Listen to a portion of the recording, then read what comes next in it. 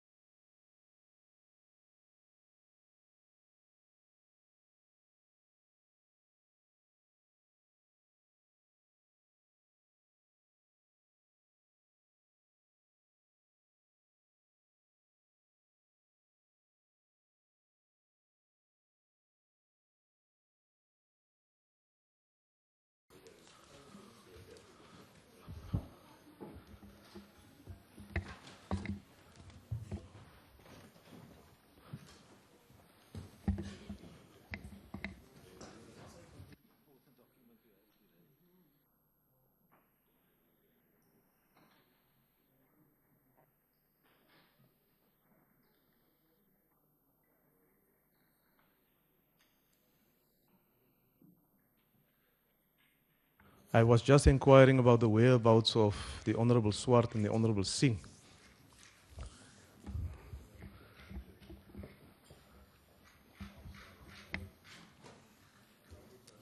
No, thank you, honorable members. Good morning, ladies and gentlemen, and welcome to this meeting of the ad hoc committee. A special word of welcome goes out to the Minister of Police and also the Minister of Public Works, who are joining us this morning to provide, the Minister of Police further clarity on some of the issues raised in the previous meeting that was flagged, and then also to listen from the Minister of Public Works. The agenda of the meeting has been distributed. Are there any proposals for amendments or additions to that agenda? Can somebody move then the adoption? Honorable Tlakude moves. Seconder, Honorable Swart. Honorable members, we have also distributed the minutes of the meeting.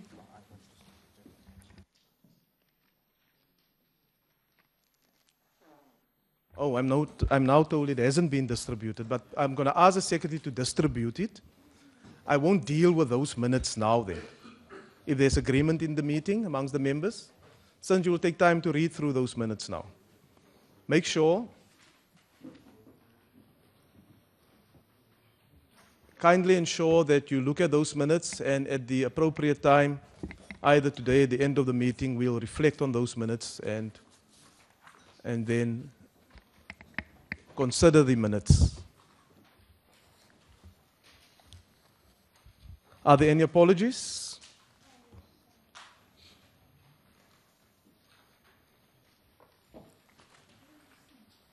Can't find your button. There we go. Mr. Self apologizes. An apology for Mr. Self. I've also received written apologies for the Honorable Make and the Honorable Mocheka. Are there any further apologies? Any further apologies? None?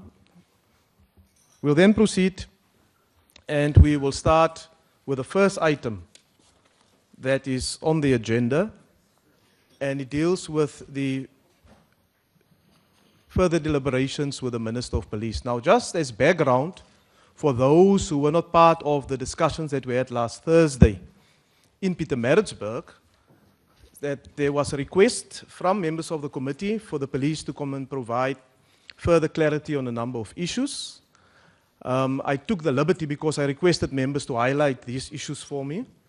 I then had a look at the tape of the meeting, and we identified and isolated specific issues just to get the conversation going. And that has been given to the Minister of Police. And after the Minister has done his presentation in terms of those responses, we'll then allow the members of the committee, if there are anything else, to raise those issues with the Minister of Police. Honorable Swart? Yeah, before we get to that, may I remind you about the preliminary issues? There were a number of points of order raised during our visit, and you undertook to make a ruling on that at some stage when we get back. So I would ask you just to remind you about that relating to the Public Protector Chair. Thank you. Thank you. I will now hand over then to the Minister of Police. Honorable Minister, the floor is yours. Honorable Breitenbach. I'm sorry, Mr. Chair, but we only received these documents yesterday. I'm not sure when everybody else received them. Certainly myself and Mr. Self only received these documents late yesterday morning, almost at lunchtime. So it didn't allow much time to interrogate the documents, and so there may well be other issues that arise. Let's see what is in the presentation at the moment, and if there are any other issues. I required and inquired from the committee staff yesterday morning about the distribution of the documents, and they satisfied me that the documents were distributed. That was in the morning already.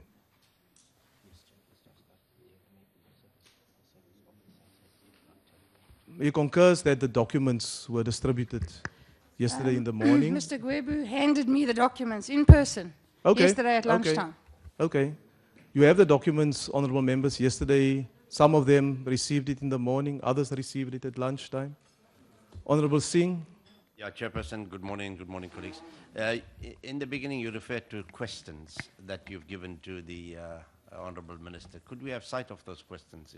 No, I didn't give questions to the Minister. But I said I had a look at the tape, and there were issues that were raised. Could we have sight of the issues? Well, let us do the following, that the Minister will go through right? Those areas that were highlighted or issues that were highlighted, right?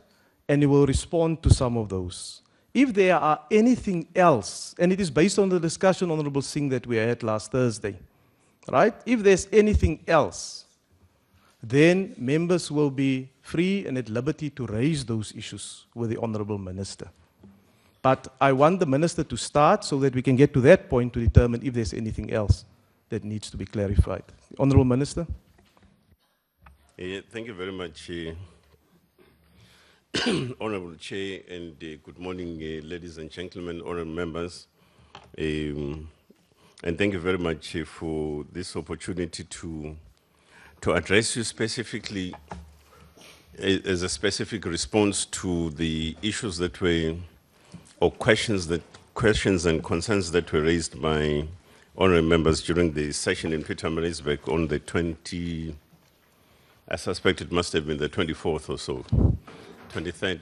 No, Honorable Minister, sorry to interrupt you. I'm quite sure that a hard copy of this is available for the members, if so need be. I'm sure it will be made available. Thank you. It's certainly not a problem at all. We'll make sure that we then distribute this particular copy. Now,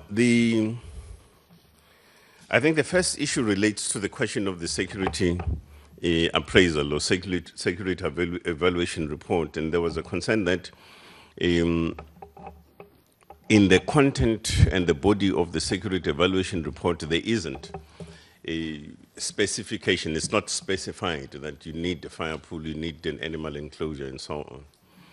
Now, and the point that we want to make in this regard is that the security evaluation report of the South African Police Service is subject to interpretation by professionals and experts when it comes to implementation. That's the broad point. So in other words, a security evaluation report will state the need, but as to the form and character of that need at the level of implementation, you then need your professionals and experts to give interpretation and execution of such. For an example, it is in the South African Police Service Security Evaluation Report that equipment, firefighting equipment, must be made available and be on site, and that there has got to be some form of training and so forth that is spoken about insofar as the inhabitants of the homestead. But however, it's true, it doesn't specify the kind of equipment. And such a function, including specifications, is then left to experts and professionals in terms of how firefighting capability must then be dealt with as identified by a security evaluation report. The second point that we want to make is that there was a concern expressed that the minister in the breakdown of the Minister of Police in the breakdown of the cost factor, for an example, and relevant allocation, did not said that the 135.2 million is for the barracks only. Now, so we are representing this particular slide because this is a slide that we presented. This thing is not pointing, yeah? Is it? Yeah, okay. We're resubmitting this particular slide because this is exactly the slide that we presented before this ad hoc committee on the 22nd of July. And in it, you have a footnote that says the 135.2 million was for the SAPS and the National Defence Force housing complex, helipad, and clinic. But also in the body of the report that we presented. Oh, thank you very much. But also in the report, yeah, this is much more better, thank you. In the report, in the body of the report, we also alluded to the fact that this amount is also inclusive of consultancy and professional fees. This is exactly the slide that we presented. But also, further down in the same presentation that we made on the 22nd of July, we also zoomed into this one. And clearly, in the delineation of this aerial map, we showed that the complex, the purple outline identifies the state properties adjacent to the presidential homestead. So in other words, the housing complex, there it is for the South African Police Service as well as the National Defence Force, but so is your helipad as well as your clinic. Now, those are the facilities that essentially belong to the state. So this is the same slide that we also presented in the meeting of the 22nd. So if there are further concerns on this question, I would suggest that we go back to this particular presentation that we made before the ad hoc committee visited the president's private residence. Now, it has also been widely reported, this is the third area, it has been widely reported, for an example, that the president instructed the South African Police Service for the barracks to be constructed. And the point of reference here is the senior superintendent, S.F. Linde, of the South African Police Service, and he's the chair of the Building Planning Committee. And the letter that is quoted as in terms of paragraph 2 of that letter states, I quote, by instruction of the president, of the state president, President Zuma, the existing house at Nkandla currently accommodate SAPS members must be converted as part of the president's household. Now, close quote, sorry.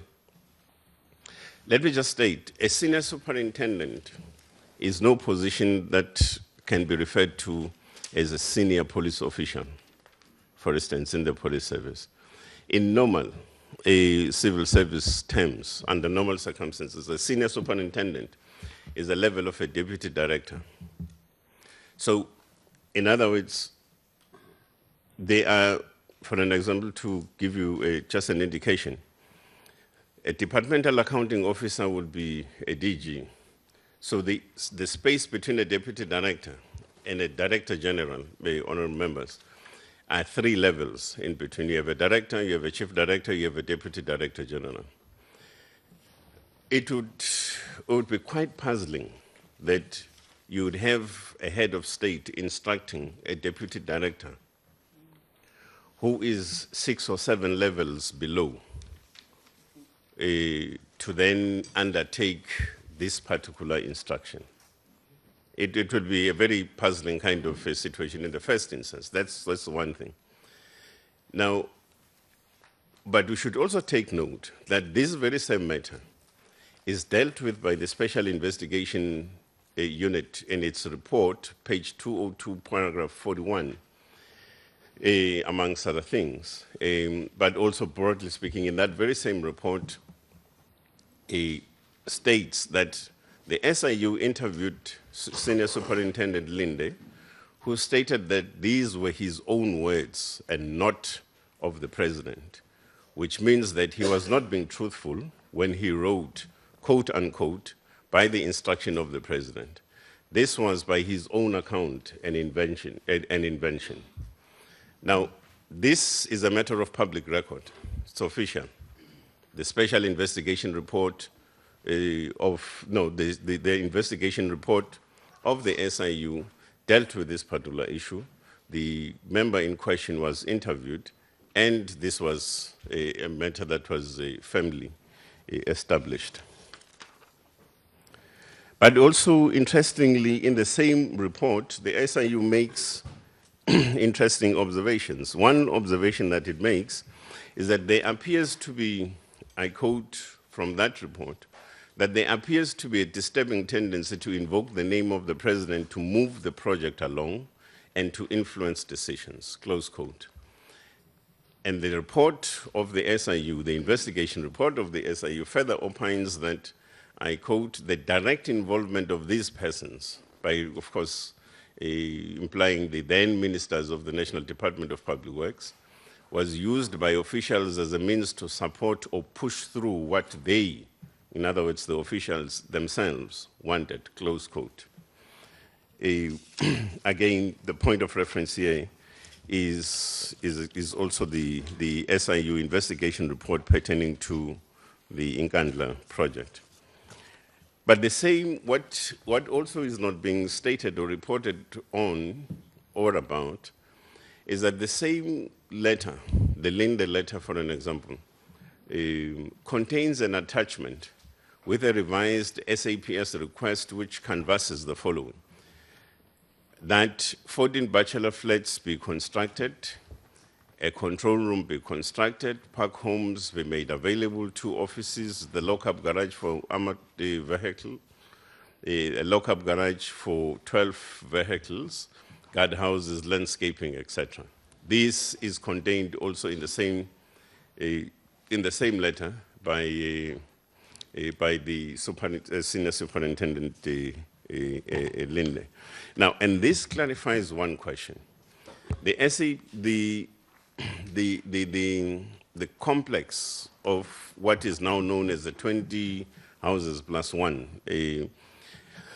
were requested by the South African Police Service and the National Defence Force. Now, in the records, you will see that, for instance, before this request for 14 bachelor flats was made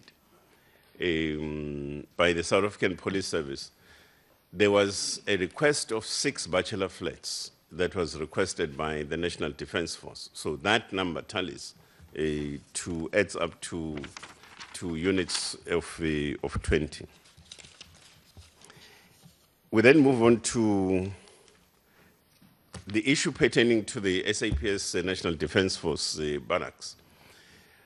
Firstly, that the land adjacent to that occupied by the president, where in the SAPS and the National Defence Force barracks are located and constructed, fall under the KwaZulu-Natal Ingonyama Trust Act number 3 of 1994, with a specific requirement for a proper lease agreement to be entered into. I'm quite certain that Minister of Public Works will also reflect on this particular question in terms of the KwaZulu-Natal Ingonyama Trust and the relevant issue of the lease agreement and so on. In this instance, the lease agreement covers the clinic, the barracks, and the helipad.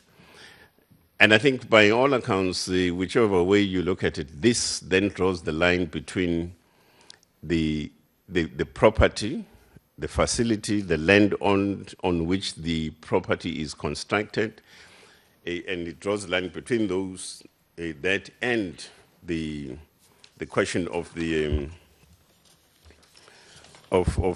president's homestead. It is also common cause that the barracks were constructed at the instance of the, I think it's the next slide, please. The barracks were constructed at the instance of the SAPS, 14 of those, as per the Linde letter, and the National Defence Force for the 6. And in this regard, it should be noted that such a development, as and when it happens anywhere in the country, is governed by the South African Police Service's housing policy, of which allocation is based on merit and not proximity, and at the helm of which is the control of such allocation by the cluster commander, who appoints an accommodation committee. And it looks into all the sorts of issues for accommodation needs of the police service members and so on. And it is only then that that accommodation is then allocated to SAPS members officially.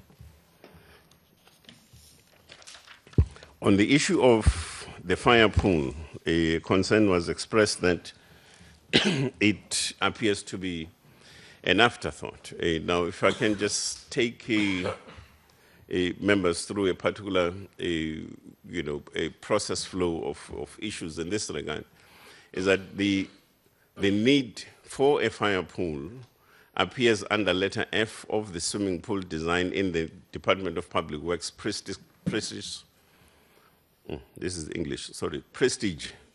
project, dated 2009. Apologies, Chair, I'm so Zululaized, that's a problem. It appears under that, and that the SAPS Security Evaluation Report dated for 2009 also makes a determination for a requirement for firefighting capability to be on site. The third point is that in the report by Ibongo Consulting CC, the engineer's report, this very same matter also appears that there is a need for a requirement for firefighting. And that the location of the fire pool was determined by practitioners. Now, honorable members, you went there, and I think most of you have been there. You'll realize that the location of the fire pool in the first instance is in the southwestern end of the residence, but it's also somewhat at an elevated point, in a sense that that's the location. And I think if you were to talk to practitioners, they would then tell you as to perhaps what was the reasoning for locating it where it is currently located and so on. However, the water pump and appropriate equipment for firefighting could not be procured while the investigation was underway, hence the need for the completion of outstanding work. Now, a number of the investigation reports have alluded to the question of outstanding work that needs completion. If you were to consult those reports that are at your disposal, in other words, besides the point or the points that have been raised by the Minister of Police in this regard, the issue is that there are a number of the investigative reports that have dealt with this particular matter that all of them have concluded and come to this particular point about the need to complete outstanding work. Now, in rounding up these particular responses, Honourable Chair, honourable members, ladies and gentlemen, it should be noted that processes are underway in relation to the issue of cost inflation, scope creep, recoveries, and other issues which also the Minister of Public Works, I'm quite certain that in this particular briefing will also allude to. Some of the issues, they fall under the purview of the Special Investigation Unit work, and some others, of course, it's what the National Department of Public Works is undertaking, and so on. So that also, I think the Honourable Minister of Public Works will be able to also take us on board around that.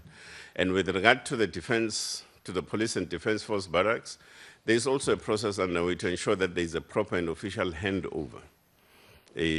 Now remember that I had spoken to the issue of what happens if barracks are constructed. Once barracks are constructed, you'll definitely deal with the issue of the allocation of accommodation for SAPS members from a perspective of its housing policy, and a cluster commander in the responsible or in the relevant jurisdiction will certainly take charge in terms of setting up an accommodation committee of sorts and look and follow the policy guideline in terms of how accommodation is to be allocated to members of the police service.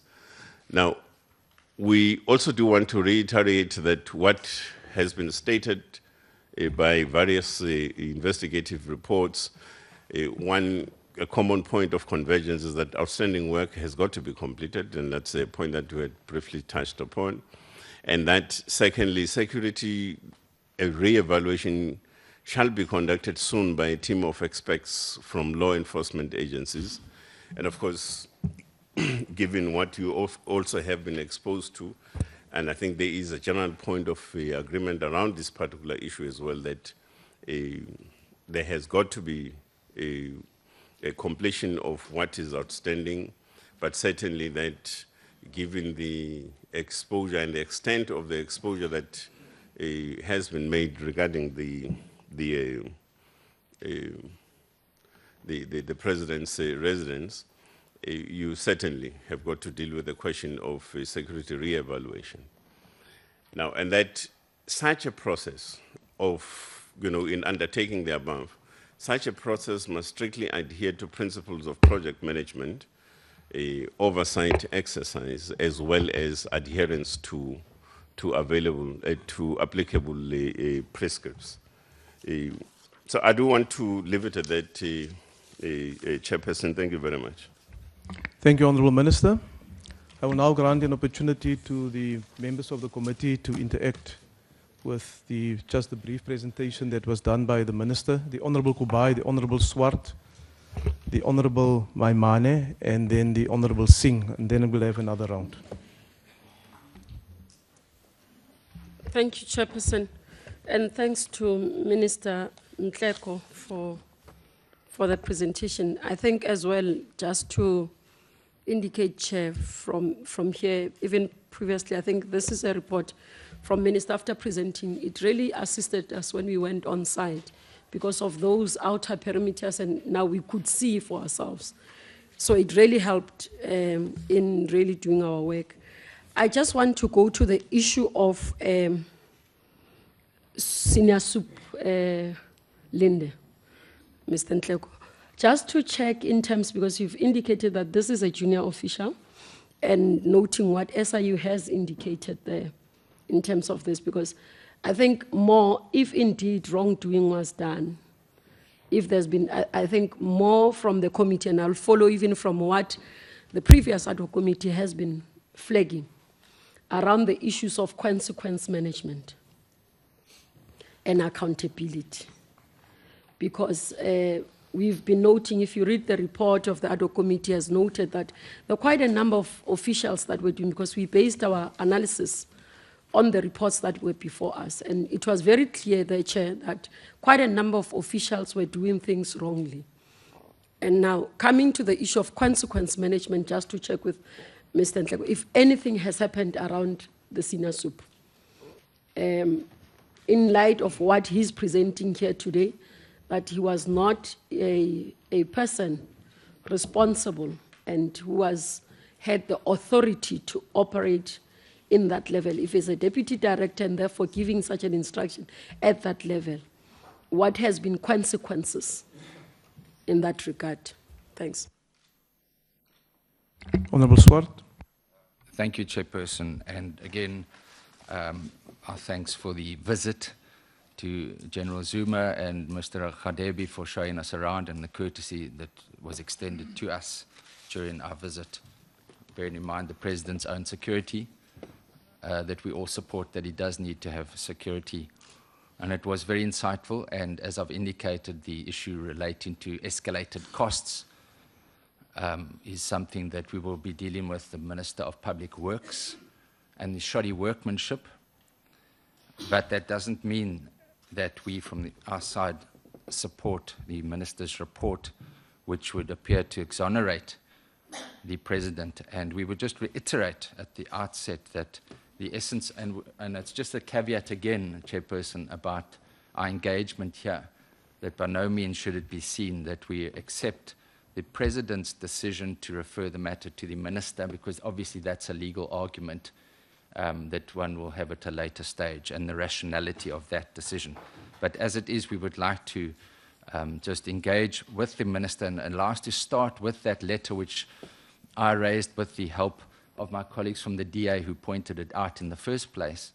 That letter has now been confirmed by a spokesperson from the Police Ministry, Mr. Musa Zondi, who said, yes, that was an instruction from the President, referring to that letter. So it does appear that there was an instruction relating to that one rondavel that we saw at the swimming pool.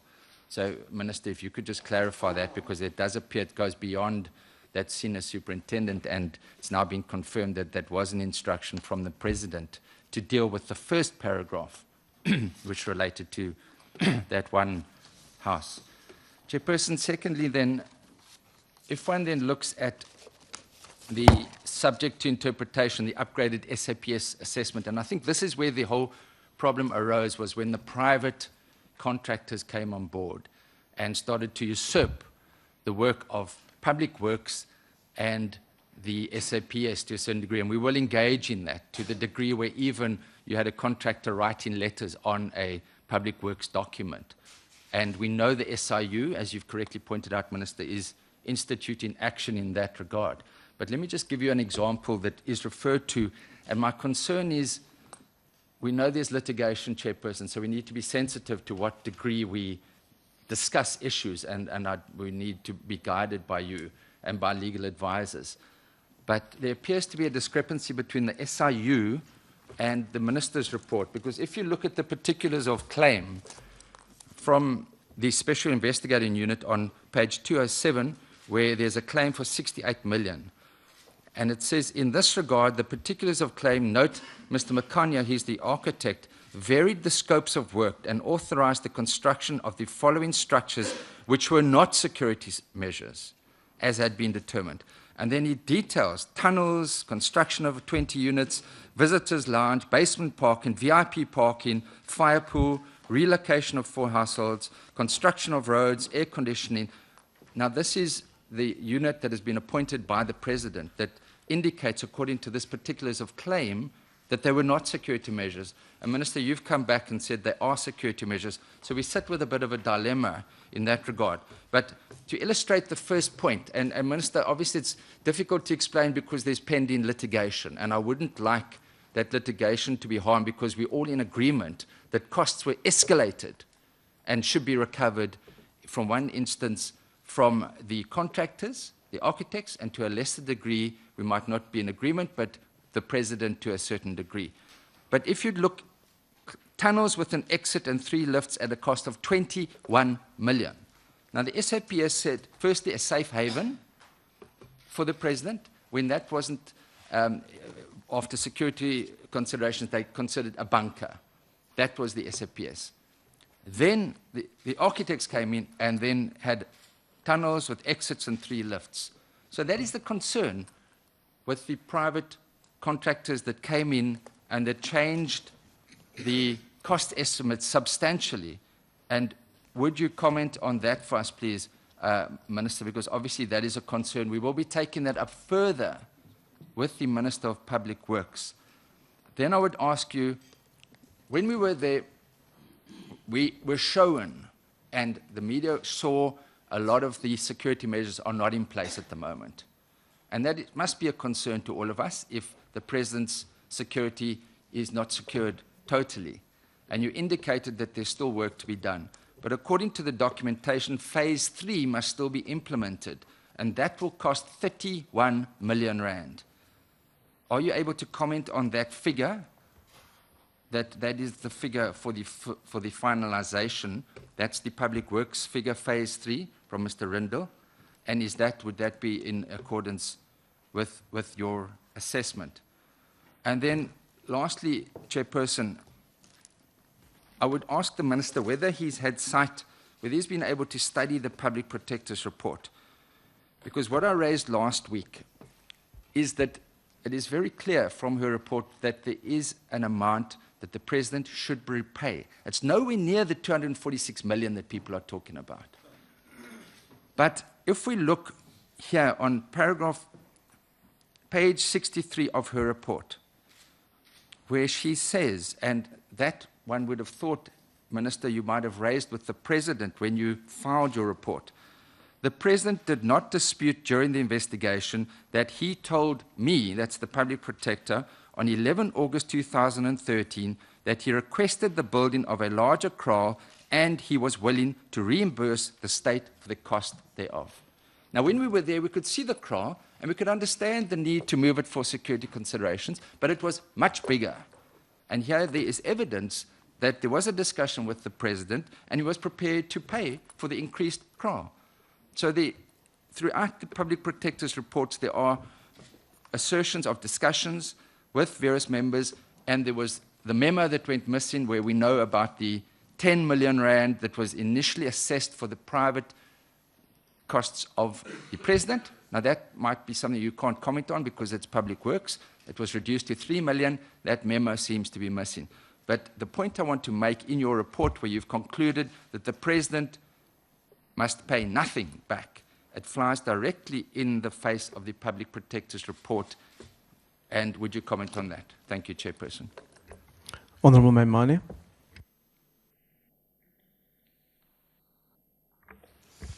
Thank you, Chairperson, and thank you to the ministers who are here. Firstly, Minister, I think you make a fascinating point to propose that post that the security experts were then the ones who were supposed to determine items such as the form, shape, and character of items such as the fire pool. My challenge is this, is perhaps if you could elaborate for us, Minister, where else has this practice been done? Does every other security project in rural communities naturally assume that if there is pressure issues in terms of the firefighting equipment, that in fact it is the first logical protocol is to build a swimming pool? That what I saw on site had fire hoses that were built, that were attached to the wall. We then asked the honorable firefighters who came to do a demonstration. Sadly, it lacked a bit of music, but be that as it may. We asked the question, what alternatives could have been there? I must assume you have your experts. I'm asking the people who deal with fire in rural communities generally all the time, what alternatives were there? They said if we were to install a booster that could improve the pressure, we could in fact have taken a different route. Now, I'm fascinated, Minister. So if you can establish for us, and that this practice is in fact common, that there are many other, where you talk about a body of water, which I find fascinating. The second point is this, is that for a fire pool, as it's now subsequently been told, and I refuse to use that term because I think we can't be insulted like that. We must rather call it a swimming pool because that's what it is.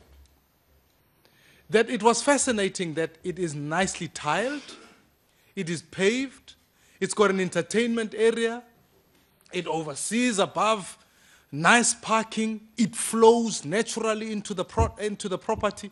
To me, the aesthetics of the issue suggests that the original intention was for it to be a swimming pool.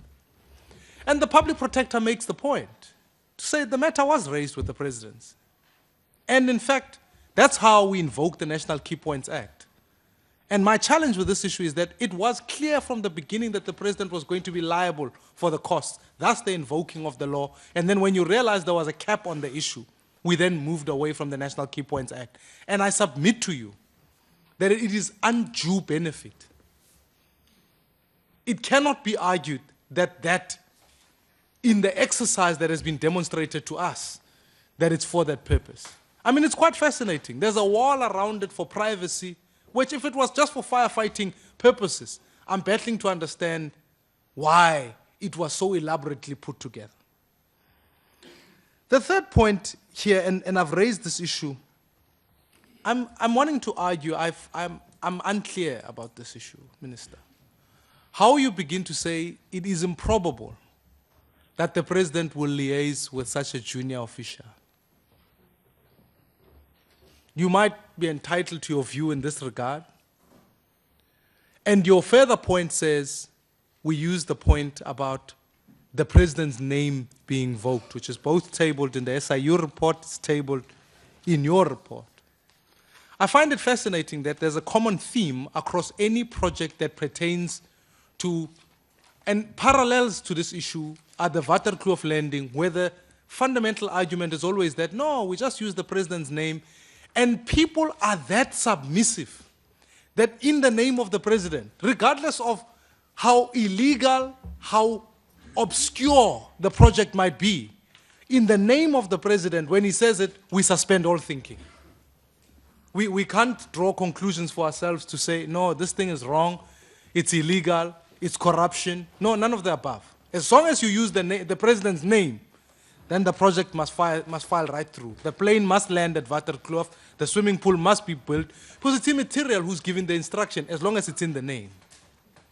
The third point I want, linked to this particular point, is that the public protector highlights specifically for this reason, that the project manager or the architect, Nkandla Makhanya, became effectively the project manager. And someone who then could deviate funding in the public works budget for this project to be completed. So clearly he was acting under someone's instruction. I would assume if the president has hired an architect, that architect, if the public protector makes the correlation to say that architect became project manager effectively, which is quite bizarre that an independent contractor was able to direct such key ministries. But the points overriding all the senior levels that you've highlighted, simply then, in the instruction of the president, then acted. We cannot at this committee simply say there's ignorance on the part of the president. I find that it would be quite offensive to say the president simply did not know, unless we're willing to go there and say it was a project he didn't know. Or furthermore, that the instruction to the architect in this regard, as the public protector highlights it, was in fact the instruction of the president. So I would submit. I mean, it would be bizarre if I came to you today and said the president has given the instruction that you must absolve him of any responsibility on the Nkandla project in the name of the president, that you would succumb to that. Why are you implying that other people are simply victims of the same?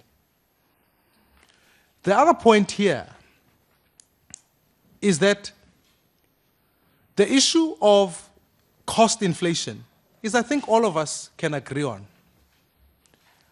But I want to propose that it was, in fact, an exercise in cross-subsidization. That, yes, a project was committed. What is an equivalent of an RDP house was built for 6.4 million rands. But where is the balance in payment? I want to submit that it was reattributed to the other projects that were taking place in the House. I want to say, Minister, just like any South African, to arrive there and for the proposal to be made that because it's shoddy work, it's not luxury, I think is a misnomer.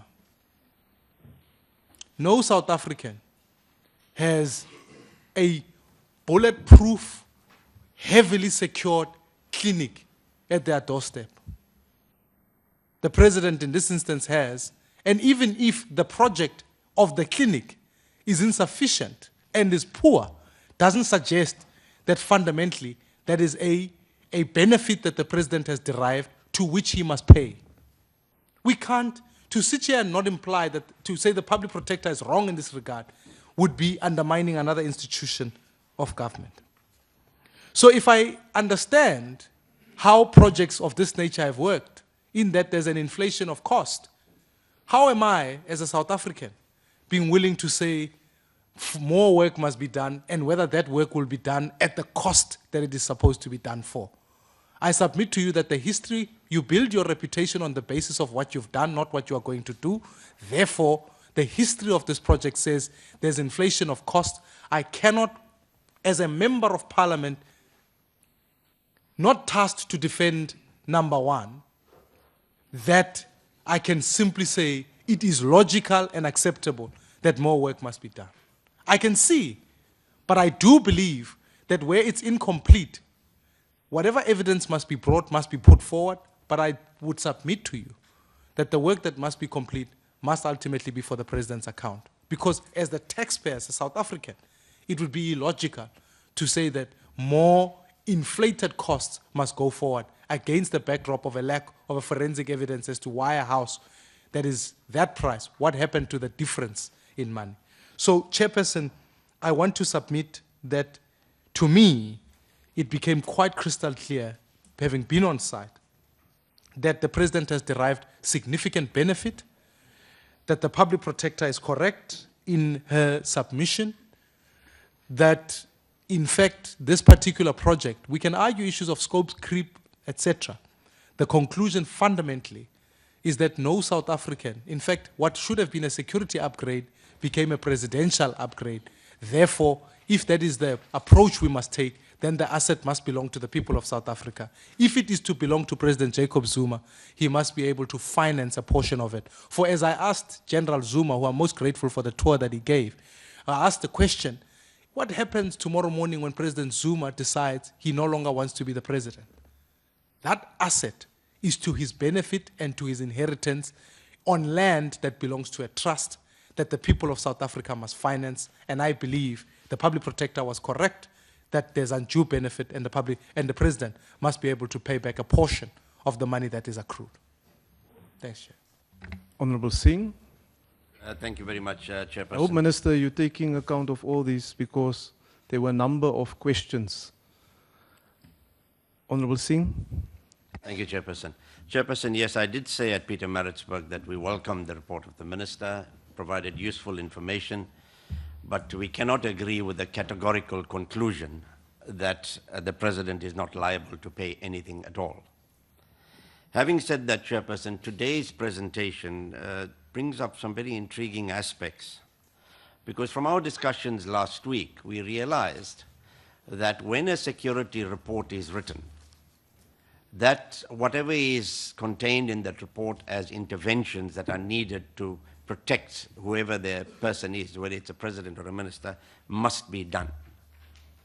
Now, today we are hearing from the minister that there was a security report, but then it's experts and professionals who were to implement those services. Did they have carte blanche to change the scope and whatever was suggested by the security personnel? Because that's what I seem to be hearing from the Honourable Minister, that there was a security report and some professional or expert, and we have to be told who that is or was or who they were, came along and did whatever they wanted, in spite of the security report. In the second slide, through you, Chairperson, Honourable Minister, you're quite correct. You showed us that slide 135.2 million. But in Pietermaritzburg, there was no mention of consultants' fees or costs of professional fees. As far as I can recall, there was a 70 million rand amount that was spoken about the additional work, the visitor center, etc., etc. 50 million was actual work and 20 million rand was professional fees. About 40% of the total cost there was professional fees, which is something that we have to ask the Honourable Minister of Public Works about. Can we have 40% of the total cost of a project as professional and consultancy fees? So if you can just talk to us about those fees that you mentioned were included in the 135.2 million. The third question relates, and Honourable Kubai asked this question as well, and we thank you for that, to Superintendent Linda. Now, in any civil service, in any government department, there's delegated powers. As much as we can say that this person was a deputy director, to what extent did Superintendent L.F. Linda have delegated powers to deal with this particular project? Is there any evidence of the delegated powers? And what kind of action is being taken against Superintendent L.F. Linda to repay this money? Because if the superintendent instructed and directed that these things be built, this 135 million rand be spent, then surely the superintendent must pay. Now we want to know what has happened with that superintendent. Through you, Chair, Honourable Minister, there's a lot of emphasis on interviews with regard to what the SIU has said. But I think you've been selective in that regard because Honourable Swart has picked that out, that there's been selective quotes from the SIU report, and you haven't actually spoken about everything that the SIU report contains. But let me go back, Honourable Chairperson, to the swimming pool. I mean, there's a top secret report here, right, which says water reservoir. In order to curb potential fire hazard and due to lack of infrastructure and water, which was erratic, a water reservoir was constructed for firefighting purposes. Yeah, it is. It's in writing. I think all of us got this. I don't know if the media got this. Now, there's no mention of a swimming pool, but it mentions a water reservoir. Where does the swimming pool come into this picture? Also, through you, Chairperson, when we were there on the site visit, and when we were looking at the barracks, and when we were talking about the need for the barracks and these units, Major General Zuma, who was representing you at that stage, said, no, well, these could have been built for anything. We intended to build a police station in the area, and police would have stayed there. But we cannot build a police station on Ngonyama Trust land. That is a policy, and can you confirm whether that is the policy of your department, that you do not build police station on Ngonyama Trust land, whereas 135.2 million rand of infrastructure, according to that slide, was built on Ngonyama Trust land. So what is the relationship between Ngonyama Trust and SAPS with regard to police station? The next question, Honorable Chairperson, is this. Why, even up to today, is SAPS and the SANDF not taking responsibility and ownership for those units? We were told that those units are being occupied by SAPS, not because they want to, but because there was vandalism there. So they just went in and they said, no, let's protect this asset, this taxpayer's asset, and let's live in those units, and let's share 10-10 between SAPS and SANDF. Why is there no taking of ownership and responsibility? Why is the Minister of Public Works not transferring these units to SAPS and SANDF? Because in this top secret report as well, Honorable Chairperson, where they write about the need for the infrastructure, the principles governing the erection of the infrastructure, it was decided that the following principles would be adhered to. And amongst them, number 2, security personnel and other government employees would have to be accommodated locally through the creation of a government security hub of services adjacent to the private household. To base security personnel at the nearest town, Eshowe, was impractical. Parking for security vehicles would also be needed. So why isn't SAPS then taking responsibility for those units and the SANDF? And lastly, well, maybe the Honorable, I don't know if the Honorable Minister of Police can answer, but maybe the Honorable Public Works at a later stage, is what were the circumstances surrounding the appointment of Nkandla Makaya as an architect? Was there anything in writing? Was there any directive? Was there a tender that went out? And the very last question is, Chairperson, why is there so much of neglect currently at the private household of the President and the surrounding infrastructure built by government? Why is there so much of neglect? We saw cattle, well, goats roaming, not conducive for an entry to a president's house. There were goat droppings all over. There were fire hoses stolen from the houses within the private precincts of the president. How could that have happened if we've got SAPS there? Because SAPS assured us when we were there, when they were asked a question about the security monitors, you know, what about the security of the president? They assured us, no, we've got measures in place to beef up the security. How can things be stolen right from the wall of the houses in which, where the president lives? So those are just some of the questions to the Minister of Police. Thank you, Chair. The Honourable Singh asked 8 questions. If you combine that with the others, it's quite substantial. Honourable Minister, will you respond, please? No, thank you very much. Thank you very much, Honourable Chair, Honourable Members. On the question posed by Ms. Kuwai,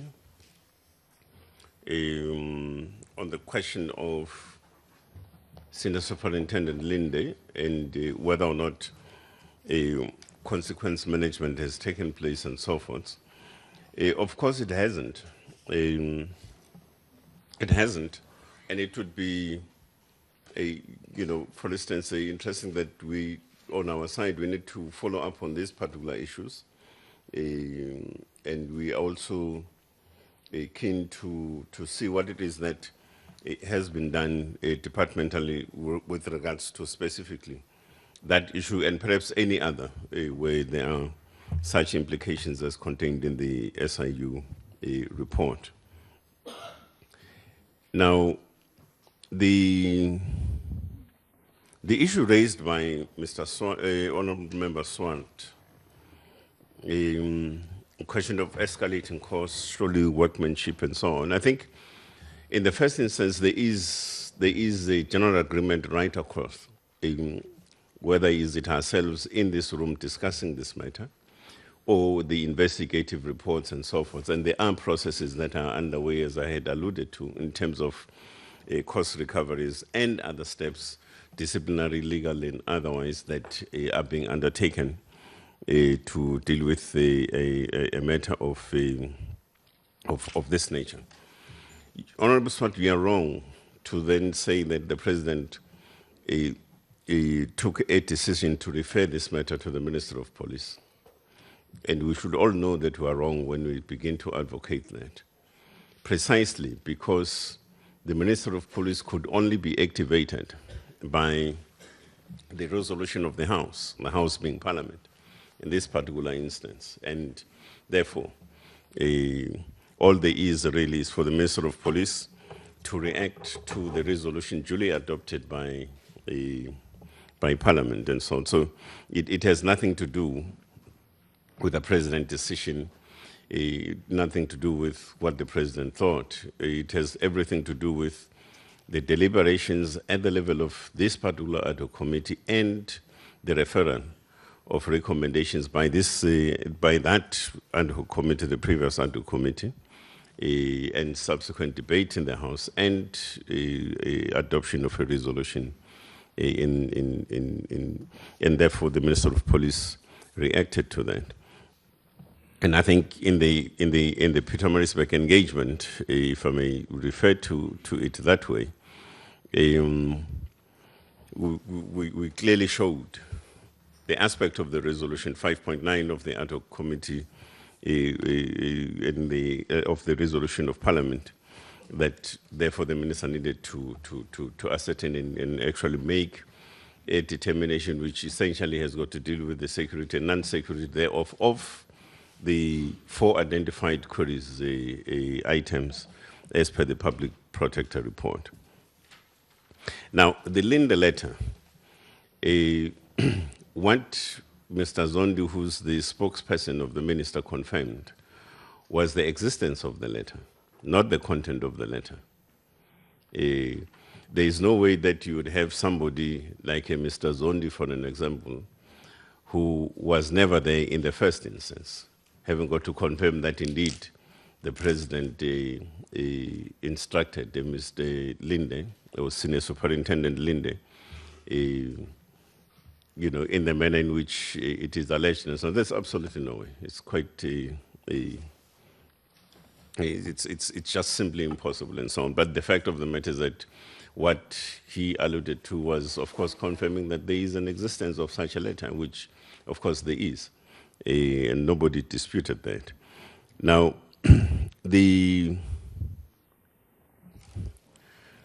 I'm not sure. I mean, when you refer to the discrepancy between the report of the SIU and the report of the Minister of Police, they are, I'm not sure what exactly, perhaps you can enlighten me about what exactly is the issue that you're referring to when you talk to this issue. Now, the fact of the matter is that the SIU dealt with a whole range of issues. Now, the Minister of Police, his scope is defined by that which was actually queried as non-security features, for instance. In this case, there are 4. The question of the fire pool, the animal enclosure, the question of the amphitheater, and the visitors' lounge. So that's what it is. So it's not the entire sort of a broad scope of issues that the Minister of Police had to deal with, because it's mandated by exactly what it is that needed to be focused on. But also we shouldn't forget one thing, that what we have shown through this particular report is what instruments and authorities were relied upon to arrive at certain conclusions, right? Informed exactly by what?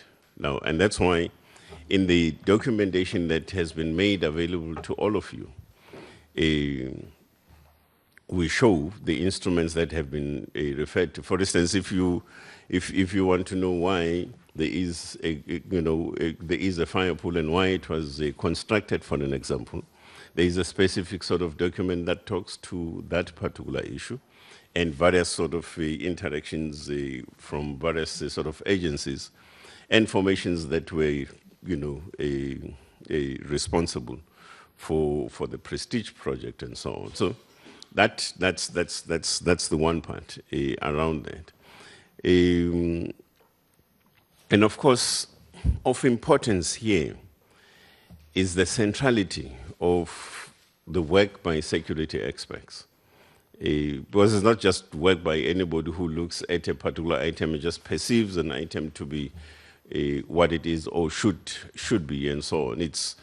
It's what an expert from a security point of view will unpack and say this needs to be addressed in a particular way, and it has got to be addressed in this particular form and so forth.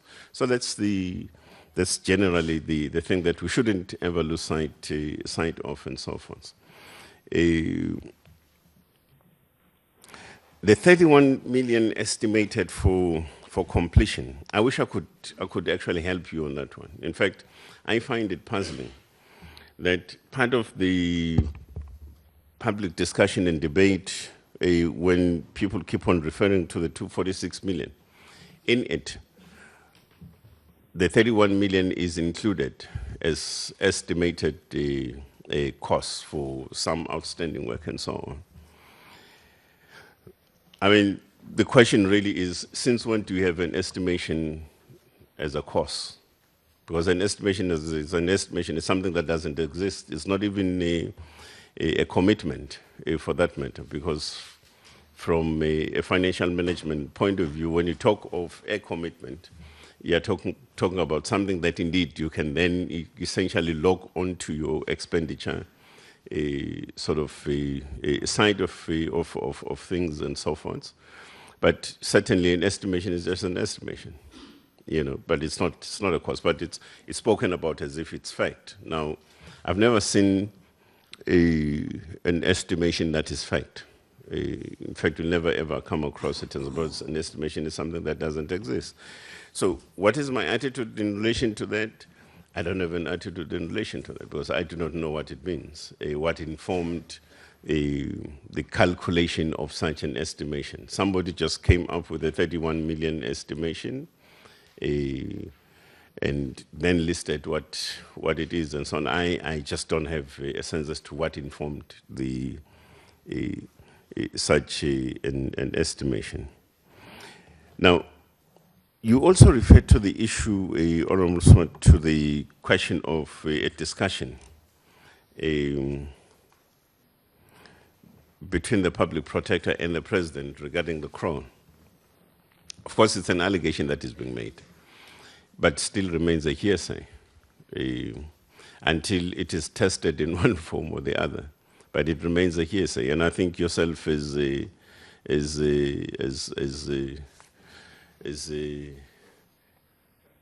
learned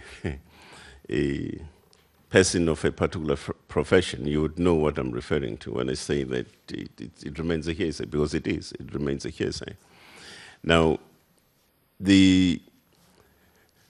but also we shouldn't forget that the president compiled a report reacting to the public protector's report and the discussions here in Parliament, for an example, which in a sense basically refute and dispute, even the existence of such a discussion and so on.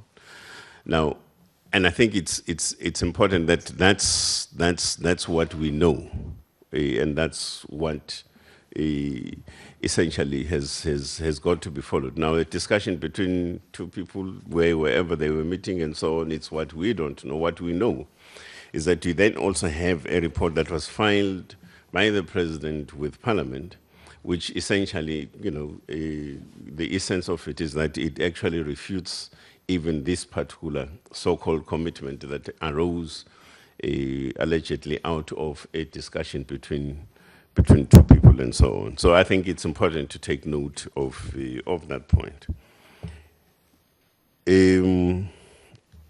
Honourable, just ask, there was one, sorry to interrupt. Minister, you asked for one clarity on the SIU No, I'll point. come back to you, Honorable Swart. Thank you, Chair. Okay. Thanks. Honorable Maimane, you spoke about the fire pool alternatives, undue benefit, tiled aesthetics, and so forth.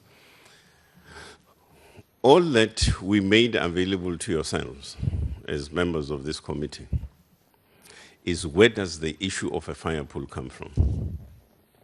It doesn't arise now in 2015 or 2014. It doesn't arise now. So it arises out of the evaluation reports in the first instance. So, and there is an interesting sort of a trail of engagement and discussions around this very same question, involving, amongst other things, your security experts, public works as a department, engineers and architects on the very same question, for an example. And one of them, and it's there in the report that we also made available to yourself, that is that there was a consideration, and that consideration was also undertaken, the question of a galaxy reservoir, about 250 kiloliters capacity of water. But then there's a further discussion that says even that capacity itself, given the architecture of the residence, is not sufficient. And therefore, you'll see in the report, in the reports we made available to yourselves, it says we needed to have an extra capacity of about 138 kiloliters of water. The discrepancy, and this is where the issue of scope creep comes in also amongst others, the discrepancy is that at the level of execution and construction of such a fire pool, for an example, instead of a 138 kiloliter capacity, it is said that the architect proceeded to construct a fire pool with a 175 kiloliter capacity. And that's the only discrepancy that exists there. But the whole notion of a fire pool and what it was to be used for, you have a trail of that between security experts, public works, and so forth. We even alluded in the main report made available some time ago that even in the documents of the Department of Public Works, letter F, you have a specific design there of a fire pool and the discussion relating to the need for the construction of a fire pool. Now, and therefore, is it a security feature? Yes, it is a security feature in terms of how it was considered, conceptualized, and also taking into account all the other inputs from various professionals around the question of a firefighting capability that was expected to be there and be on site.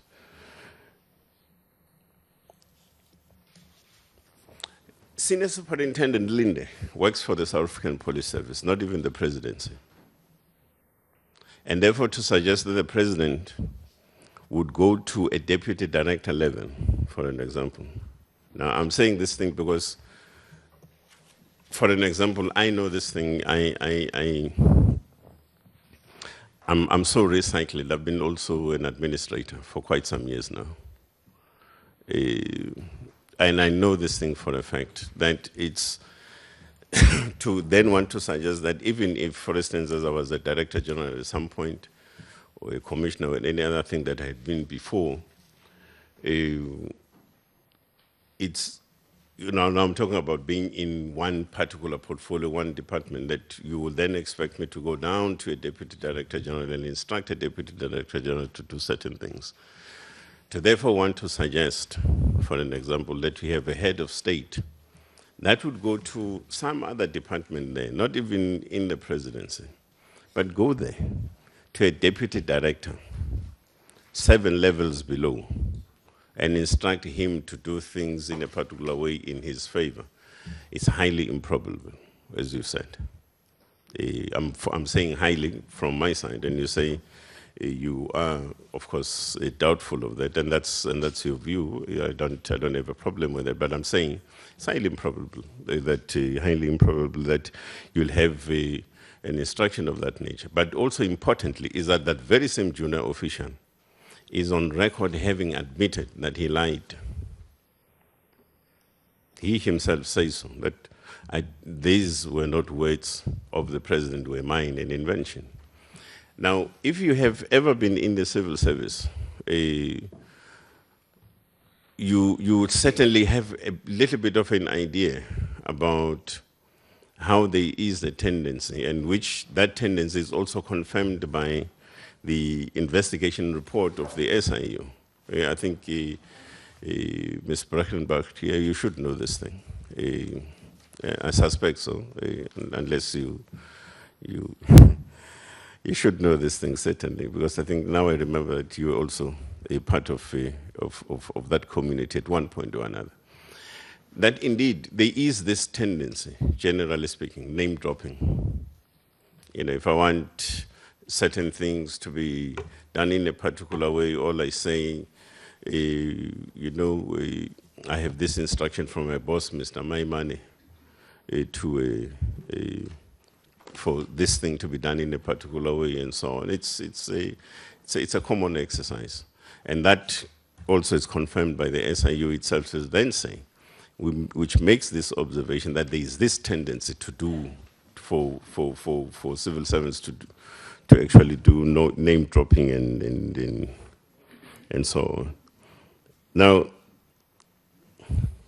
I find it quite intriguing that, Honorable Maimane, you say that regardless if your name has been used, it's immaterial that indeed you did say so or not say so. I find that very intriguing, because then the society that we're creating, for an example, amongst other things, would be fraught with so many problems. Because, you know, you're then saying, I should be able to say, this is what you said, or I perceived you to have said this. And it's immaterial that whether or not you said it. The fact that I've been able to use your name because you happen to have to occupy a particular position, you know, it's the same thing as, yes, you have said it, you must have done it or something. And I find that extremely problematic, because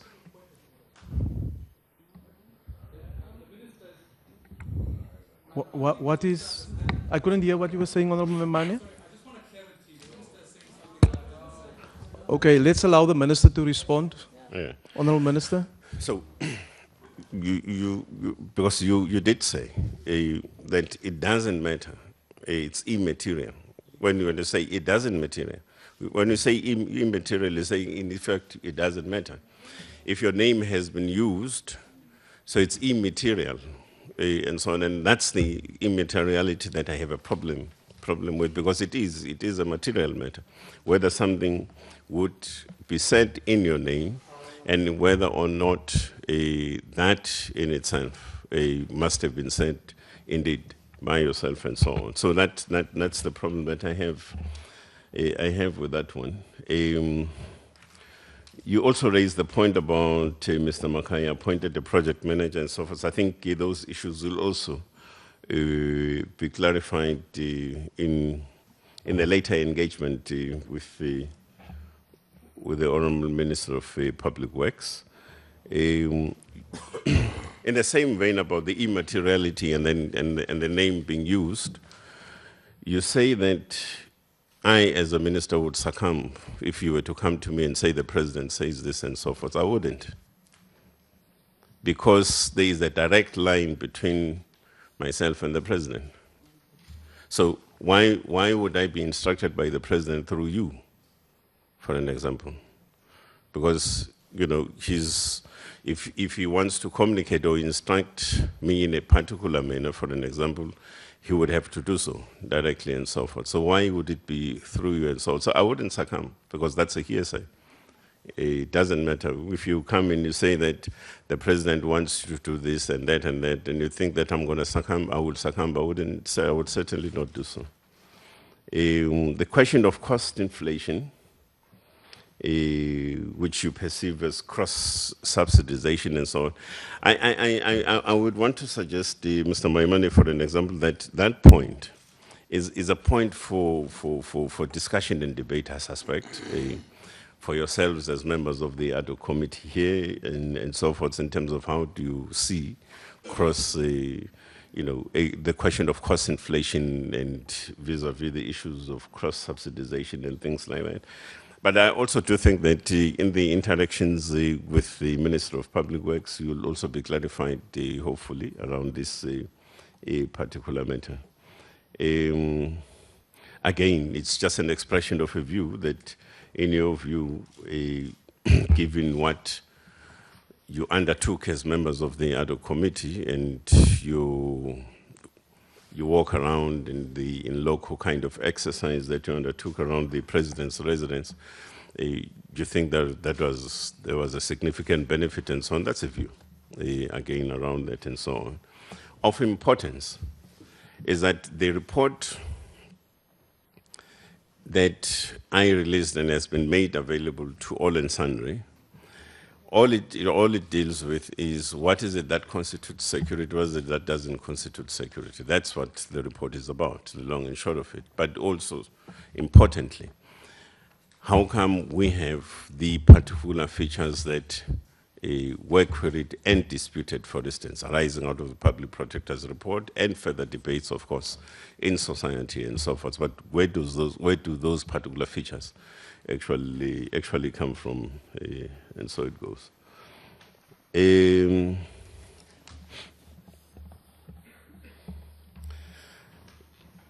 Honorable Member Singh, whenever I see you, I remember what you said. He who does what? Plays the tune. Yeah, and eventually your surname is Singh. Yeah, okay. That's a very interesting. Yeah, no.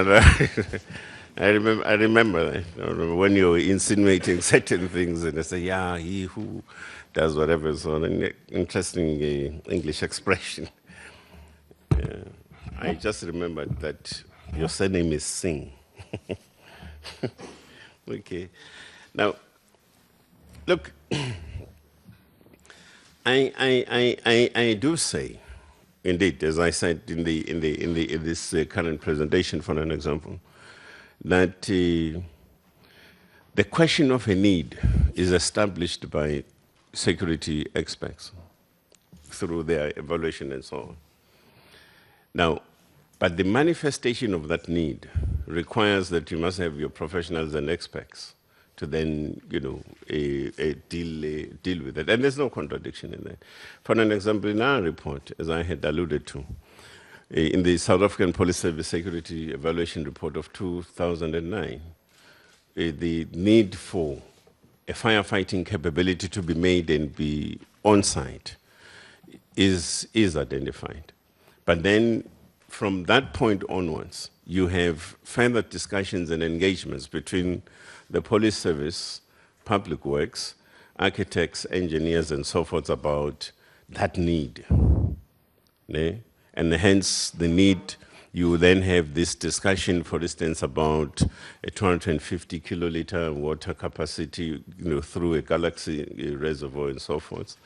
And, of course, that being not sufficient, increase that to 138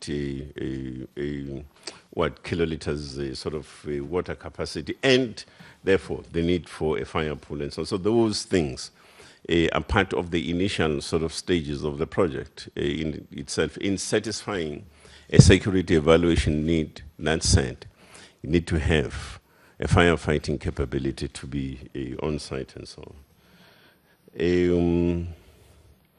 It's incorrect to then suggest, Mr. Singh, that when I spoke about the 135.2 million regarding the barracks, the police barracks and the Defence Force barracks, I did not say anything about professional fees. I did.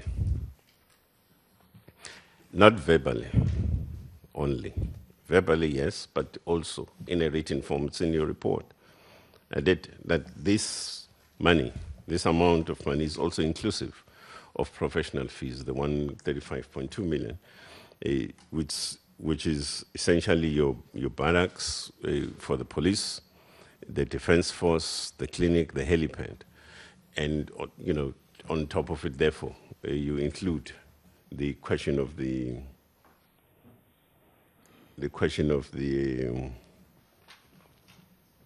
professional fees.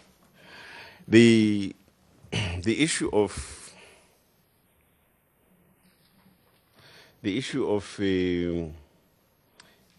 Superintendent Linde delegated powers.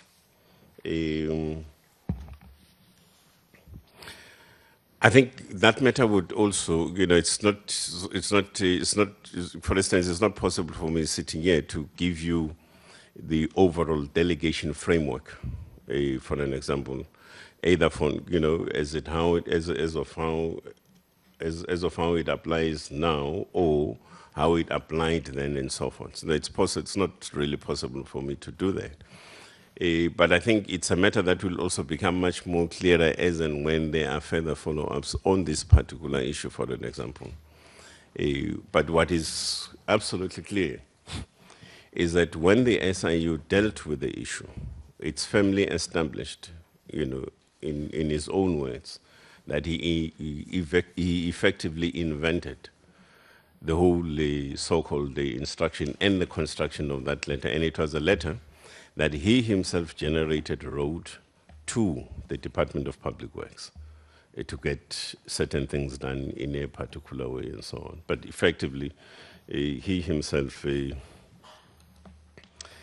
has admitted to that. In fact, it reminds me of another suspicion that was made by Mr. Maimane, Honorable Mr. Maimane, on this thing. I do not know what the connection is between what my brief is not about Waterkloof, for an example. I did not deal with that particular case. Now, unless, or my money, you may be wanting to suggest that there is evidence that wants to suggest that Senior Superintendent Linde was subjected to some sort of horrific kind of pressure for him to then turn around and say that he invented this thing. It wasn't the instruction of the president and so on. He said so, he himself, to the SIU, that, look, these were not the words of the president, this was me just talking and I wanted this thing done. And that was so effectively telling a lie. And that's basically that. Now,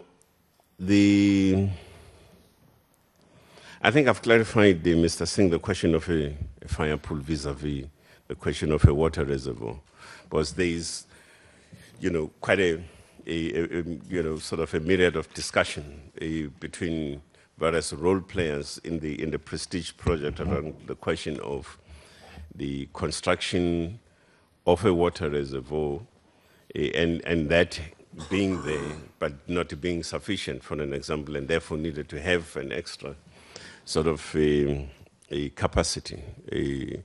It was estimated that it needed to be at 138 kiloliters of water, of an open water source, but eventually, at the level of construction, it was constructed at 175 kiloliters of water capacity. Now, I think I had said that there is a process underway, for instance, in relation to the question of the official handover of those barracks to the South African Police Service and the National Defence Force.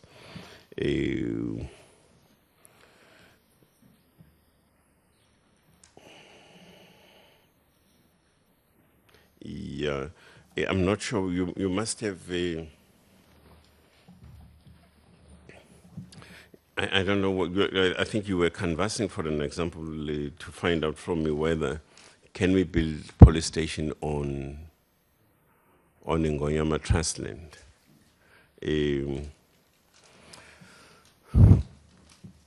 I had said that the Ngonyama Trust Act itself requires that we enter into a proper lease and so on. So if you follow the stipulated procedure, it's possible to therefore build a police station or a satellite police station in a rural area. Of course, you need to follow the dictates of what Ngonyama Trust Act number 3 of 1994 stipulates. For an example, around this parliament, it's really a possibility. I therefore would want I'm not sure what the discussion was between yourself and Major General Zuma on the issue, because of course I wasn't there, but whether the two of you understood each other when you were then having this discussion, I'm not too sure. But you know, all I can say to you is that the question of building a police station in a rural area falling on land building, you know, falling under the auspices of Ngonyama Trust Act, for an example, you'd have to follow a stipulated procedure, and that procedure is about leasing the land itself, and therefore there is a possibility that you certainly can. Now, on the last 2 points, Mr. Singh, that you raised, the question of appointment of Mr. Nkandla Makanya, the circumstances thereof, and the neglect, I think Minister of Public Works will also talk to such issues.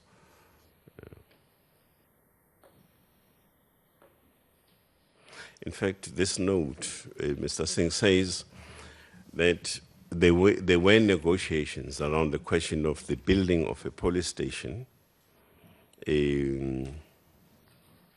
but negotiations, the police station could not be built due to the fact that negotiations collapsed. You know, so in other words, it was a matter that was being conversed and explored to build a police station, but of course negotiations collapsed for whatever the reasons were. So it tells you, again, it speaks to this possibility that I'm talking about, that indeed you need to therefore look at what the provisions of Ngonyama Trust Act are in relation to the leasing of the land, for an example, and therefore look at applicable prescripts at the level of, you know, erecting a structure of that particular nature. Thank you very much, Chairperson. The Honorable Swart, you just had an issue around the reference to the SIU that the Minister wanted clarity on. Yes, thank you, Chair. Just very briefly, and I don't think it's wise to engage in too much detail about this issue because it is the subject of litigation and it might prejudice the state's case. But the only point I wanted to make was on page 207 of the report, there is a particulars of claim that sets out what is being sued, what Mr. Makanya has been sued for. And the total amount there is 68 million, and it sets out, and you might want to read that at a later stage, but it does say, in this regard, the particulars of claim note, Makanya varied the scopes of work at Nkandla and authorized the construction of the following structures which were not security measures. And then I gave you the list, the tunnels, the visitors' lounge, the basement parking, and there's a list of 9 items there, and it does. And the only point I wanted to make was there appeared to be a discrepancy between that report and your report. But maybe we should leave it because it might prejudice litigation. But the point is there. I just wanted to point that out.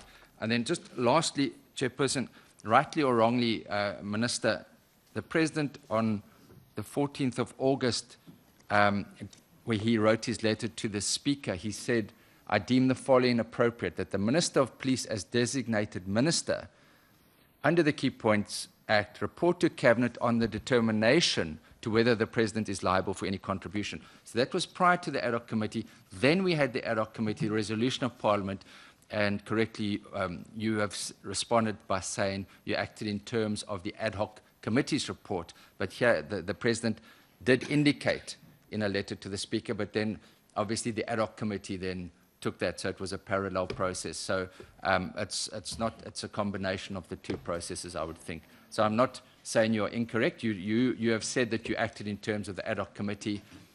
This was a letter to the Speaker. It does indicate from the President, so it doesn't really take it any further. And then the last small point is Mr. Rindle requested the implementation of Phase 3, and maybe the Minister of Public Works could help us with that. Obviously, it's difficult for you to calculate what the further costs will be, but his cost estimate is 31 million. You're correct, Minister, to say it's an estimate. We don't know, but that is what he requested implementation of. That's been stopped pending the further investigations up to now. And so the question everyone would like to know is, what are the steps that need to be taken to institute the further safety features? And maybe the Minister of Public Works could respond at an appropriate time. Thank you, Chairperson. Thank you, Honourable Swart, for clarifying those issues. Indeed, you are correct in terms of the first one. There are certain processes that are currently happening where the state is pursuing the case against Mr. Nkandla, and we surely don't want to go into those details because it may prejudice the case. So those type of details, thank you for clarifying the question, and also then from the side of the Minister, the response. There's been another few hands, and I will recognize the members in the following order: the Honourable Mulder, the Honourable Breitenbach, the Honourable Mambashlala, and also the Honourable, the Deputy Chief Whip of the ANC, the Honourable Dlakude. After that, I have the hands of the Honourable Kwankwa, the Honourable Chaisa, and the Honourable Kupisa. Let's start with the Honourable Mulder. Thank you, Chairperson. Honourable Minister, you've just indicated, I just want to start off with this point. You received a note to say that the negotiations with regard to the police station has fell through. And that's why it was not built. Now, why was it relevant, the question of the police station? Because we were all trying to find answers, how did these 21 houses happen? Why the 21 houses? And the argument was put forward that, well, maybe there would be a police station, and then the personnel to serve the police station needs barracks, and that's why, but the negotiations with regard to the police station fell through. But the negotiations to erect the houses, according to your presentation this morning, did not fall through. This morning you told us that that is part of a lease agreement with Nkandla Trust to erect the houses. So the houses were erected, not a problem. Why is that relevant? Because it's directly linked to the homestead of the President, and I'll come back to that. Mr. Minister, you also indicated this morning that the reason why you drafted the report was basically in response to the ad hoc committee. At Pietermaritzburg, you referred to point 5.9 of the recommendations of the ad hoc committee, and you said that is your sole mandate and nothing else. And I'll come back to that just now. But Mr. Swart just pointed out, there was a directive to you given by the President, and I know you don't want us to refer to that, but I do, to the President who appointed you in the first place.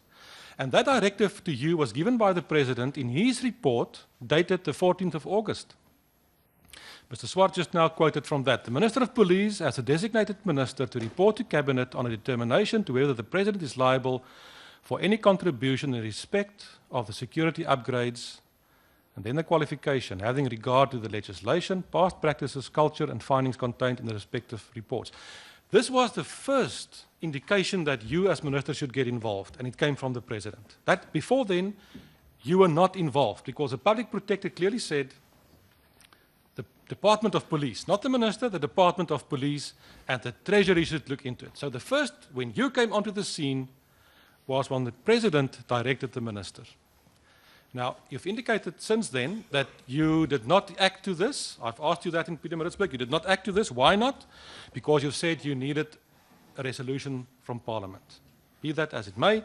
So you received the resolution from Parliament when the ad hoc committee said in 5.9 the same thing as the President. And one can argue, maybe it's true, maybe it's not, that the ad hoc committee took their line from the President's directive. Maybe it's so, maybe it's not. But earlier today you said basically that you bound yourself to only those 4 issues. And you dealt only with those 4 issues in the report. You know them.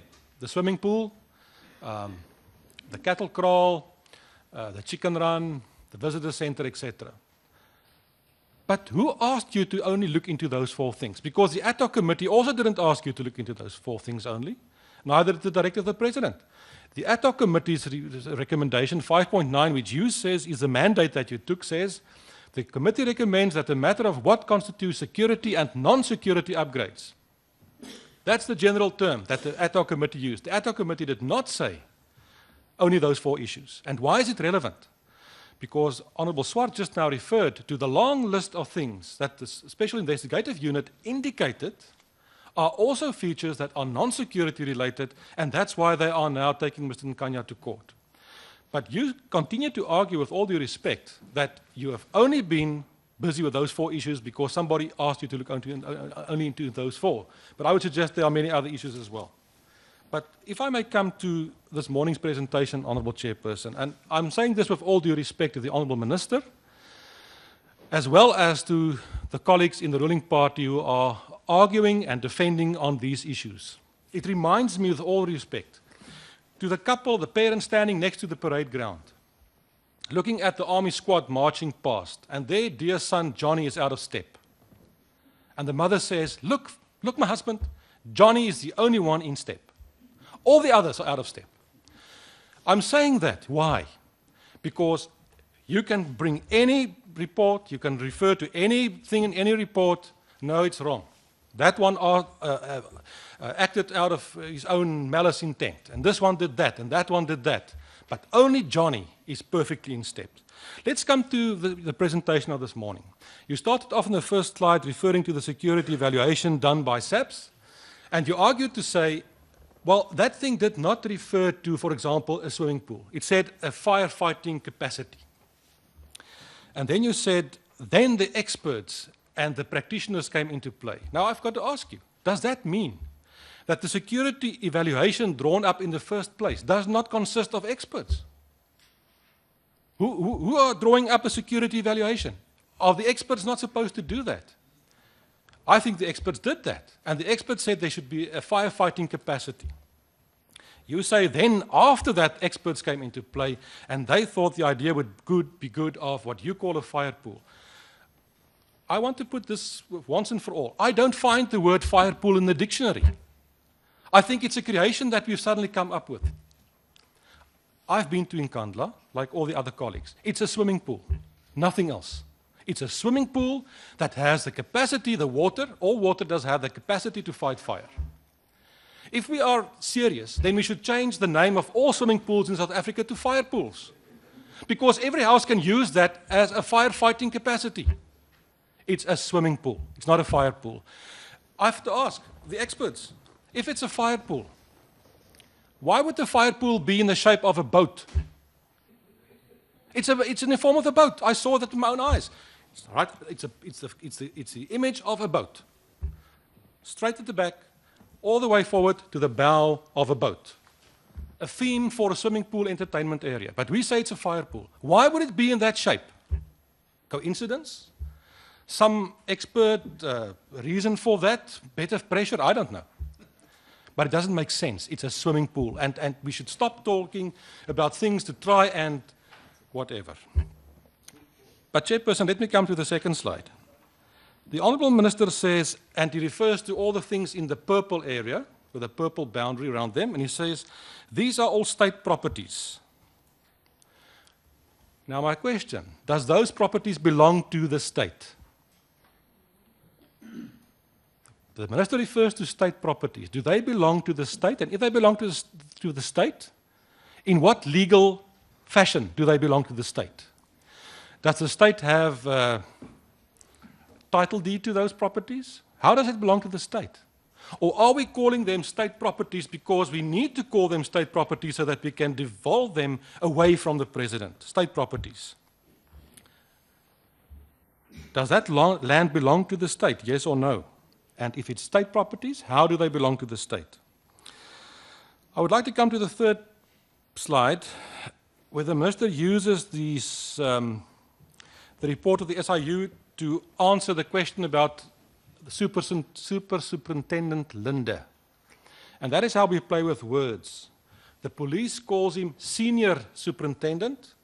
We now change him to a junior official. But okay, I understand the hierarchy within the police. But what concerns me is that we want to use the report of the SIU, that paragraph that suits us, to say that this man says he did this on his own volition. But then we prefer to ignore other things also in the same report that are damning in terms of findings of things that went wrong at Nkandla. I found our way of doing things very strange. One of the colleagues says, but what action is now being taken against this bad official, Mr. Linde? We've charged him, we found him guilty, we want to sentence him. But maybe we should listen to him. Why don't we listen to Mr. Linde? Don't we think that he may have something to tell us? Or don't we want to hear what Mr. Linde says? Mr. Linde, why on earth would you go around misusing the president's name? Why would you do that? What benefit is there for you? Why would you do that?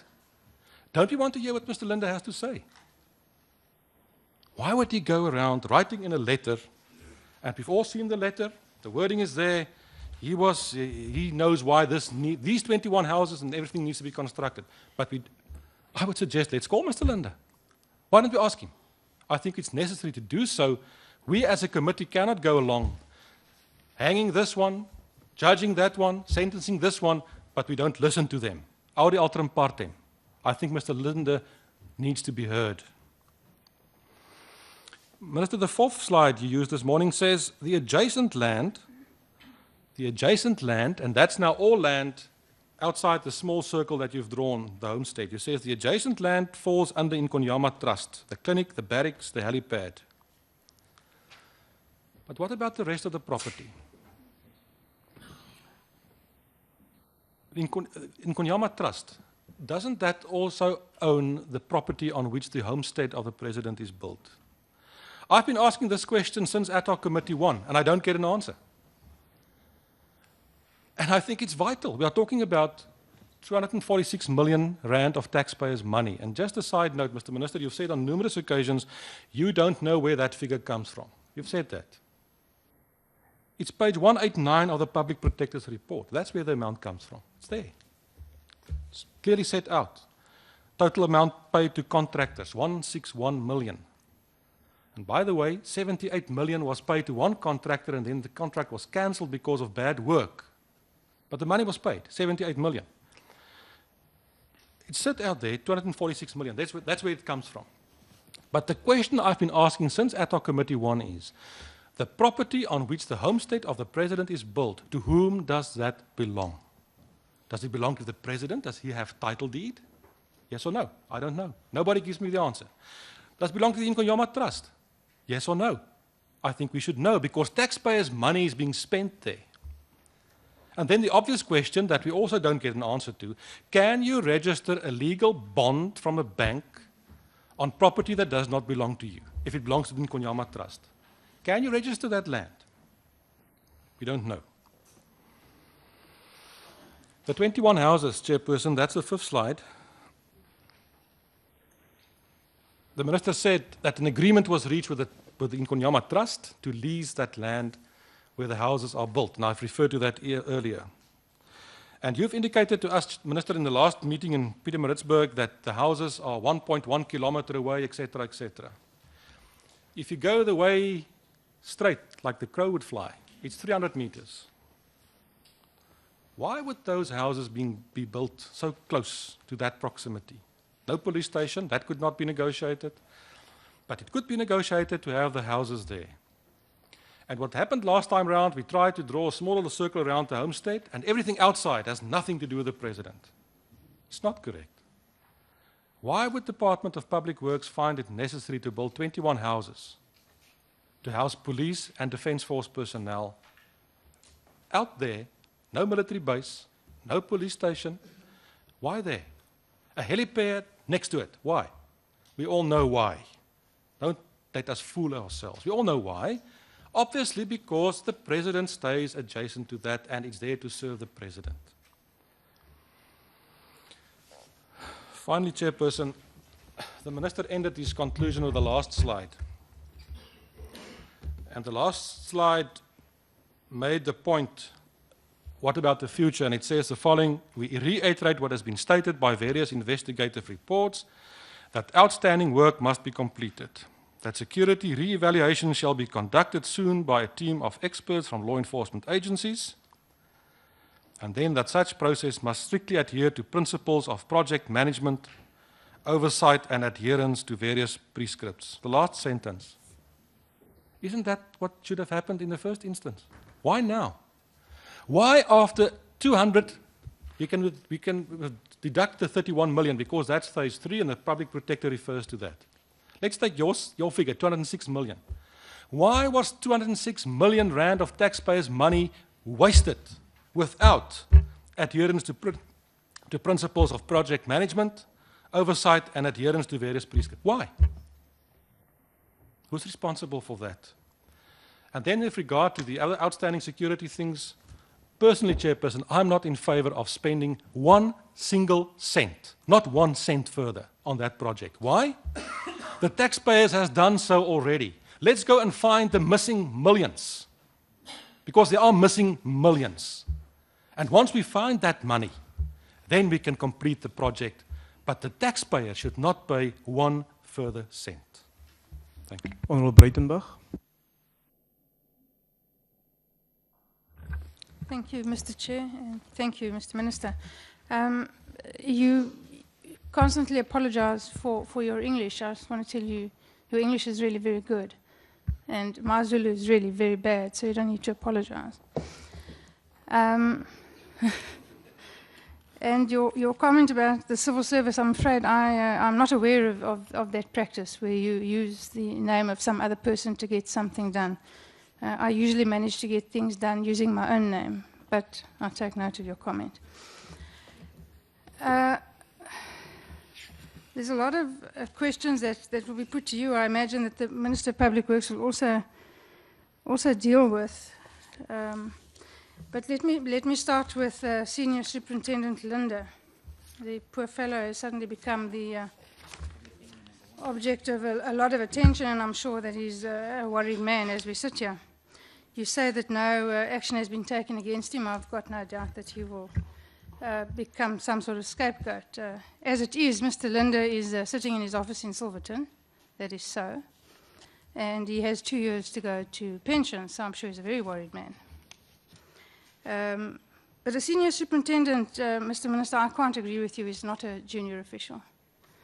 A senior superintendent is a senior officer in the South African Police Force, and he's in fact a full colonel. And there's nothing junior officerish about a full colonel. But Mr. Linda didn't write these letters, and you and I both know that. These letters were written by the Divisional Commissioner of Supply Chain Management. And there's nothing at all junior about a divisional commissioner. He's in fact a general. And you'll note that wherever Mr. Linda signed these letters, he signed on behalf of. And so these letters do not come from Mr. Linda. He's just the poor fool who does the typing and the writing. The letter comes from the divisional commissioner. If somebody writes a letter and signs it on your behalf, it comes from you, not from the poor fool who signed it on your behalf. And in any event, Mr. Linda is far from junior, because I see that on the pages where he signs in his own personal capacity, he signs as the chairman of the Building and Planning Committee for this project. So I hardly think that he's some little nobody stuck away in an office that has no communication powers with anybody at all. So that is not entirely true, that picture that you've sketched.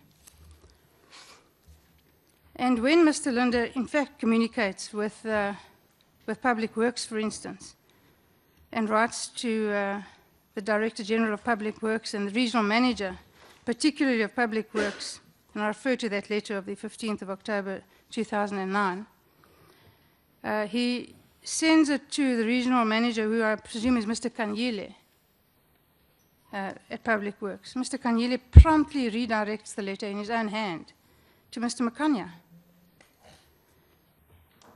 And says, Mr. Makanya,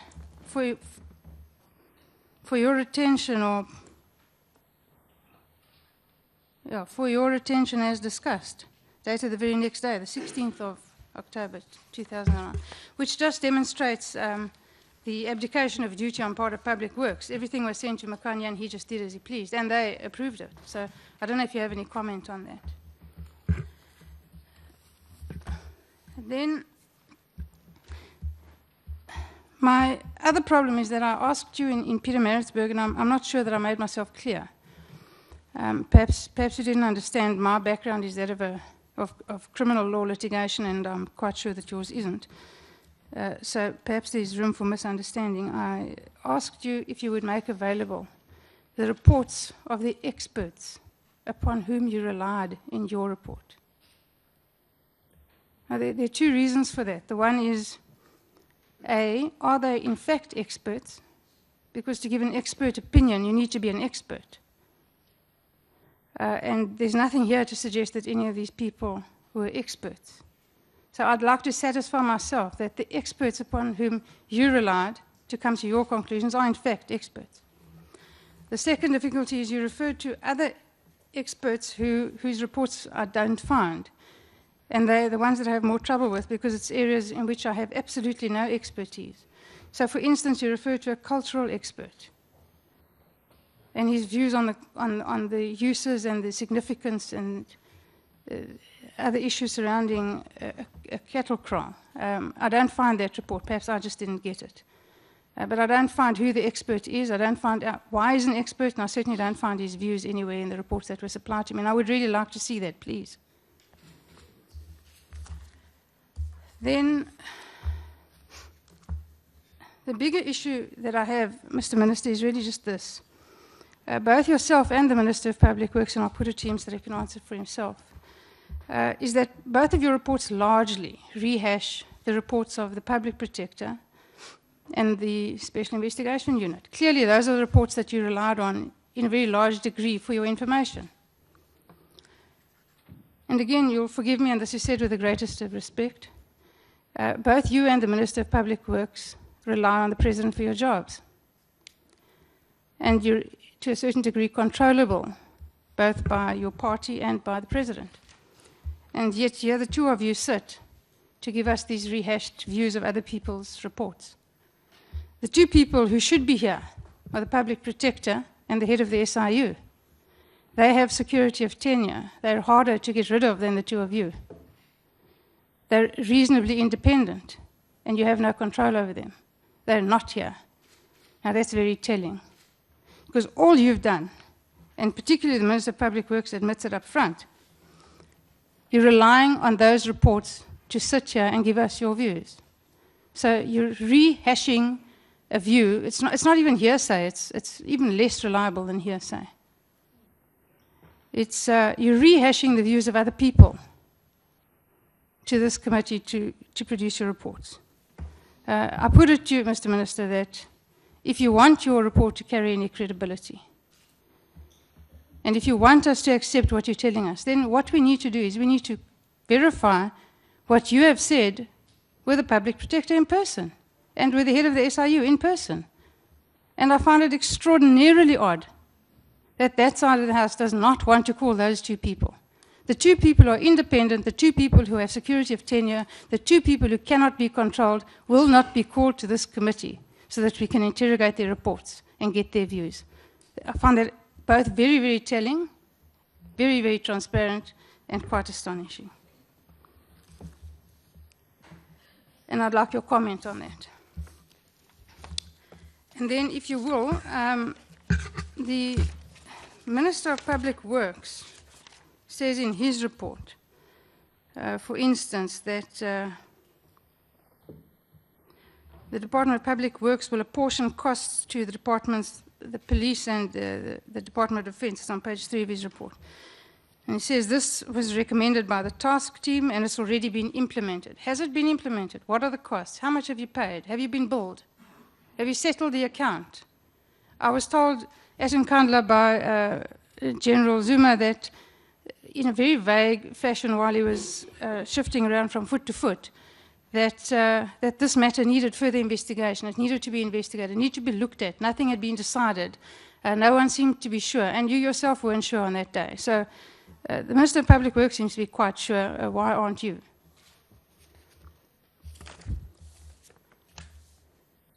That's all I have for the time being. Thanks. If I think of anything else, I'll come back to you. The Honourable Mamba Shlala.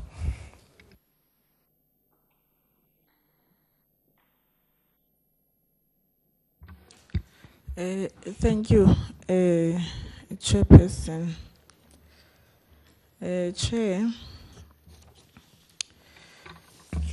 it is so unfortunate that we are sitting here today and discussing the things that we have discussed and concluded in our last meeting. Some of the people had no views in that particular meeting. Today they have views. It's their right. It's fine.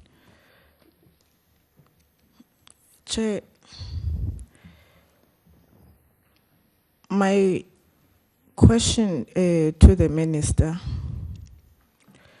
particularly on the letter, which is said to be a letter. This letter that we are referring to is a letter that says the President said, right?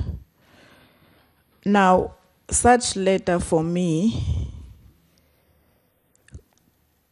can't be referred to as an instruction from the President, not unless there's a letter from the President to Mr. Linda requesting what it alludes to. Now, I want to check with the Minister. If there is a letter from the President to Mr. Linda requesting what Mr. Linda is alluding to. I also want a Chair to say that the house which Mr. Linda is referring to on the letter is the house next to the swimming pool, and all of us, we saw that house. And we had questions about it. The response was very clear and straightforward, that the house was used by policemen before the security upgrades. And now there are two options. It's either the President inherits the house for his family and pay for it, or the house get demolished. All of us were here, were there when that response was given to us after Honorable Self asked that particular question.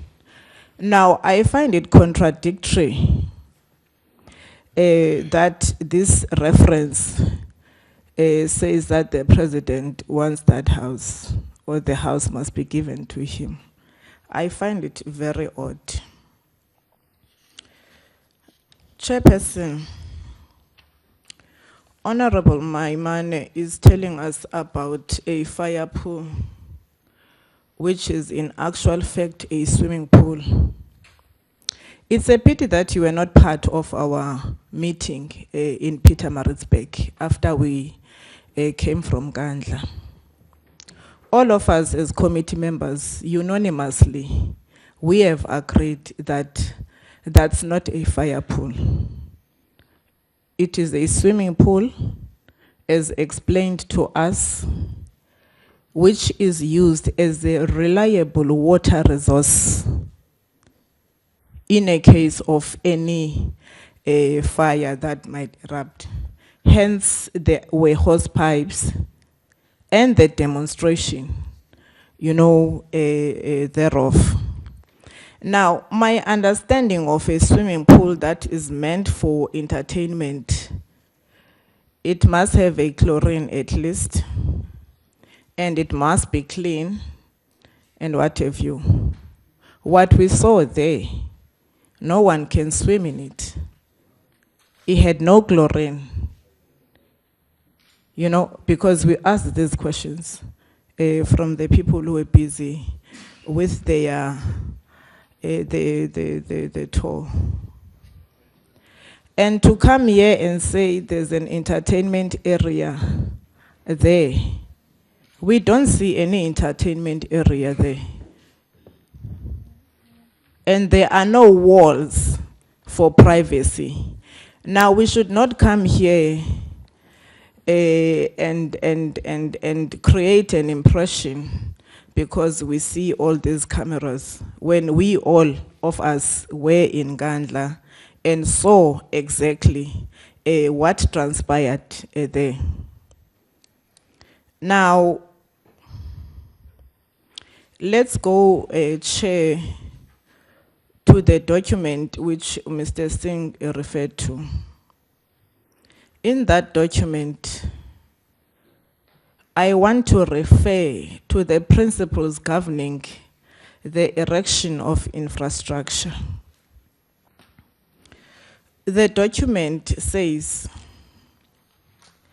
any new capacity should benefit the local community in the short term to the extent possible and the maximized when the principal was no longer president, e.g., the clinic and the security compound. This document further says, the president would continue to receive state support when no longer president, and this must be factored in as with other retired presidents, right? Chair,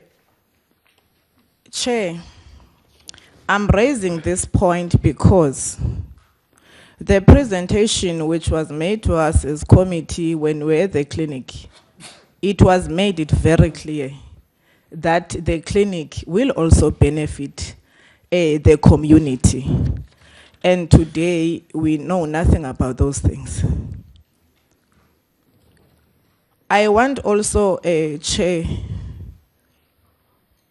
to raise the fact that this clinic we are referring to and the bulletproof doors and what have you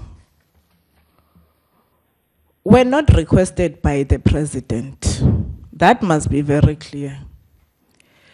They were requested by Department of Defense, a clinic for primary use of defense. It's in the report. It is outlined very clear in this report because all of us, we've got these reports. Now, also, Chair, the helipad which we are consistently referring to, it is not a request by the state president. It is in our reports. We all know who requested all these things after the assessment which was made, not once, but twice in some instances, you know? So, logically, Chair, if we're to use logic, there is no helicopter that can land in any space where we were during our oversight. Now, Ngonyama Trust Land is actually relevant to have a helipad. That's logic. Because it's in an open field, probably when it's built, because I did not see a helipad there. I did not see it. Probably it will still be erected. Now, the area which is identified as an area for the helipad, for me, it is an area conducive for such a function.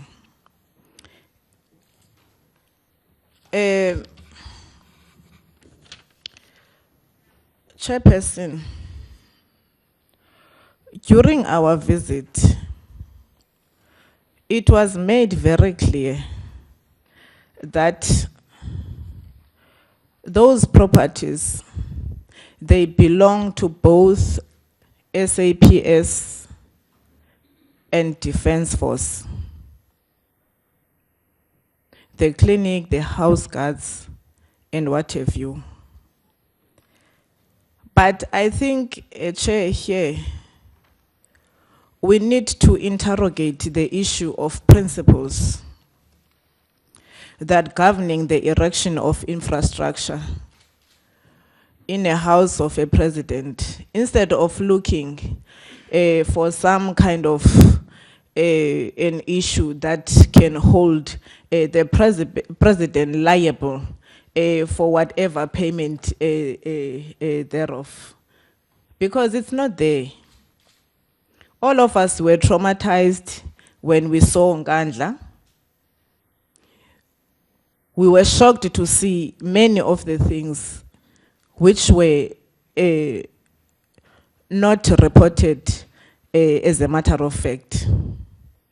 And I want to be upfront, Chair, and say that all of us, after we came from Nkandla, we were saying the report of the Minister of Police was actually an eye-opener. And now today, it can't be credible. I find it very opportunistic and naive to say that. And I also want to be upfront, Chair, and reiterate the fact that I find the report of the Minister of Police very relevant and credible. And in fact, it is the one that assisted us to see exactly what transpired in Nkandla, because nothing that we found there that was not in that particular report. Thanks, Chair. Honorable Lakude. Thank you, Chairperson. Let me start by saying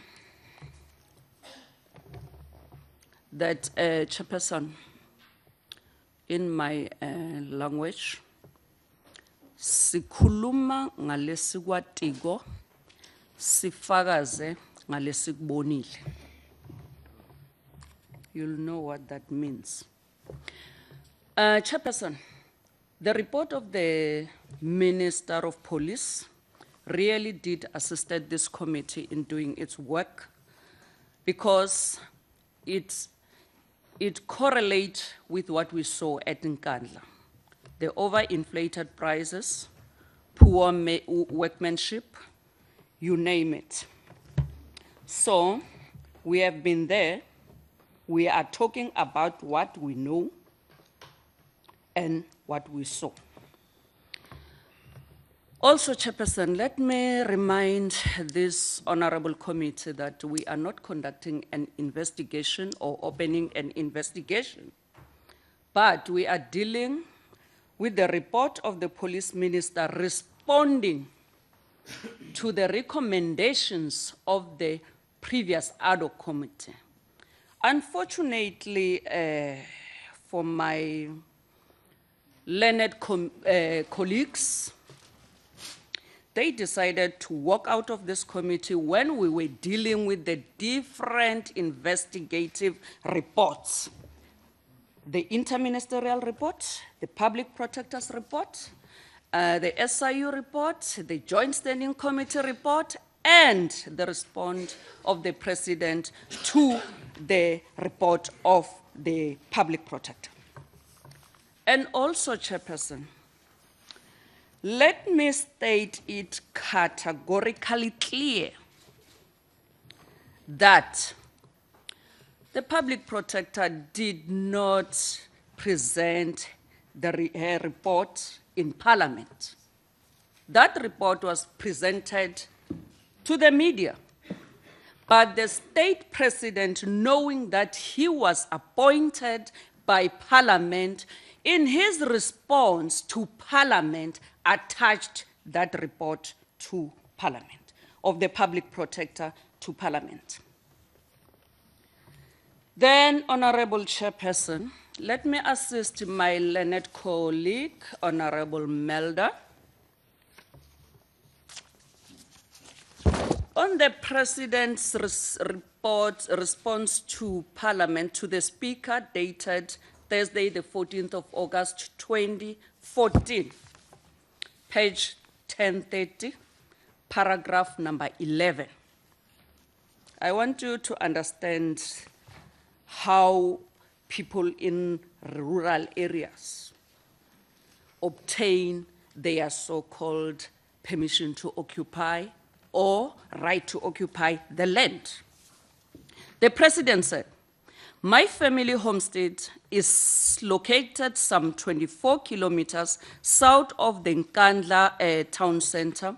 The land upon which it is situated is owned by the Ingonyama Trust, the legal entity that owns traditional land and is administered by His Majesty King Goodwill Zweli Tiniga Beguzulu. Together with my family, I occupy the land through a certificate issued by the local eNCA or chief, termed permission to occupy or right to occupy. In the rural areas, we don't have title deeds, but we are given permission to occupy or right to occupy. And that piece of land that the chief or the eNCA gave to you, you can do whatever you want. It's yours. It doesn't belong to anyone, but it's yours. You can do whatever you want on that land. I thought maybe I should assist you on that one. Then, coming back to the report of the Minister of Police, his report is responding to the recommendations of the previous ad hoc committee.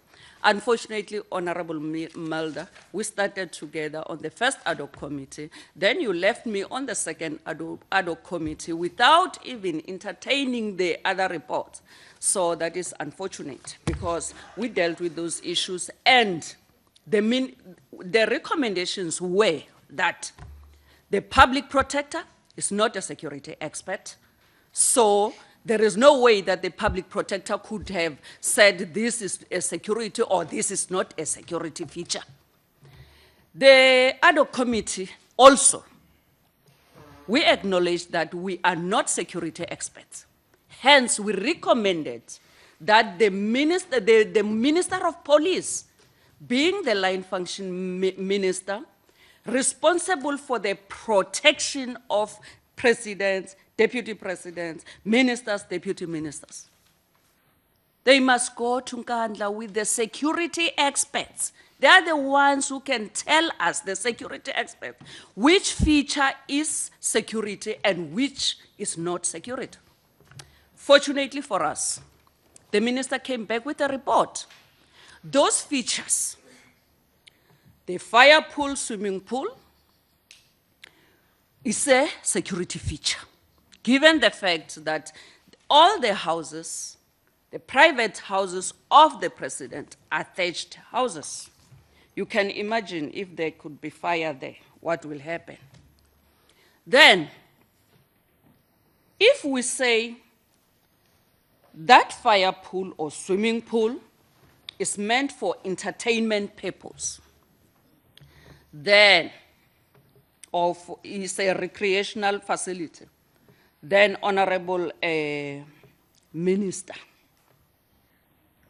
I want to know, why is the swimming pool constructed at the entrance of that homestead? Because from the little knowledge that I have, maybe it's because I'm from the rural areas myself, a swimming pool will be behind the houses or at a corner somewhere. Then, yes, because if I want to swim, to put on my swimming costume, I can't do that at the gate or the entrance of my homestead. I can't. I can't. Then, why is that? And also on the issue of the crawl, that, hey, the president requested for the extension of the crawl, hey. Where's the proof? And why is the family crawl not extended? If that was the request that the president requested for the extension of the crawl because he have more livestock, why didn't they extend the family crawl? Honorable Minister, if you can respond to that. Just be patient with me. I'm still checking my notes. Then, on the, what do we call it? The soil retention wall. The soil retention wall, Honorable Maimane, in my understanding, you know, you always claim that you are from Soweto, no? Ne? I'm sure you are from Soweto, right? Yes. Okay, I'm not sure because I don't know where you come Honorable from. Lakude, will you address the chair? I don't want dialogue. Okay. My apologies, Chairperson. Okay. I'm sure you would know better what an amphitheater looks like, or an entertainment area. You know, a soil retention wall comes in different shapes and designs. We have one at Mpumalanga Mbombela Civic Center. That is what we saw at Nkandla. So that is a soil retention wall. So we didn't see any entertainment area. There is no stage. There is nothing. And the generals explained to us why it was there. And some of us, because we know how, we have seen the need for that erection of that of the construction of that soil retention wall. So we understand it's for security purpose, not Jabulani Amphitheater. No, honorable members. You know, in Parliament, there's certain ways in which we engage. And when you want to raise a point, you ask to be recognized. It's not an informal discussion that we're having. We're actually dealing with a very serious matter. Honorable Lakude. Thank you, Chairperson, for protecting me. The security expert, the general's chairperson, explained to us that what we have identified in the previous ad hoc committee is actually for security reasons. As for the crawl and the chicken runs and the goats and everything, those animals were told that they were removed to prevent them from interfering with the security features. Then, Chairperson, just to say that the president claims that he didn't know about this thing. Hey, the president said he didn't know about this thing. No, it's not true. It's not true. We've been saying this, and we are still going to say it until people understand exactly what the president did. An interministerial task team was established to investigate what was happening during the construction of those security upgrades. That is why some of the recommendations by the public protector was taken from the report of the interministerial task team investigation. That is a fact. And also, to blame the president for something that he doesn't know, it's uncalled for. We cannot say that. Honorable Chairperson, there was an allegation that in the church of the Honorable Maimane, there were drugs found in that church. So, do you want us to believe that the honorable member sent people to put, or he knew about those drugs? If Honorable Chairperson, the honorable members want to believe that, want us to believe that, then it will create a problem.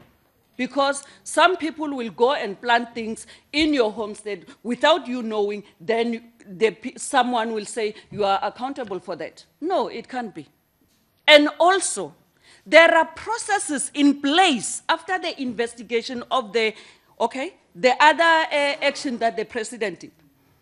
He proclaimed the SIU.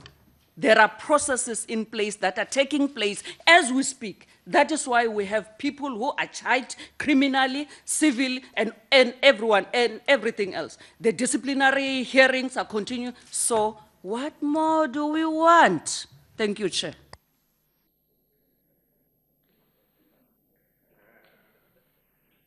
No, honorable members, I'm just going to allow for just a 5-minute comfort break, and then we'll be back. Then the minister will respond to this round of questions. Keeping in mind, Minister, that a lot of these issues, and I need to remind honorable members, were raised last Thursday. Right? A lot of these things were raised last Thursday, and it's as if sometimes we forget about the presentation in the interaction that we had last week. So the minister will respond, and then there's an indication from another 4 members to ask questions, and then we will conclude this part of the meeting before we'll then break for lunch. But just a 5-minute break. There is refreshments outside if honorable members wish to make use of it.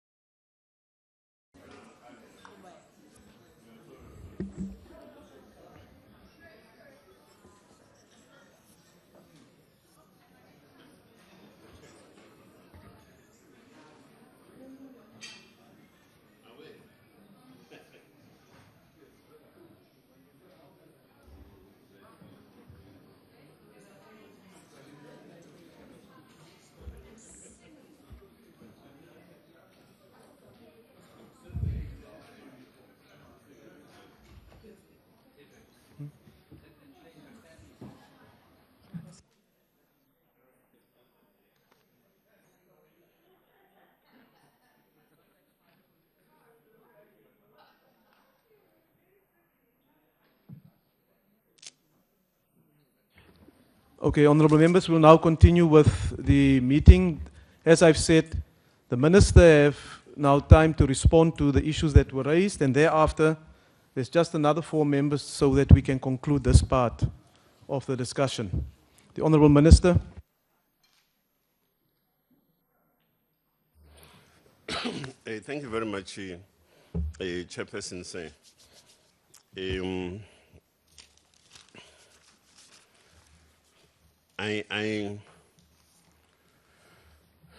Let me start with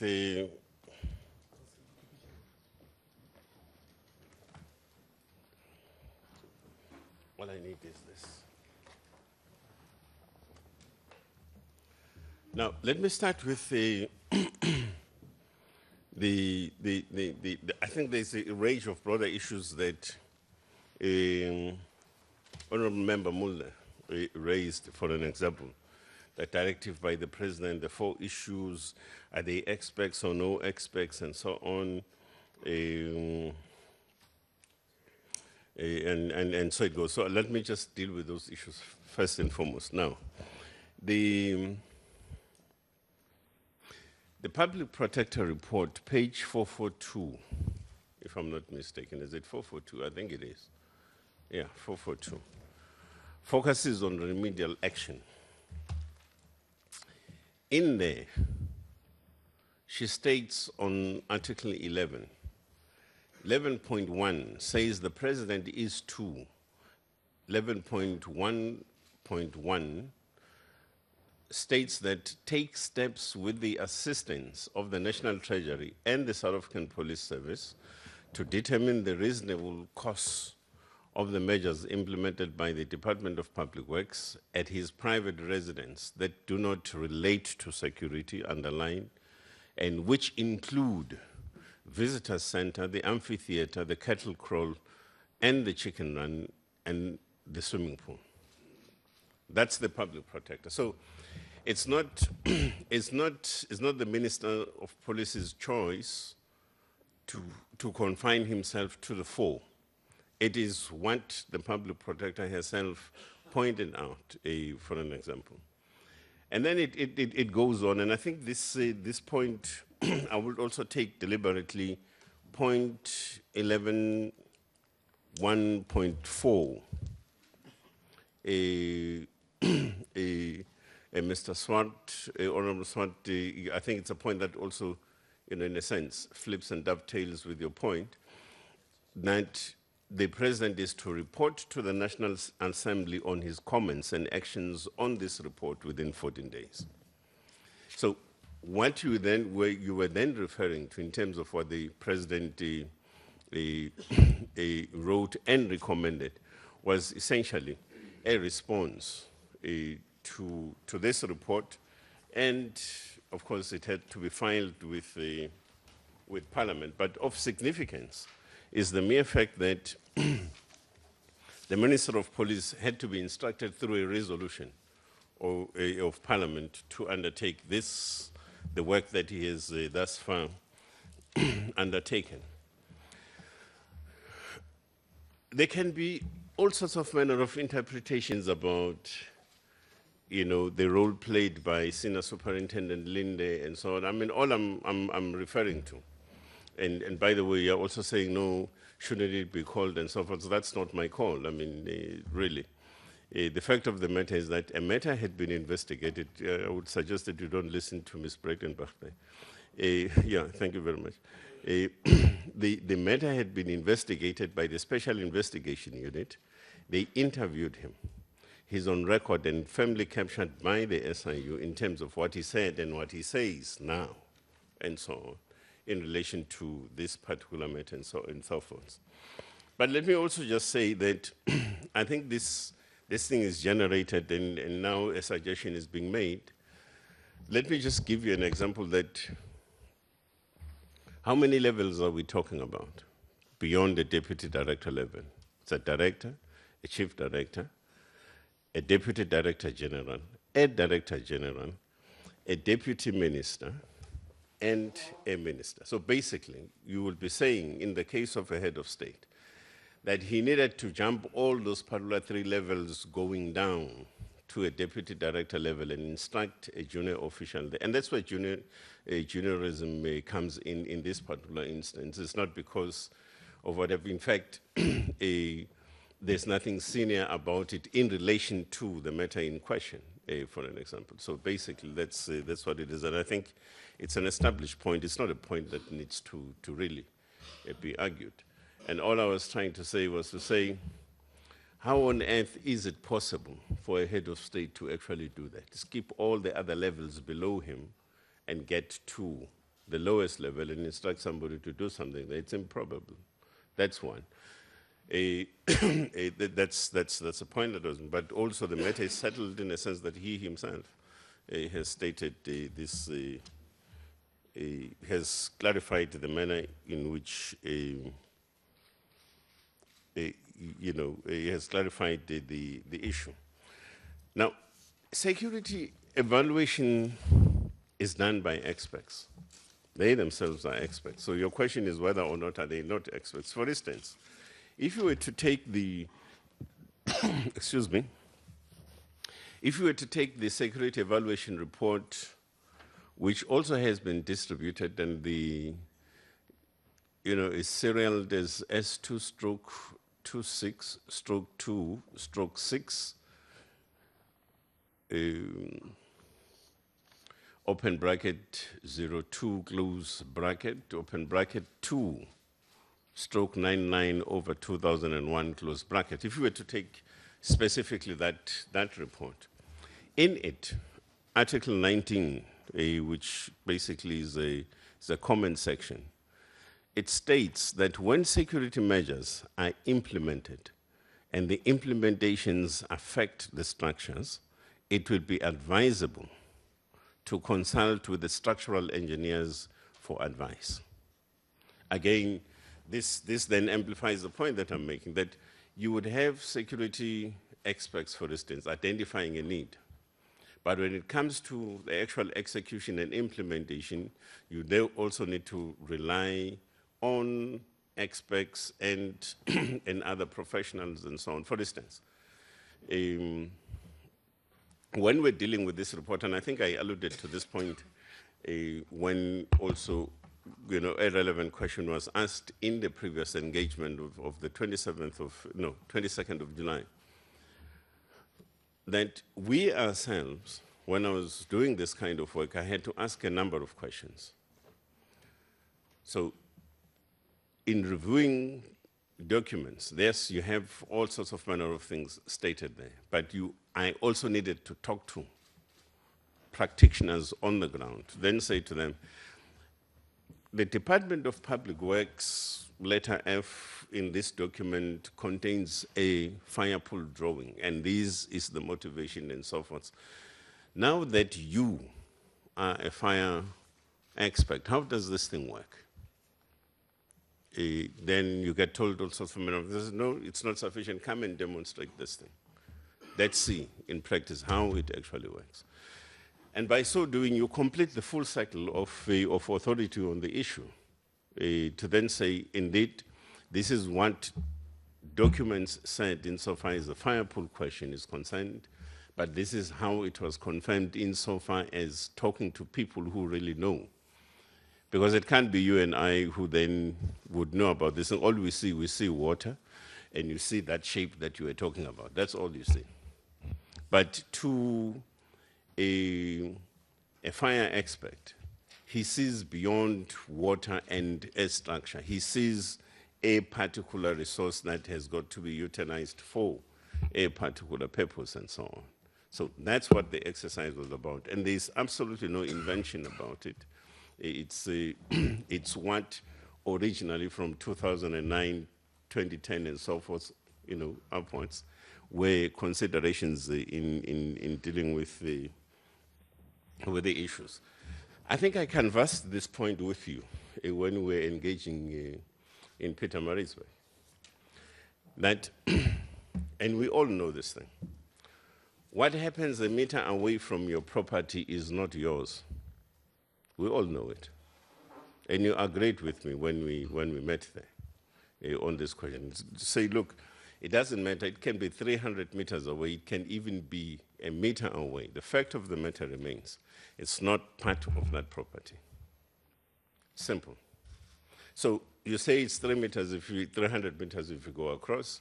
I said it's just under a kilometer. If you were to take the established route, which then takes you onto the main road, turn right on the main road, and proceed to where the 21 houses are and so on. It's just under a kilometer and so on. But the fact of the matter is that it doesn't matter. And somebody was showing me what he did from a creative point of view. Is this thing called GPS or something, the computerized thing. He's sitting somewhere in Cape Town and then says, no, but if you use this GPS kind of mechanism, it's about so many 250 meters or something like that. Even if that is the case, the issue is not so much about how much of a distance should it have been. The issue is that it is completely outside of the the designated area and so on. Now, I agree with you. I mean, you'll see that in the 50-page report, I do raise this issue. The issue about project management, project coordination, and some of the weaknesses that I really observed. So if you go through that report, you'll see that, you know, these are the observations that we make. And of course, other investigation sort of reports also do identify more or less the similar kind of problems around project management and coordination, amongst other things. But then also some others identify the supply chain management issues and so forth. So that is an established fact. So if you ask the question as to why I'm unable to respond to the question, to satisfy that question, unless, of course, the exercise, the current exercise undertaken by the SIU and the work being undertaken by the Department of Public Works and so forth, is completed, because once you complete that kind of work, it would certainly begin to shed some light about some of the loopholes and weaknesses in undertaking a project of this particular nature. So I agree we should all be concerned about principles of project management, issues of oversight, issues of accountability, and issues of, as had been identified. Now,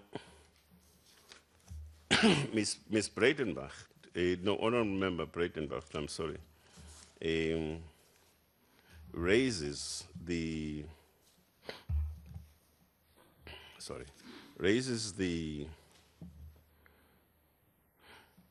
hooks on the Linda letter vis-a-vis what I had stated in the SIU observation.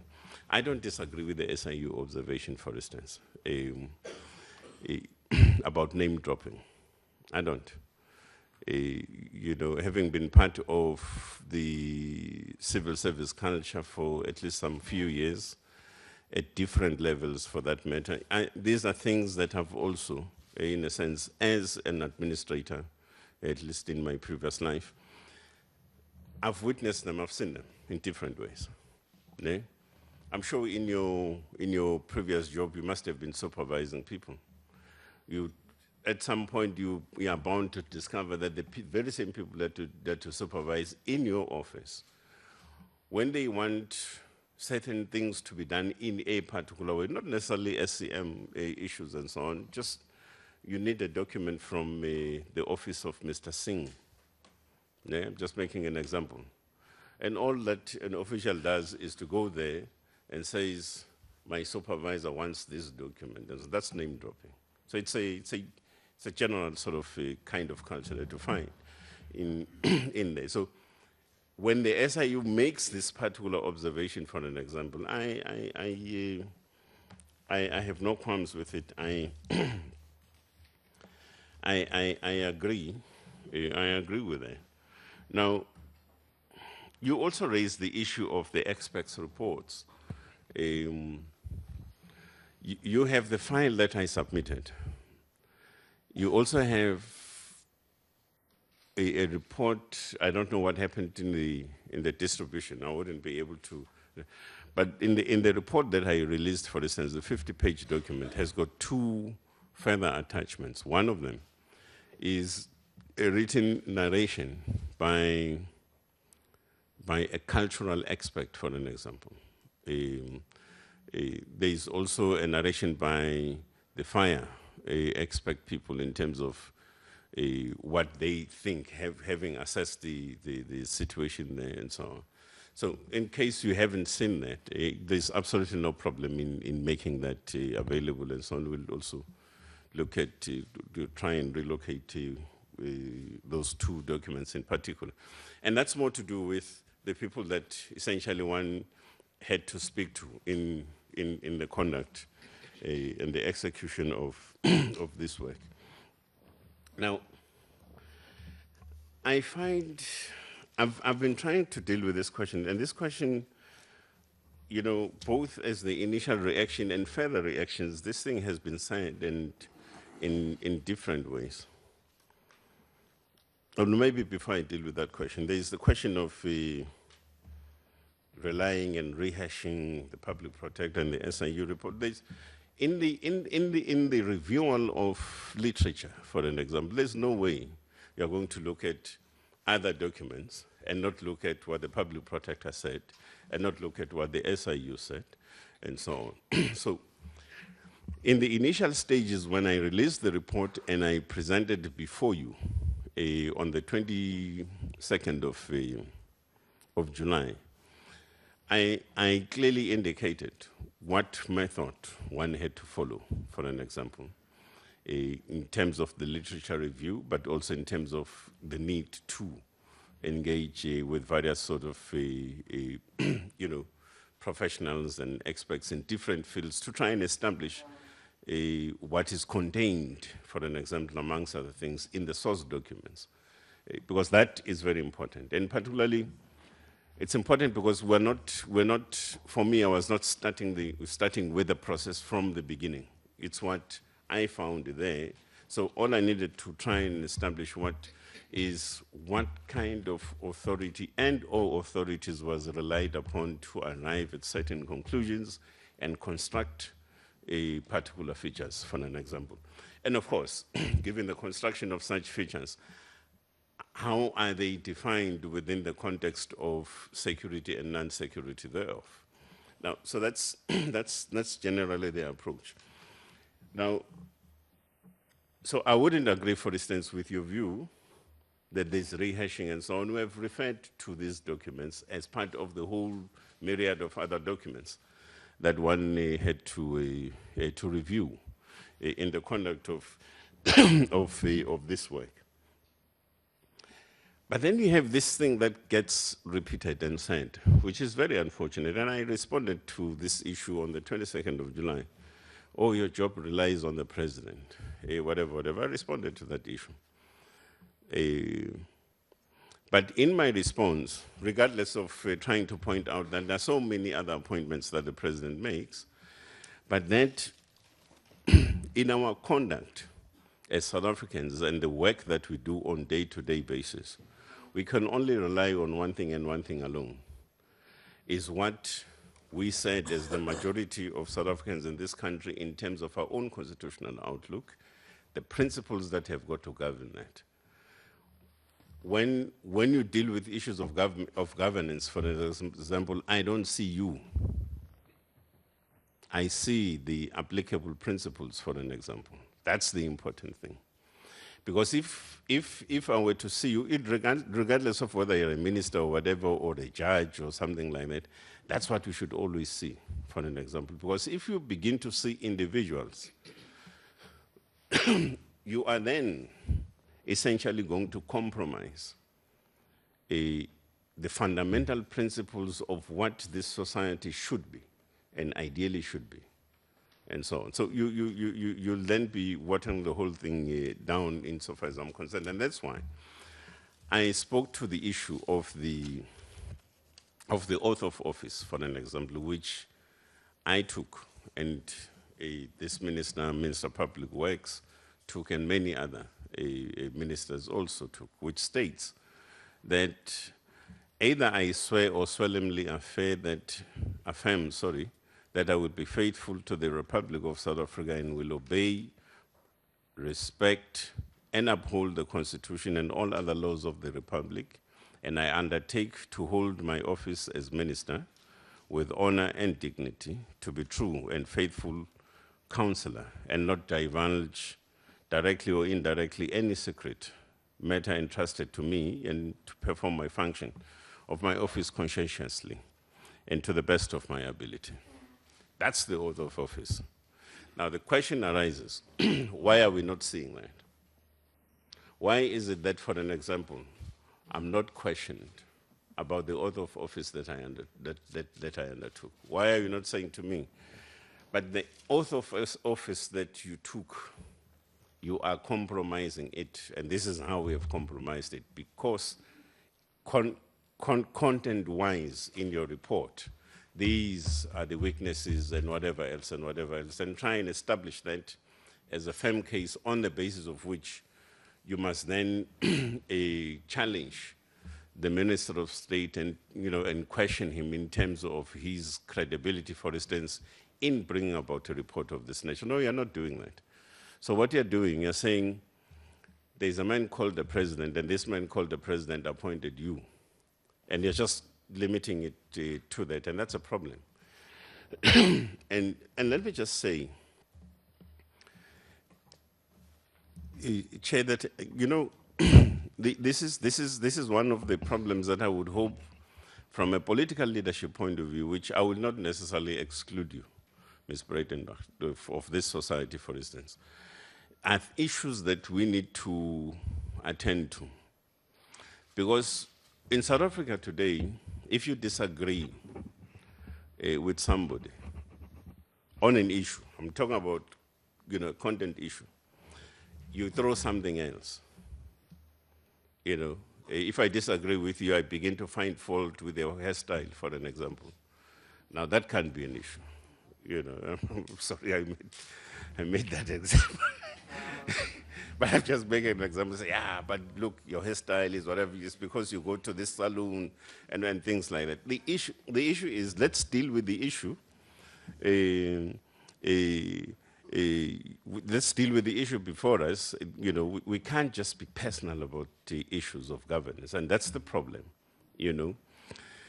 And I observed, for an example, I was even called a Satanist by a Mandrex cocaine recovering addict publicly, and called me a Satanist because he disagrees with the conclusions that I made in my report. But he's then unable to then point out in what respect is he disagreeing,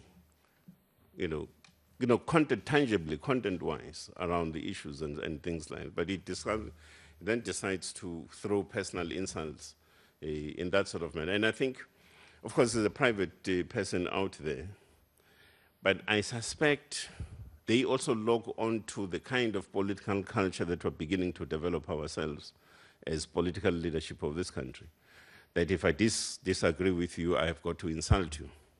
And I really do not see a reason why we should. I mean, if I disagree with you, like I always do, and would do, perhaps with you, let me be factual, be scientific, and be whatever in disagreeing with you, and not find the personal faults and all sorts of other things. I think it's completely undesirable to go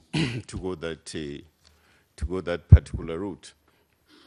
Now, I think also a number of comments have also been made. A number of comments have also been made. For an example, Honorable Member Mohammed Salah, asked whether is there a letter of instruction by the President to Senior Superintendent Linde and so forth. Of course, there isn't. And I have alluded to what the SIU arrived at, for instance, after interviewing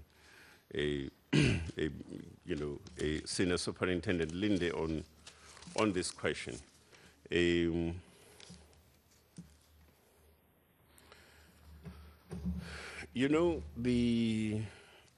I think the other points, of course, were comments, and so it goes.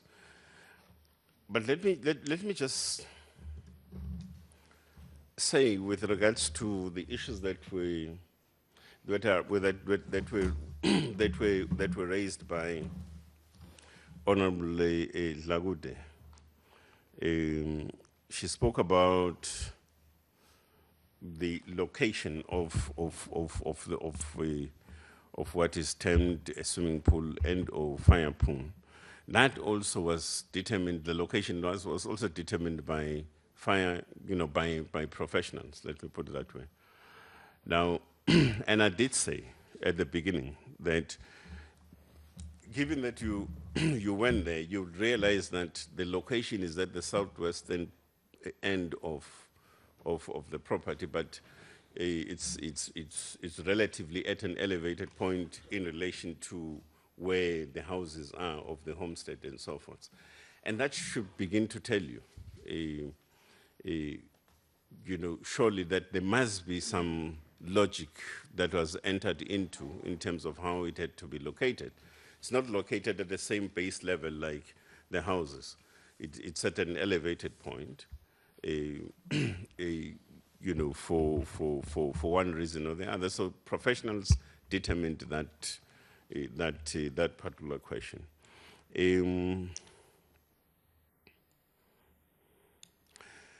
Look, it's a matter for discussion and debate, the question of what is now said.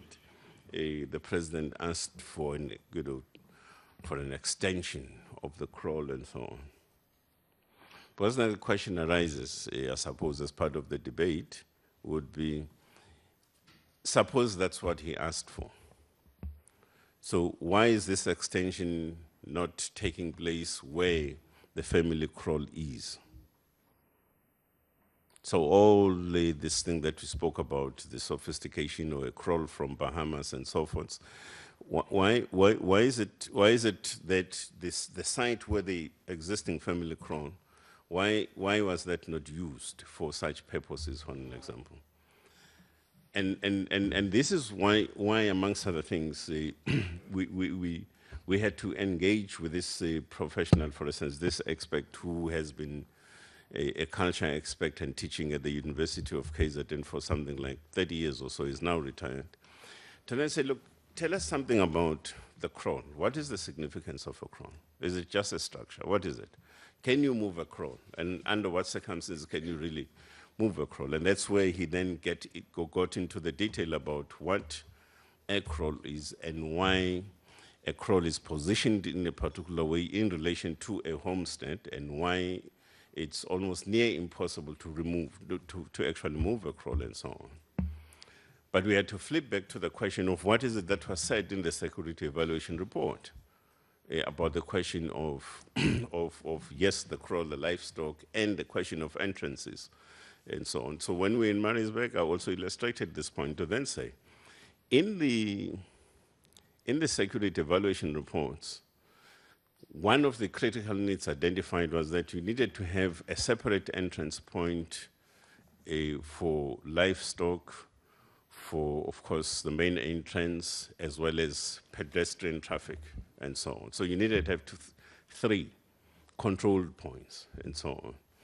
And of course, in that, the issue of technology infrastructure was then considered. For an example, how much of a problem was it going to be for the livestock to be let loose around the property when you have installed the security infrastructure of sorts, and how that would then be detrimental to a security function pertaining to securing the private residence of the president and so on.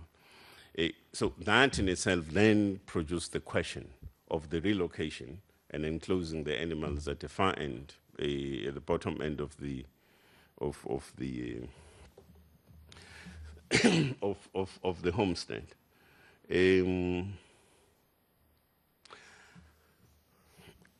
I think you have been there.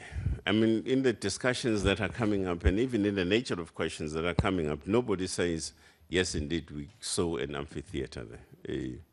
This is a point that the honorable member, Ms. Lagude, raises. because indeed, there isn't, and yet there was a reference made to an entertainment area that sits about easily about 100 people as an amphitheater and whatever and so on. But when we got there, and when all of you also got there, there isn't such a facility called an amphitheater.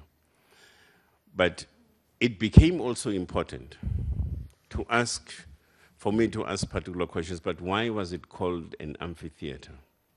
And I alluded to this point in the briefing we had in Pietermaritzburg on the 22nd, that the issue of a term amphitheater also, and you can also trace it in the documents by engineers themselves in their own interactions, discussions, and designs, amongst other things, that there is a broader reference to the issue of an amphitheater when they're talking about a soil retention wall of that particular structure, but in its proper terms, that thing is called a sloping dwarf wall terrace, something like that. So it's a longish kind of term. So to avoid that, people then easily refer to something called an amphitheater and so on, but not an entertainment area. So at least technically, I then began to understand why it's like when you say, for instance, when you say I am nice, there's no English word called nice, but we use nice, something like that. But we essentially, generally, want to mean I'm good, things like that. But it's, it's something of that nature, I should think. But so I think we should essentially, I think we're clarified that we don't have, we couldn't come across, I couldn't certainly come across an entertainment area called an amphitheater. I certainly didn't. I came across a structure that retains the wall. It's called what, soil retention wall. But also, why was it necessary to be constructed? Then the issue of a security access road right on top, and you needed to reinforce the soil bank and so forth, then came in as an explanation why it needed to be constructed and why, therefore, it had to be seen as why it was seen as a security feature, for an example, from a security analysis point of view and so on. So that issue, I think it's a result. At the bottom end of it, you must have seen also, it's clearly marked, it's an emergency assembly point. Now, why an emergency assembly point is going to be seen as an entertainment area, I just also do not know. But at least what I saw is exactly that. And I want to suggest, the Chair, that most of the issues that honourable members are raising are issues of debate, and are issues of debate amongst yourselves, actually. I mean, I was asked, for instance, I can't even remember, but somebody asked me certain opinions. What is my opinion on this? What is my opinion about whether Linda must also come here or something? My opinion doesn't matter. What matters is that I've presented a report. I've clarified the issues around these areas of concern that members have spoken about, and so it goes. If this committee is of a particular view, for an example, in pursuing a particular objective, it's a, I'm sure that that's a matter that falls, within your ambit and purview to then say we want to pursue this, and therefore, because we want to pursue this, we decide that this is what we want, and so on. So, the minister's opinion, it's immaterial. I think this is where my immateriality we agree with Honourable Maimane about immateriality in this particular instance, that it's actually immaterial. It really doesn't really count that much. So thank you very much, Honourable Chairperson. Honourable members, I would have wished to finish with the Minister at 1 o'clock at lunchtime, but unfortunately, we've exceeded that time now. We will now break for lunch until 2 o'clock, and then we will return. And I will give the members an opportunity, those 4 members who indicated, that they want to take a question to the Minister to do so, and after that the Minister will respond, and then we will continue with the Minister of Public Works. For the honourable members, I'm told that the lunch is outside in E209, it's a finger lunch, members can help themselves there too. Thank you. We'll reconvene at exactly 2 o'clock. Sure.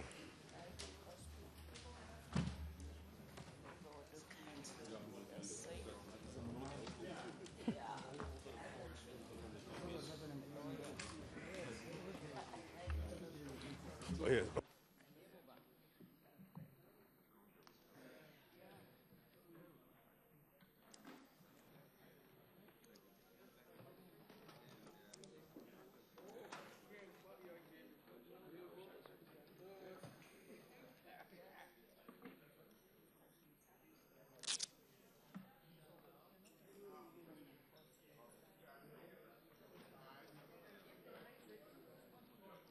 With these people, you never deal once.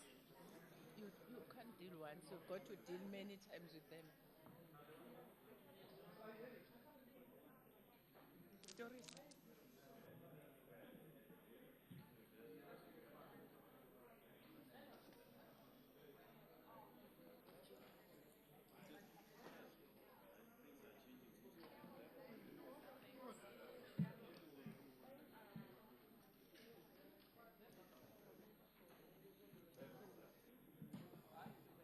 Yeah, Doris.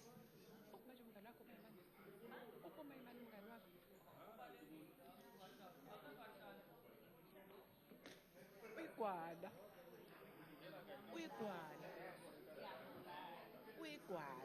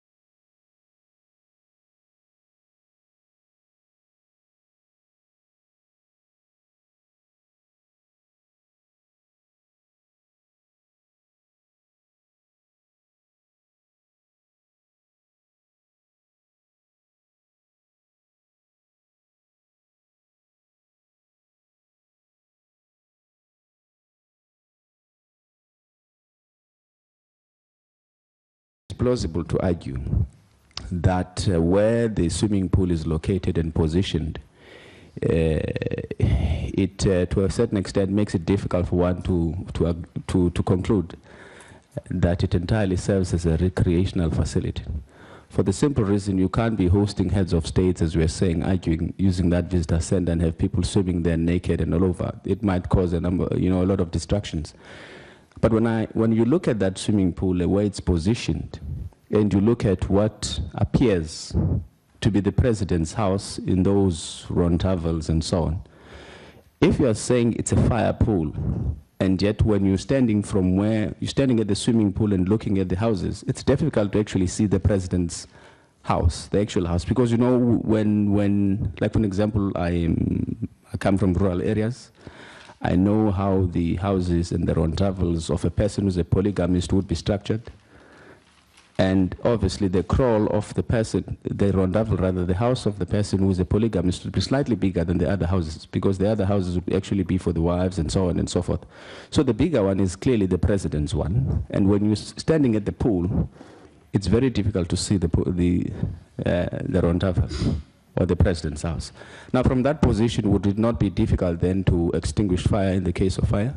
Especially if the intention of that fire pool is to protect the president. Another issue is that who General Zuma, there was a question put to him during that tour around the president's house, put to him about the CCTV cameras. I think all of us were concerned about the fact that the CCTV cameras were not working, and we felt that the security of the president was compromised. And then the question was put to him as to whether or not the people who were doing the work, they were paid the full amount for the job. I suppose the reason why that question was asked was my colleagues were trying to establish as to whether or not those contractors should not be called in to finish the work. And he said most of them were called and they said no, they have not been paid and so on. But if you read the report of the Department of Public Works, it talks about 77, for example. It says the 10th contractor, Makubane CC, was contracted for the installation of CCTV cameras. The tender amount approved was 9.6 million rand, including VAT. However, as in November 2012, records reflect that an amount of 10 million rands had been paid to this company, and yet those CCTV cameras were not working. So it then means that the question, remember you said when you were doing your presentation again, that we still need to finish what we started because the work is incomplete. Now, I don't think we should be expecting the taxpayers to fork out more money to finish the incomplete part of the project.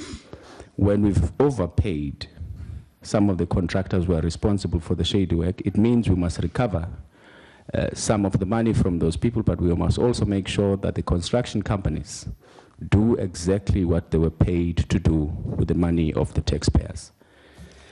The last issue, without reiterating or repeating everything we said last week, is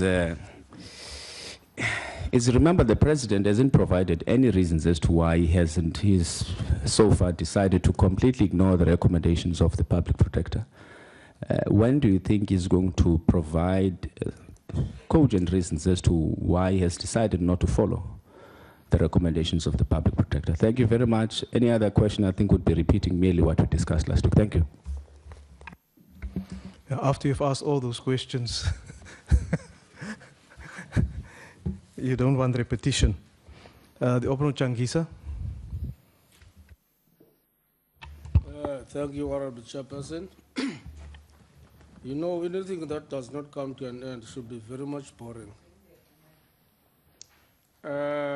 Bring it to a head inside the mic, into the microphone. Yeah, thank you very much, Chairperson. What I'm saying is that anything that does not come to an end should be very much boring, Chairperson, because we have long been talking about this. It should come to an end. I said last time that we had two issues there, because we heard the report from the Minister of Police, then this visit to Nkandla. The purpose of going to Nkandla, was to reconcile what was contained in the report of the minister. We did go there, we saw everything, we got explanation, demonstration. Then I would say now I was satisfied. I won't say now we were satisfied because I was just doing alone inside myself. I was satisfied with that. But the question I would like to put to the minister, I've got this to the National Key Point Act and the Cabinet Policy of August 2003. So I want to check with the minister, which one now was involved in carrying on or doing this project? Because I'm sure it is where the problem lies. Because if we use one of the meat now, the president has got to pay, then the other one, the president does not have to pay. So I want to get clarity on that, these two. I was a little bit covered by Honorable Salt when he referred, he talked about the meeting that the president had with the public protector, whereby it is alleged or said that he did agree to pay for the removal of the crawl. Of course, the crawl was not removed. It's still there. It was a new crawl, an animal enclosure. I don't know this removal of crawl or the livestock. I'm not very sure. But now it is said he did agree for that. It's a little bit disturbing, but I didn't hear you, Minister, is trying to give explanation or carry it on that, whether did actually the president agree to pay for this animal enclosure. If that was the case, what was the motive behind this? Because I regarded that animal crawl or enclosure as one of the security features, as it was the people's aim for us to go there, whether to check these were non-security features or security features. So I want to get clarity on that, if we are in a position to do that. Commonly now, we did arrive, we did conclude that what we should do now, we've got to call upon the Department of Public Works so that now they come and explain, because we agreed that these funds, there's a lot of money that were misused or misappropriated or embezzled or ripped off taxpayers' money. Then we did agree that now these monies now should be recovered. Perhaps I would put this question out to the Minister of Public Works when it is his time to check whether he has got some plans in place how to recover these monies, when he has presented his side. And I wish that now we don't perhaps now blow hot and cold here. We talk one thing, then we put this thing to rest. Thank you very much. The Honorable Kubisa.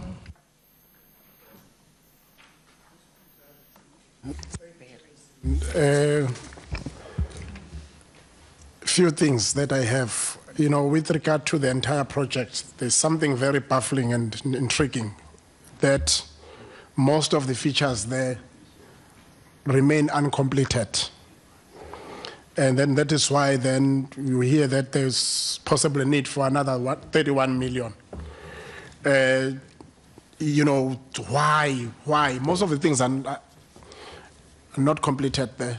Whether you talk of these features for the police and swimming pool with no experts whatsoever. And there's an estimation that 31 million might be spent again.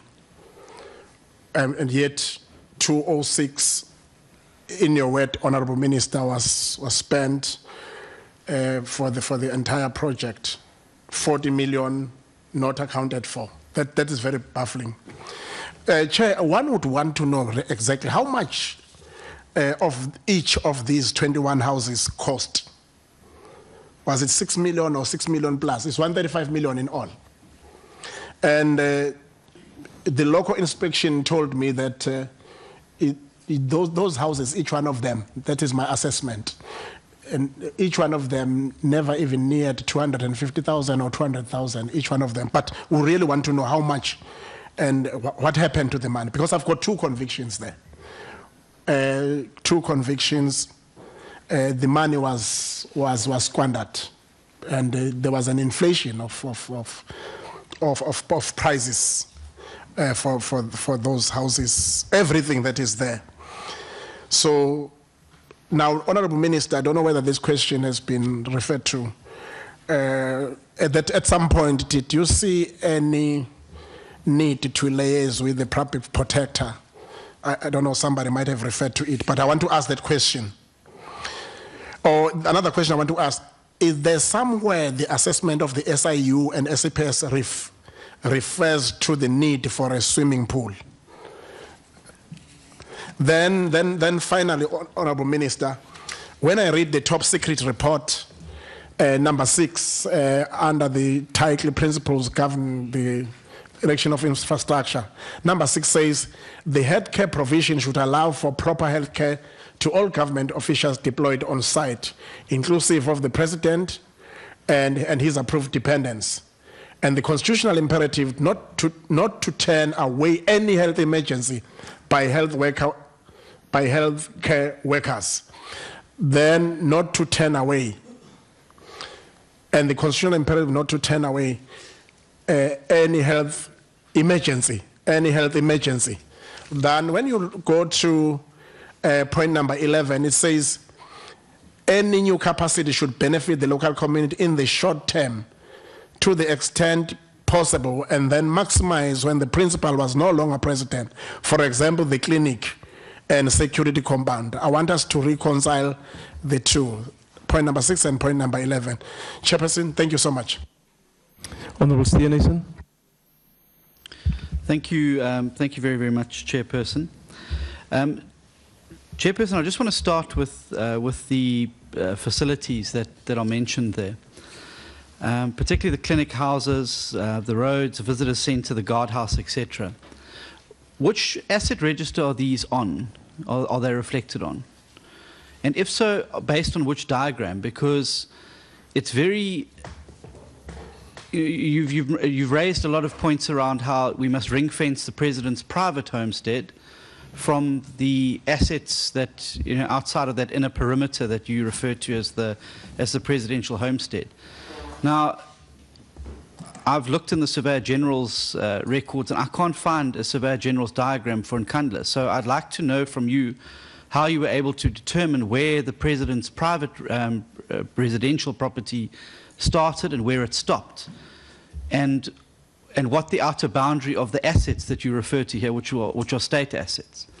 If indeed they are state assets, they must be recorded on an asset register somewhere. And so I'd like to know which department's register those are recorded on, and whether we could have a copy of that asset register to have a look at as well. I do want to come back to the issue of the amphitheatre. Now, there's been a lot of talk about this over the last week and a bit, and it seems that the opposition, the media, are being blamed for calling it an amphitheatre. That's not the case. Now, it's very clear that Mr. Nkandla is not going to be called here. I mean, I think that members have made it very clear. So the closest we can come to Mr. Nkandla's words are the interviews that he had with the Public Protector's report. And I refer to page 224 of that report, Minister, and I'd like to quote from it, if I may. It was explained by Mr. Nkandla and the landscape architects. Now, these are the people who designed what you refer to in your report. They conceptualized it, they designed it, they implemented its erection and guided that process. According to them, the amphitheatre had a dual purpose. Now, these are the people that designed it, clearly with a dual purpose in mind.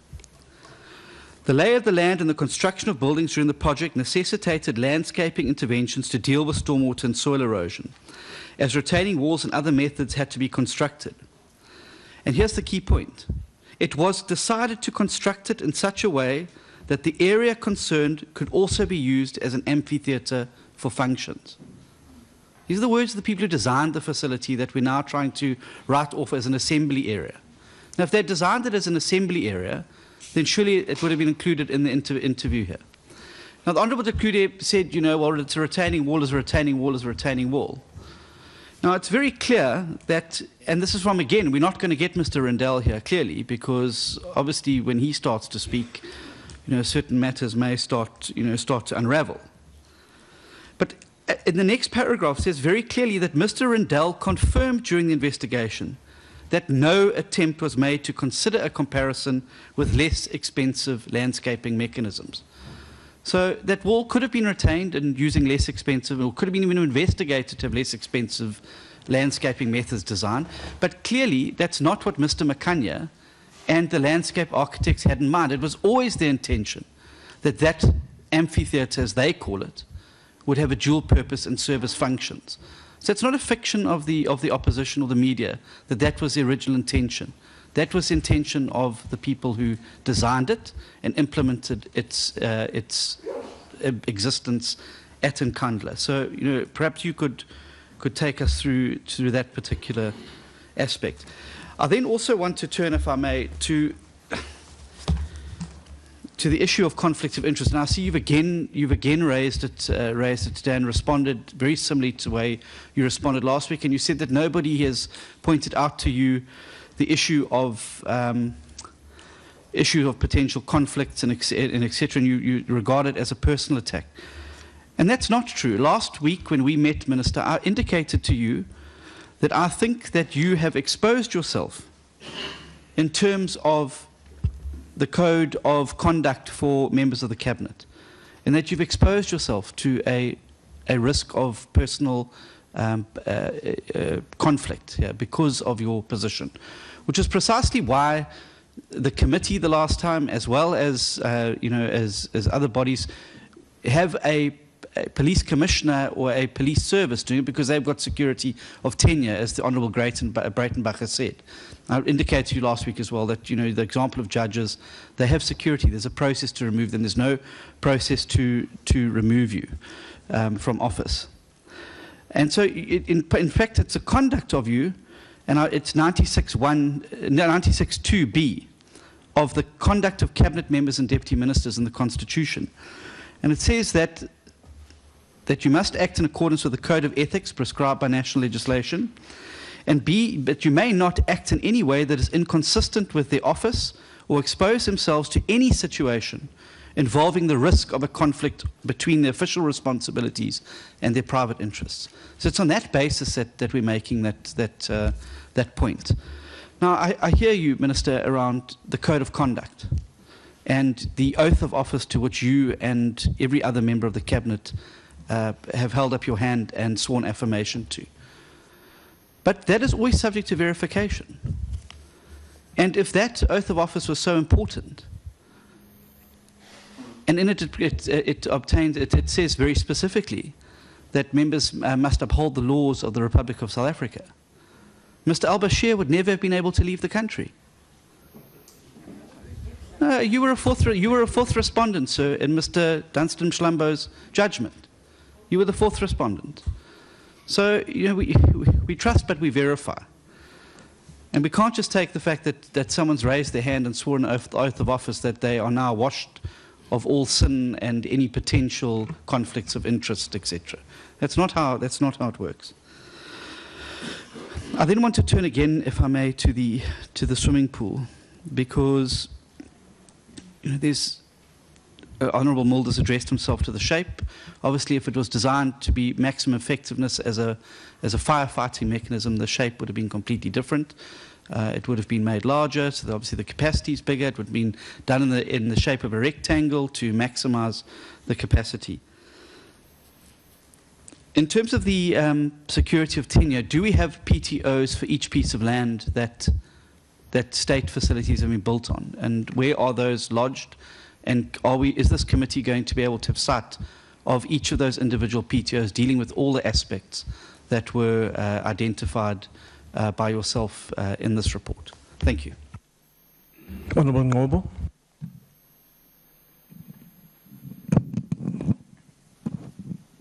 Thank you, Chairperson. I've been listening to a whole range of comments by people. The first thing that we call some people here is out of this committee. We are not a commission of inquiry. We're an ad hoc committee of Parliament, appointed by Parliament. So our function was to go through the various documents from which we are getting information out of, and from which we came up with the report of the ad hoc committee in November. Secondly, the rights of the president, much as we're obsessed, have been really violated. One of them was mentioned by Honorable Muteka last week. We all laughed, but it's a fact. The right to security is totally violated. There is no head of state who is exposed as this president is. The issue of al-Bashir, I don't think it comes into this equation, but that's not for me, Chairperson. Honorable Mulder was quite unhappy that the minister, that SEPS, the president talked of SEPS, but the ad hoc committee wanted information from the Minister of Police, who is responsible for the security of the president, whether it be SEPS or the minister, but the security upgrades belong to the minister. Therefore, the minister is the right person, because if SEPS were to report, who of SEPS, who is the head of SEPS, except the minister? He is the head of SEPS, and he has got to come and report. An honorable member said the president never responded to the remedial action of the public protector. If you read the president's response to Parliament, he did respond to the various aspects of the report of the public protector. So it's not true that he did not react to it. The other thing that we've been talking about, and which the report actually states, is that the cabinet memo should have been used in this particular instance, and nothing else but the cabinet memo, which talks about the various issues that are to be followed when dealing with the president, deputy president, president and present and former. The issue of the verbal report between the president and the public protector is really neither here nor there, because the president refutes it, but the public protector talks about it. Minister, the 31 million which the public protector talks about, is there a source document, the 31 million, which is to be used for the rest of the security upgrades? Is there a source document for that particular one, so that we actually know about it, that she took it from which aspect? And then, I'm sorry, the Honorable Chief Whip of the Opposition has spoken about the asset register. This is, I think this belongs to the Public Works.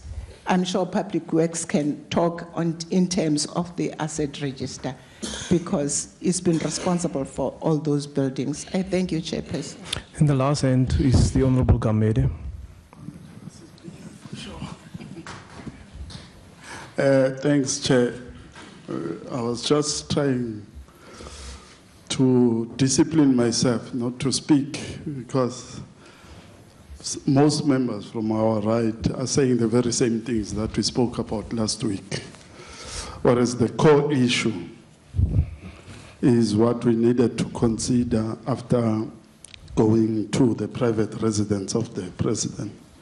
I'm happy that the media went there, went to Nkandla, and saw things such as what was called an amphitheater. I'm also aware that during such meetings, parties will really use this free airtime to say whatever they want to say. But the fact is, what we need to dispose of from today is that no 246 million was used to upgrade the private residence of the president. That is what we saw. And during the presentation by the minister, we have been told it's plus minus 50 million. So that we want to dispose today, that this thing really never happened. It was also clear that the 135 million includes all other things, the barracks, clinics, helipad, visitors center, and so the issue that these are two different properties, the private residence of the president and all other things. So we need to dispose of the public needs to know that. Lastly, Chair, in response to Honorable Muda, before 1994, the apartheid government did not allow black people to have title deeds. And I don't know where Honorable Muda was at the time, let alone own land. So after 1994, we had this thing of permission to occupy. So black people cannot own land, but from 1994, you have given a permission to occupy land, which is not even equivalent to a title deed. But further on, you can still utilize this PTO, even to improve your dwelling or standing, just because of the changes that we enjoy from 1994. Thanks, Chair. Then I've missed the end of the Honorable Kubai. Honorable members, I really want to wrap this up now because, as we have said, and the Minister also indicated, that it's now part of the discussions really amongst the committee that should take place, and don't expect the Minister to reflect on all the issues that necessarily has been raised. Honorable Kubai. Thanks, Chair. I'll try to be quick. I thought it's important because I just picked up that colleagues are referring to the ad hoc committee report, and unfortunately, as I said even last time in the meeting, that this is referred in a very selective manner. Because, Chair, if you look at the recommendations of the ad hoc committee, for example, they start on the report that has been tabled by Parliament from, it's actually 5, all the 5. But if you read them, you've got to be able to read them accordingly. And I thought the report was crafted in a manner that everybody would be able to read it properly. Because you would read a heading, and all the recommendations that comes below would be clustered together in a variety of areas. So I find it very disturbing because you find colleagues are reading a particular paragraph and leaving others, because if you are to read the report recommendations, are expected to be read in that total and not isolated. And the other issue that keeps on cropping up that I thought as well, having participated in the ad hoc committee, in the deliberations and in the crafting of its resolutions, needs to clarify. The issue of recommendations in terms of who needs to act from the executive. The issue that there is a need for going back to look at the security features. Parliament processes and our understanding of the people who were in the committee participating and drafting that resolution was understanding why we are saying the security, the police, subs and all those people. But we understood that in terms of parliamentary process and in terms of parliamentary accountability, it is a member of the executive that reports, because the recommendation even emphasizes that the report must go to cabinet, a report must come to Parliament. Who takes a report into Parliament? It's a member of the executive, it's a minister. Who takes a report to Parliament? That's why even as a committee, when you draft a report as a chairperson of a committee together with the committee members and you send it to the House for adoption, it's a recommendation to a member of the executive. You might have filed at certain areas to say subs because that's where the area is, but the person who accounts is the member of the executive. So I thought let's clarify that, because it keeps on cropping up, and having been part of that committee and the thinking of us as members who were crafting that report, what it meant and understanding the processes of Parliament was very important. Chair, for me is to say, what is the issue here?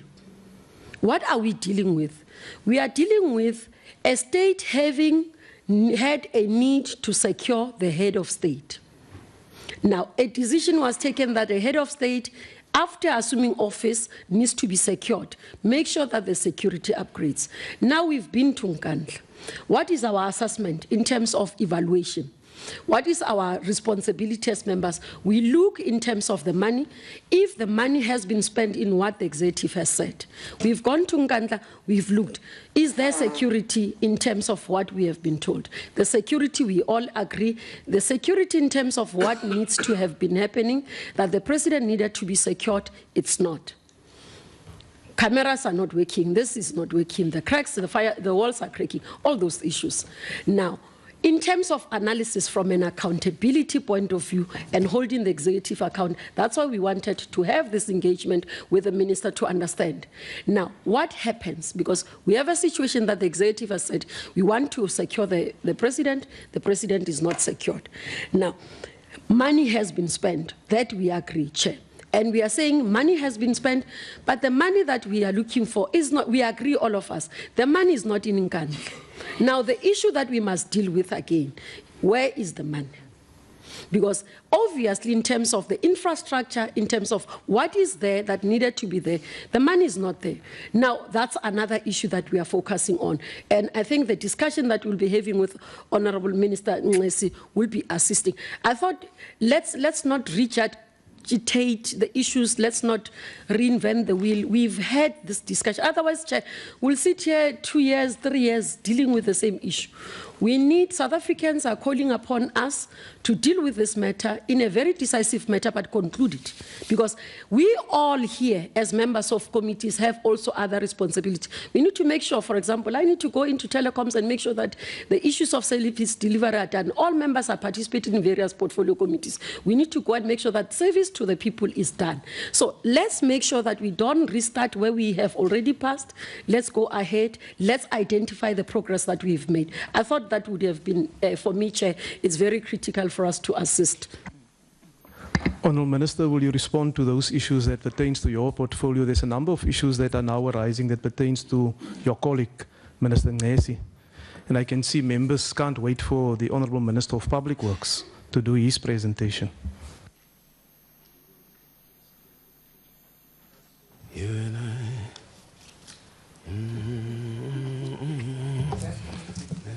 Sorry, Chairperson.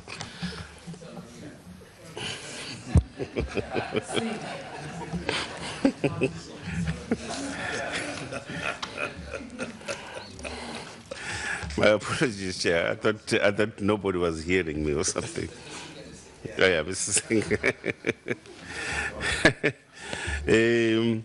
No, Chair, Honourable Chair, Honourable Members.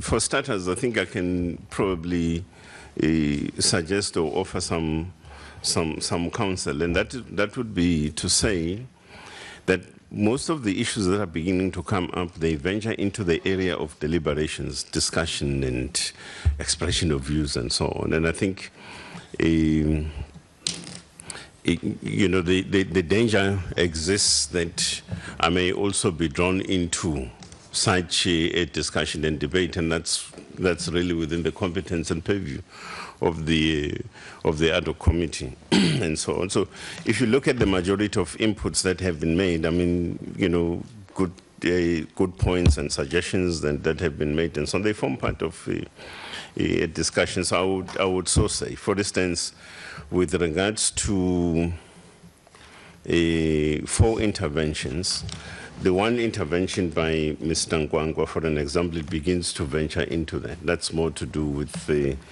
what your views are and what you and what you think the outcome of this particular exercise should be. And so I think it falls into that. The same also with suggestions coming from Honourable Member Ngobo, Honourable Member Kamete, and Kubai, and so on. You know, we're beginning to get into that. Now,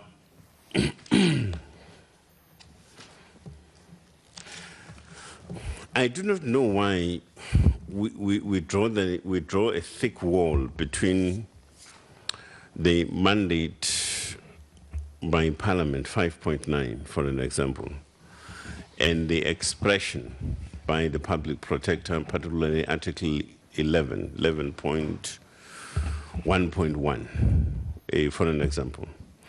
Because those 2 issues must be read together. The 2 reports must be read together. So when the ad hoc committee said, make a determination as the Minister of Police in relation to security and non-security thereof, pertaining to these features. Now, which features were those? Features that are under dispute insofar as the public protector's report are concerned, and they are mentioned, and that's where Article 11 comes in, of the public protector's report. So we shouldn't necessarily try and separate the two, as if you have the ad hoc committee that considered, I don't know what, because it considered the public protector's report and other issues, and then arrived at a particular position. So you need to read all those particular reports together. Now, the question of security and the issue of related kind of expenditure, for an example, security is not determined by expenditure. Security is determined by a need. And therefore, it is the need that you need to cost. But the starting point would have been to identify the need. So for an example, if your security assessment of this room is such that we need to change that door and be a door of a particular sort of make and or quality to reinforce or enhance security of this very same room that we are in, and so on, yes, we could arrive at such a determination and so on. But how much is it going to cost? It becomes, you know, the second step in the exercise, for an example. And so that's one. But also the larger point around that issue is that let us not forget that there are issues that are being undertaken at the level of the Special Investigation Report, Special Investigation Unit, Public Works, in terms of cost inflation issues and recoveries that would have to be affected, legal and or disciplinary matters that are also being affected in relation to this very same question. Because indeed, I think, you know, there's an agreement across the board that you have had cost inflation, you have had issues around value for money or any other matter and so forth. So that's a grade 2 kind of point. Now, the question of the location of the swimming pool, again, it's we can sit here and talk and spend the whole day talk about whether it should have been located where and whatever and so forth. The fact of the matter is that you had an assessment conducted, and therefore people who are structural engineers as experts, for instance, had to be pulled in to look at how that needed to be dealt with and so forth. But also a determination needed to be made about location and so on. So we can debate about should it have been there or should it have been at the bottom of the homestead or right at the top of where the Galaxy Reservoir is and so on. I mean, really, that issue is neither here nor there. The fact of the matter is, we have, in the work that I've had to undertake, for instance, to deal with the question of security and non-security thereof around these particular features, what authority was relied on and upon in arriving at a conclusion that you needed to have a fire pool, for an example. And that question is established, and there is no other evidence contrary to what I've had to establish in this regard. The question of the CCTV cameras, you will remember that one of the issues that in our engagement, I think on the 22nd of July back in Pietermaritzburg, I spoke to the issue of outstanding work and work that is not complete. And I was saying, look, there is a need to do an overall assessment. What is it that has been, because for instance, you can have outstanding work in a sense that the work is outstanding but not paid for, but you could also have outstanding work in a sense that it has been procured and everything else and paid for but not done. I'm just making an example. But you need, when we take stock of where things are at, those issues are likely to become much more clearer, for an example, and so it goes. One observation that we made, and that is made by a number of reports, is that, and it's a point that is not contested, and that's the fact that most of the installations and work had to be halted because of ongoing investigations. And therefore, that's why you have your SIU, you would also have the public protector, making the same point about the need to complete outstanding work, for an example. So it's a point that we definitely have got to come back to. Will that mean additional funds have got to be used? It's difficult to determine that at this particular stage, because you need to start off by assessing the overall project, I should think, in terms of where things are at, what is it that is outstanding in respect of what exactly, whether is it in terms of practical work and execution thereof, or is it both practical and execution thereof, including the resourcing of the to complete the work and so on. I think that would be will become much more clearer, and the extent thereof and so on. The question around the Honorable Nkandla, the question of the President has not fielded reasons on the Public Protector report. Now, you remember that the Public Protector report, again, Article 11.1.4, made a call for the President to file a response to Parliament within a period of about 14 days, if I'm not mistaken, somewhere there. Now, and that happened.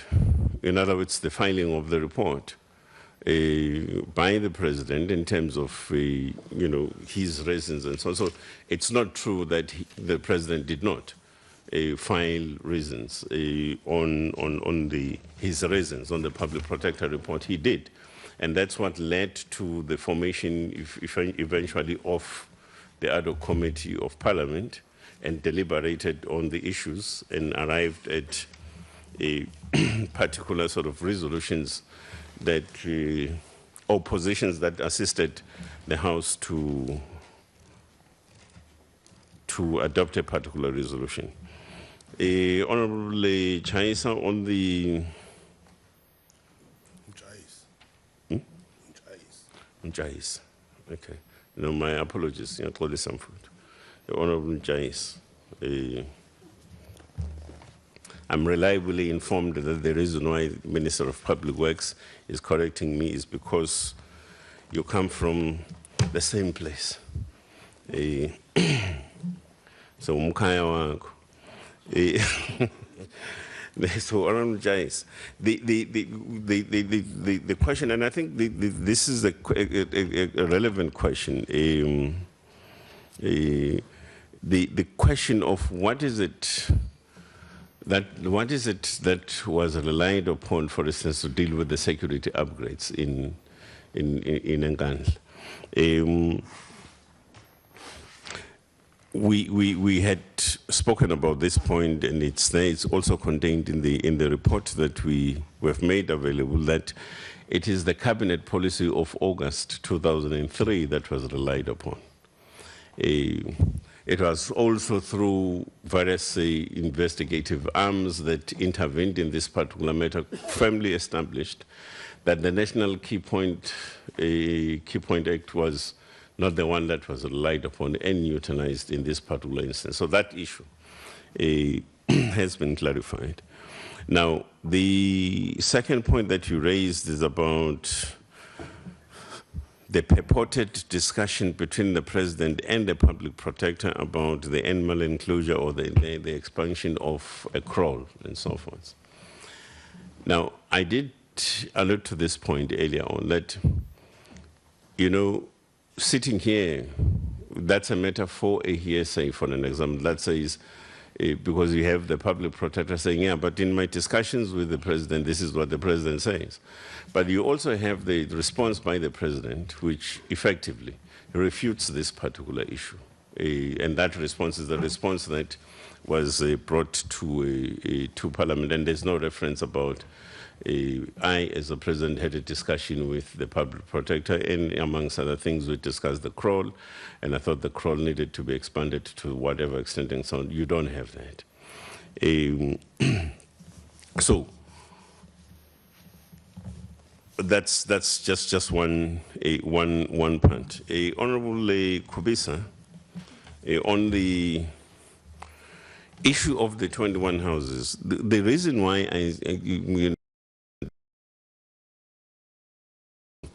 I had to bring this matter back here is because, you know, there has been quite an effort to talk about the 135.2 million in relation to the 21 houses and not include the question of the helipad, the question of the clinic, as well as professional and or consultancy fees as part of that particular figure and so on. And I think when we talk of the 21 houses, we should not just talk of 21 houses as a standalone in relation to the 135.2 million.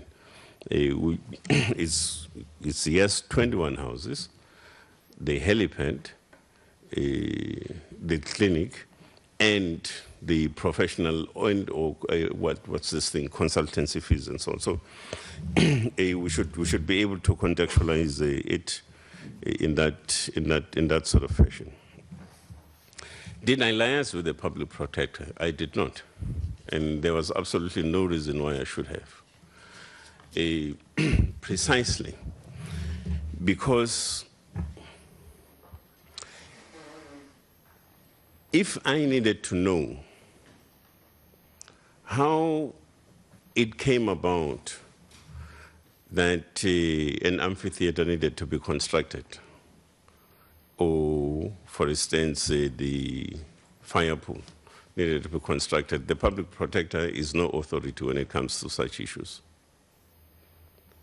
Because the only authority that we have are people who, firstly, were involved at the security evaluation stage. Secondly, your architects, your engineers. Thirdly, people who designed.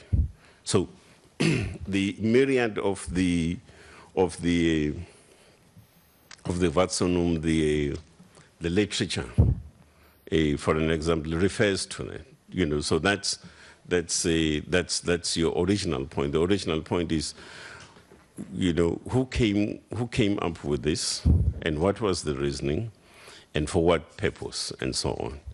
And is there consistency, for instance, in that value line of sorts, and so on. And that's what I had to rely on. And just for your information, Honourable Kubisa, the SIU does not conduct security evaluations. It just investigates. So the assessment here is, and the competency area here is the South African Police Service in conducting security evaluation, security assessments, let me put it that way, together with other state security agencies and so on, but not with the SIU, for an example. So that's the point. Honourable Steenhuisen, on the question of the asset register, I think you will also get probably some clarity from the Minister of Public Works.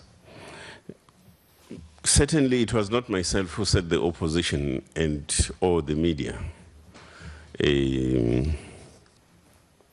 spoke about an amphitheater.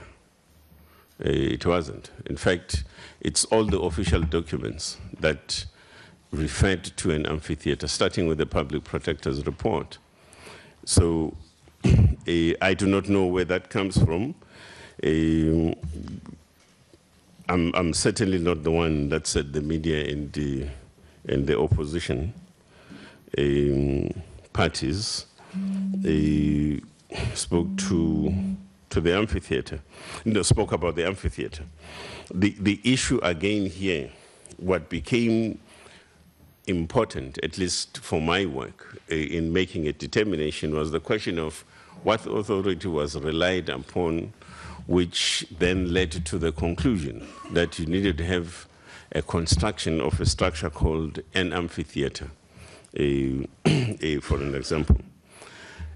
But I also did allude to this point. I'm not too sure whether you were here this morning when we had started off, because I was also trying to clarify this point, because for me it was important why the area was called an amphitheater.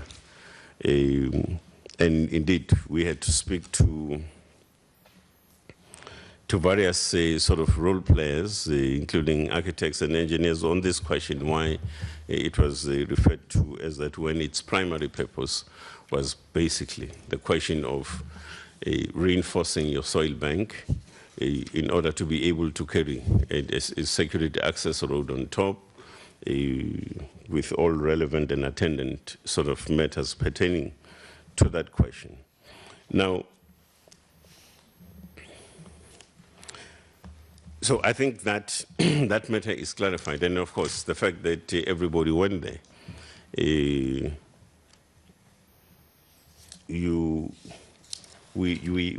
I'm certain that nobody saw an entertainment area, a traditional sort of conventional amphitheater kind of thing. I mean, you couldn't sit there. How do you sit on an alu garden and get entertained on it? It's impossible. But also even the sitting arrangement, even if you were to take a vertically advantaged person like myself and say, sit there and get entertained, I mean, it would be extremely difficult. And I think I gave, for an example, the measurement in terms of height from the bottom of, let's say, the lower part in particular, the lower end, your 63 centimeter height, but also in between your 70 centimeter width from between one wall to the next and so forth. So certainly, I mean, that can be an adequate sitting arrangement for any amphitheater kind of structure, for an example. So it's certainly not a possible thing. Now,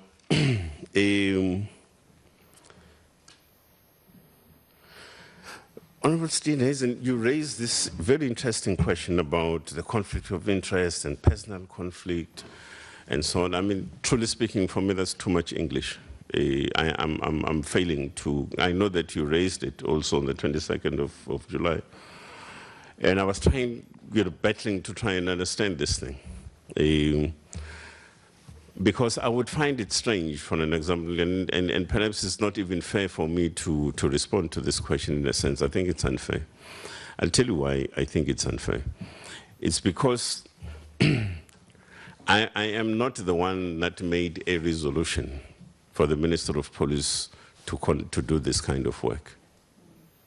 It was this House, this Parliament, that arrived at that resolution. So the unfairness for me would be to then talk about it as if I must have either arrived at that resolution and or somewhat influenced that resolution to be taken by the House, because I certainly didn't. So I don't see this thing, and part of the problem is that I've been, and I think I shared this thing also with you at the first engagement of this ARTO committee when we dealt with this report, that if we continue to address ourselves to issues of governance from a personal and personalistic point of view, that kind of cult, for an example, will water down our constitutional outlook. I have a problem with that. Because in your head, in your own thinking, precisely because I'm appointed by the president, and the president follows a different procedure from the rest, and so on, in removing me, then that means I'm, in your head, I'm acting in a particular way, precisely because of that and so on. And therefore, we are veering away from the real issues. The real issues are, you have the 4 identified areas that were disputed and queried by the public protector. You had subsequent discussions and engagements here in Parliament on that issue, on those issues, and therefore, the Minister of Police had to be activated in a particular way to begin to attend to those issues and establish certain issues and make a determination. So the Minister of Police does that. But what does he do? He says, where did this come from? That's a starting point. Now that we're talking about these issues, where did it come from? Where do they come from? And why were they constructed? And what was the original thinking? And where do you find it? Where do you find it? You find it in the documents that are out there, that one had to rely on to then say, no, this is how these issues were considered and so on. But on top of it, we therefore needed to satisfy ourselves. If you say in your document, for an example, let's say documents by Public Works, your letter F, which then shows the actual design of a fire pool, for an example. You then need to talk to people who know something about fire and say to them, but is it true that there is something called a fire pool? And how does it work, if it is true, and so on? You know, that's then an expert opinion outside of what is in the documentation, for an example. So, and that's why I keep on saying that if we deal with issues, let's deal with issues from, you know, a principal point of view, but also content point of view, so that we're able to refer ourselves to the real sort of points, such as authority and any other thing that we can rely on and so forth. So, for starters, that's why I was saying that, look, maybe it's also a bit unfair for me to respond to your question about the conflict of interest and personal conflict and whatever and so on, precisely because I did not just simply wake up one day and decided, oh yeah, I need to go to Nkandla and do this work and so on. It was the resolution by this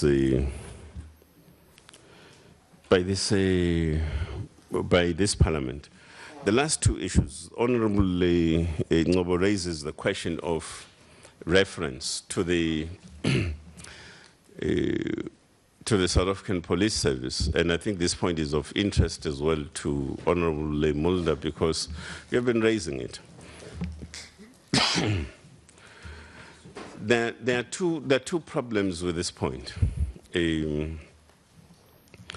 Because the first attempt is to then say the Minister of Police has got nothing to do with the South African Police Service. That's a very strange analogy and strange approach to the question. You'll remember that I also spoke to the question of Section 207 of the Constitution about the question of political accountability when it comes to the issue of policing. Now, so if I were to follow your reasoning, and you say the public protector did not say the Minister of Police, the public protector said the South African Police Service. So who's this constable that is going to make this determination? I'm just making it, because you can take anybody, pluck out anybody. You know, that's the thing. So, and therefore, it can't be a correct kind of approach. And I'm saying the one approach is that constitutionally there is something very defective with that approach, because they are then saying, detach the Minister of Police and has got nothing to do with the South African Police Service. And I think that's very wrong in the first instance. And they are then also implying that anybody, by the virtue that you are wearing a blue uniform, we are South African Police Service, and therefore you could, you know, in a sense, do this kind of, that reference. I think it's a bit of a problem. So Honorable Ngobo, when she raises this thing, I think it's, I suspect, is probably also trying to deal with this issue in the manner in which, you know, it has kept on coming up, particularly from the side of Honorable Mulder. And so on. So I think we need to be quite clear about that. You know the 31 million that the Honorable Ngobo is raising from the Public Protector's report, and in fact I think it was Honorable Mulder as well who also referred to it at some point, that it comes from there. In fact, what comes from there is the 246 million. Now, what you are not saying is that that 246 million is not the real figure.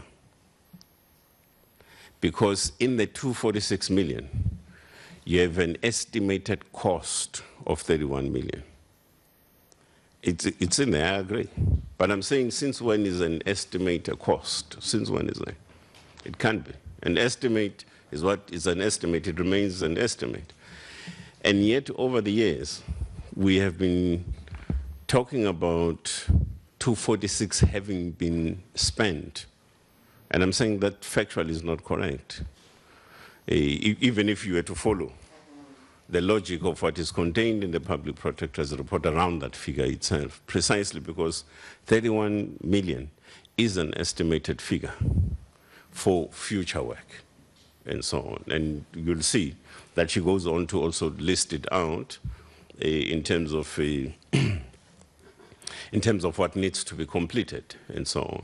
So we can't talk about 246 million even in that. Now you'll realize that actually the factual figure, if you were to minus the 31 million, is 215 million, almost, somewhere there, if you were to take out the 31 million and stuff. Now, so that's the one part. But I think Honourable Member also raises a critical question.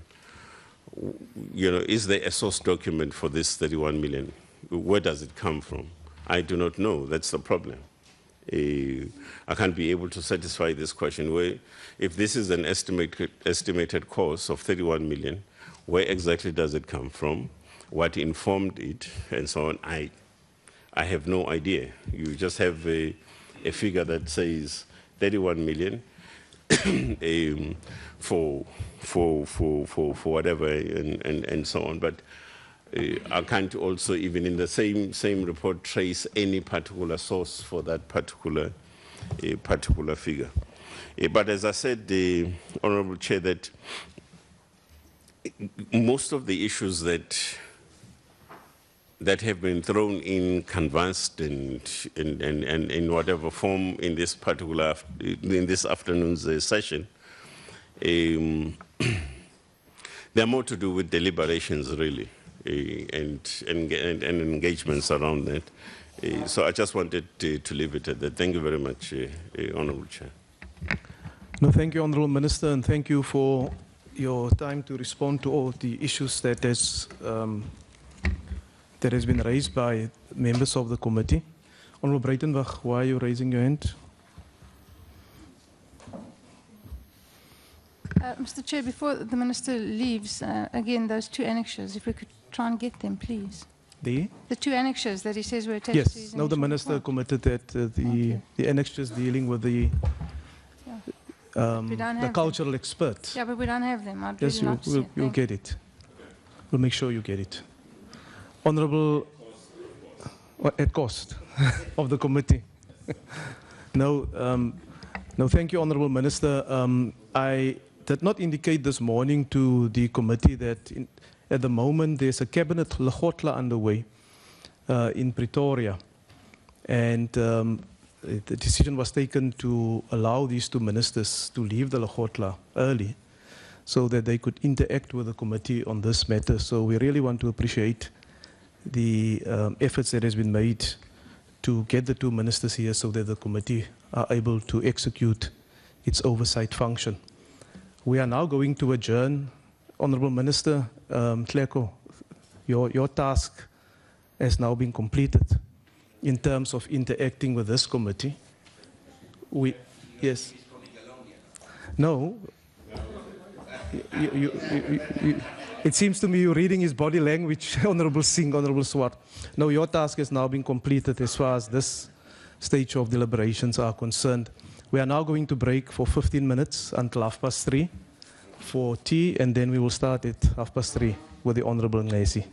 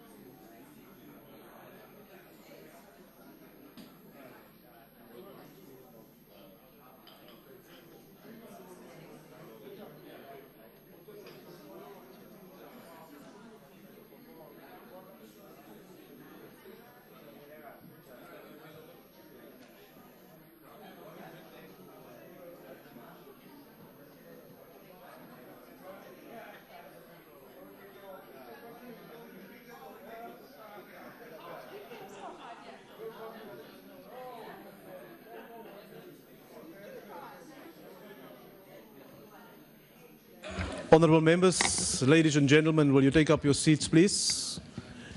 May I ask the staff at the back just to close the doors?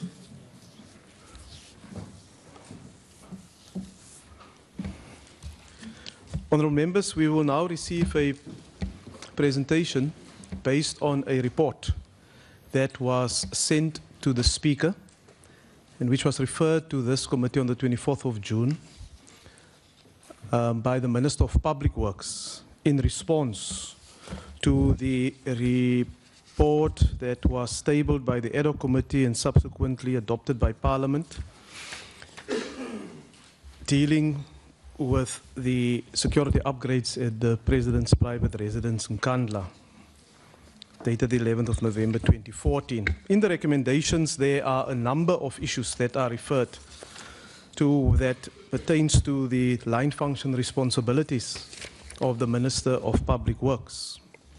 And this, inter alia, is 5.5 in that report that deals with keeping those accountable who are responsible for the loss of state funds.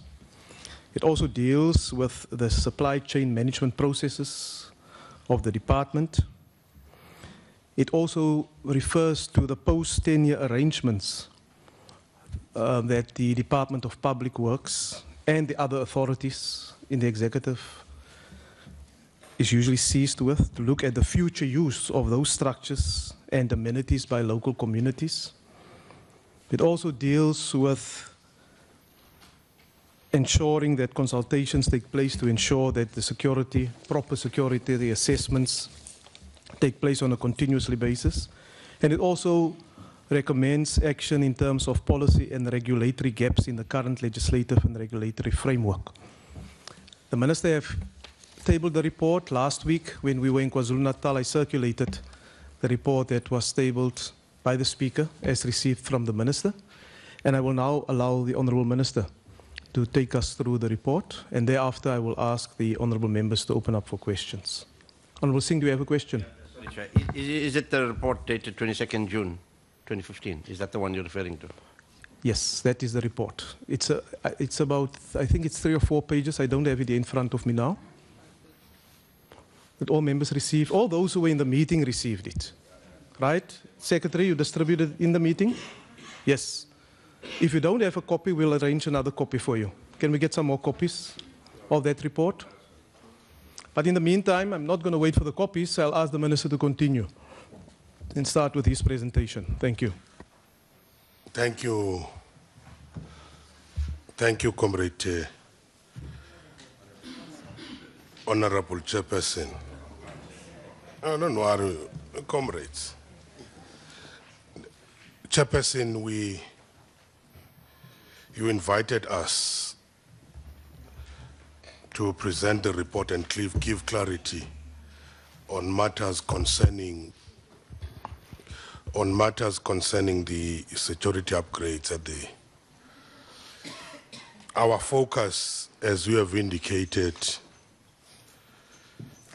is the implementation of the recommendations. But it's important that we understand that these are the recommendations of the various reports which have been consolidated as the 2 recommendations, in particular in the ad hoc committee report, or 3 or 4 recommendations.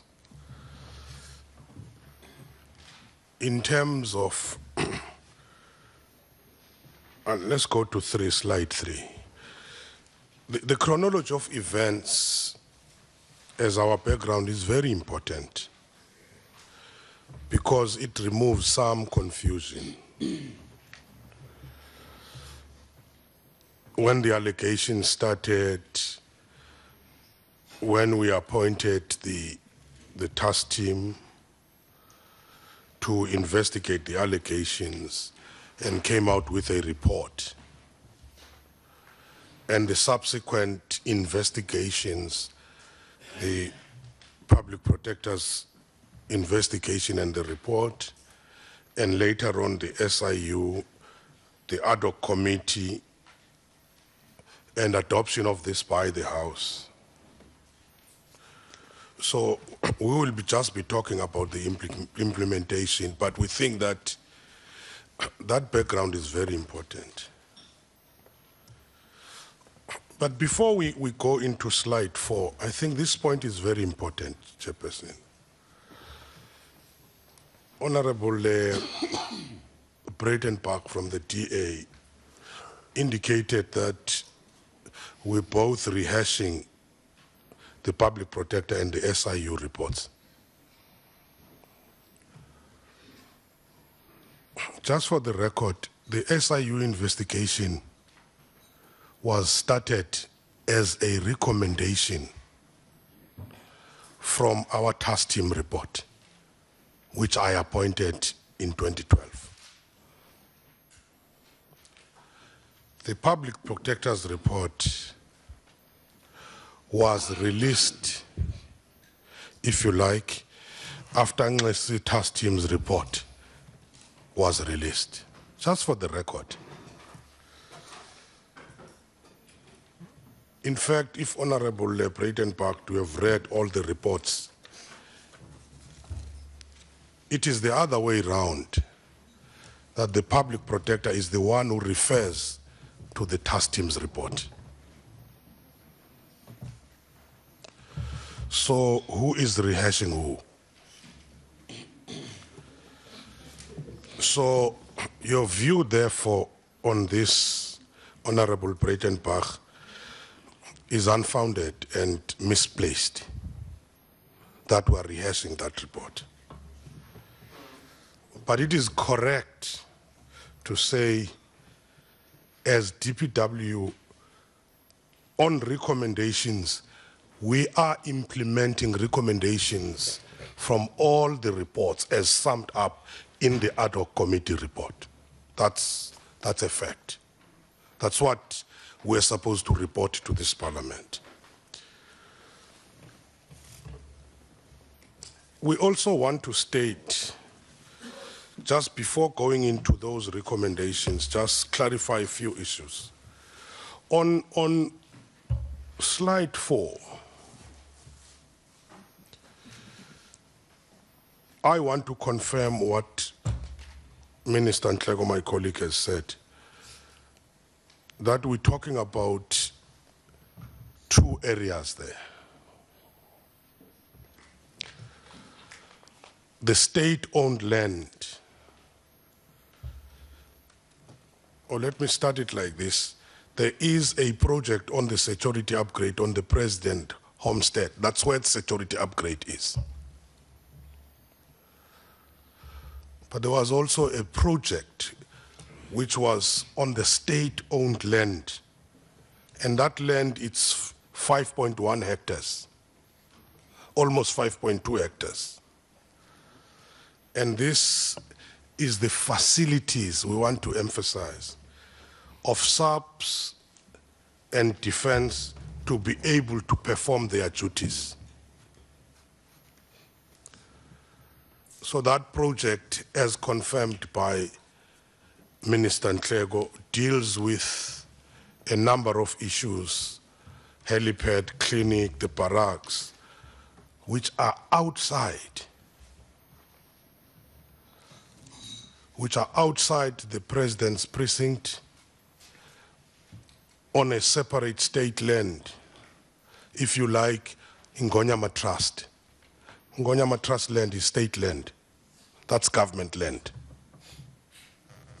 which is held in trust by the chiefs. So says the law. So we thought that that clarification is very important.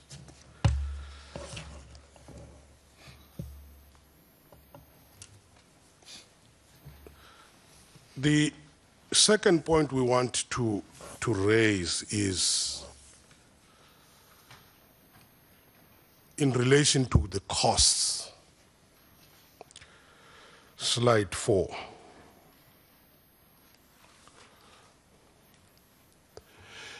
As per the articulation of Minister Nkandla,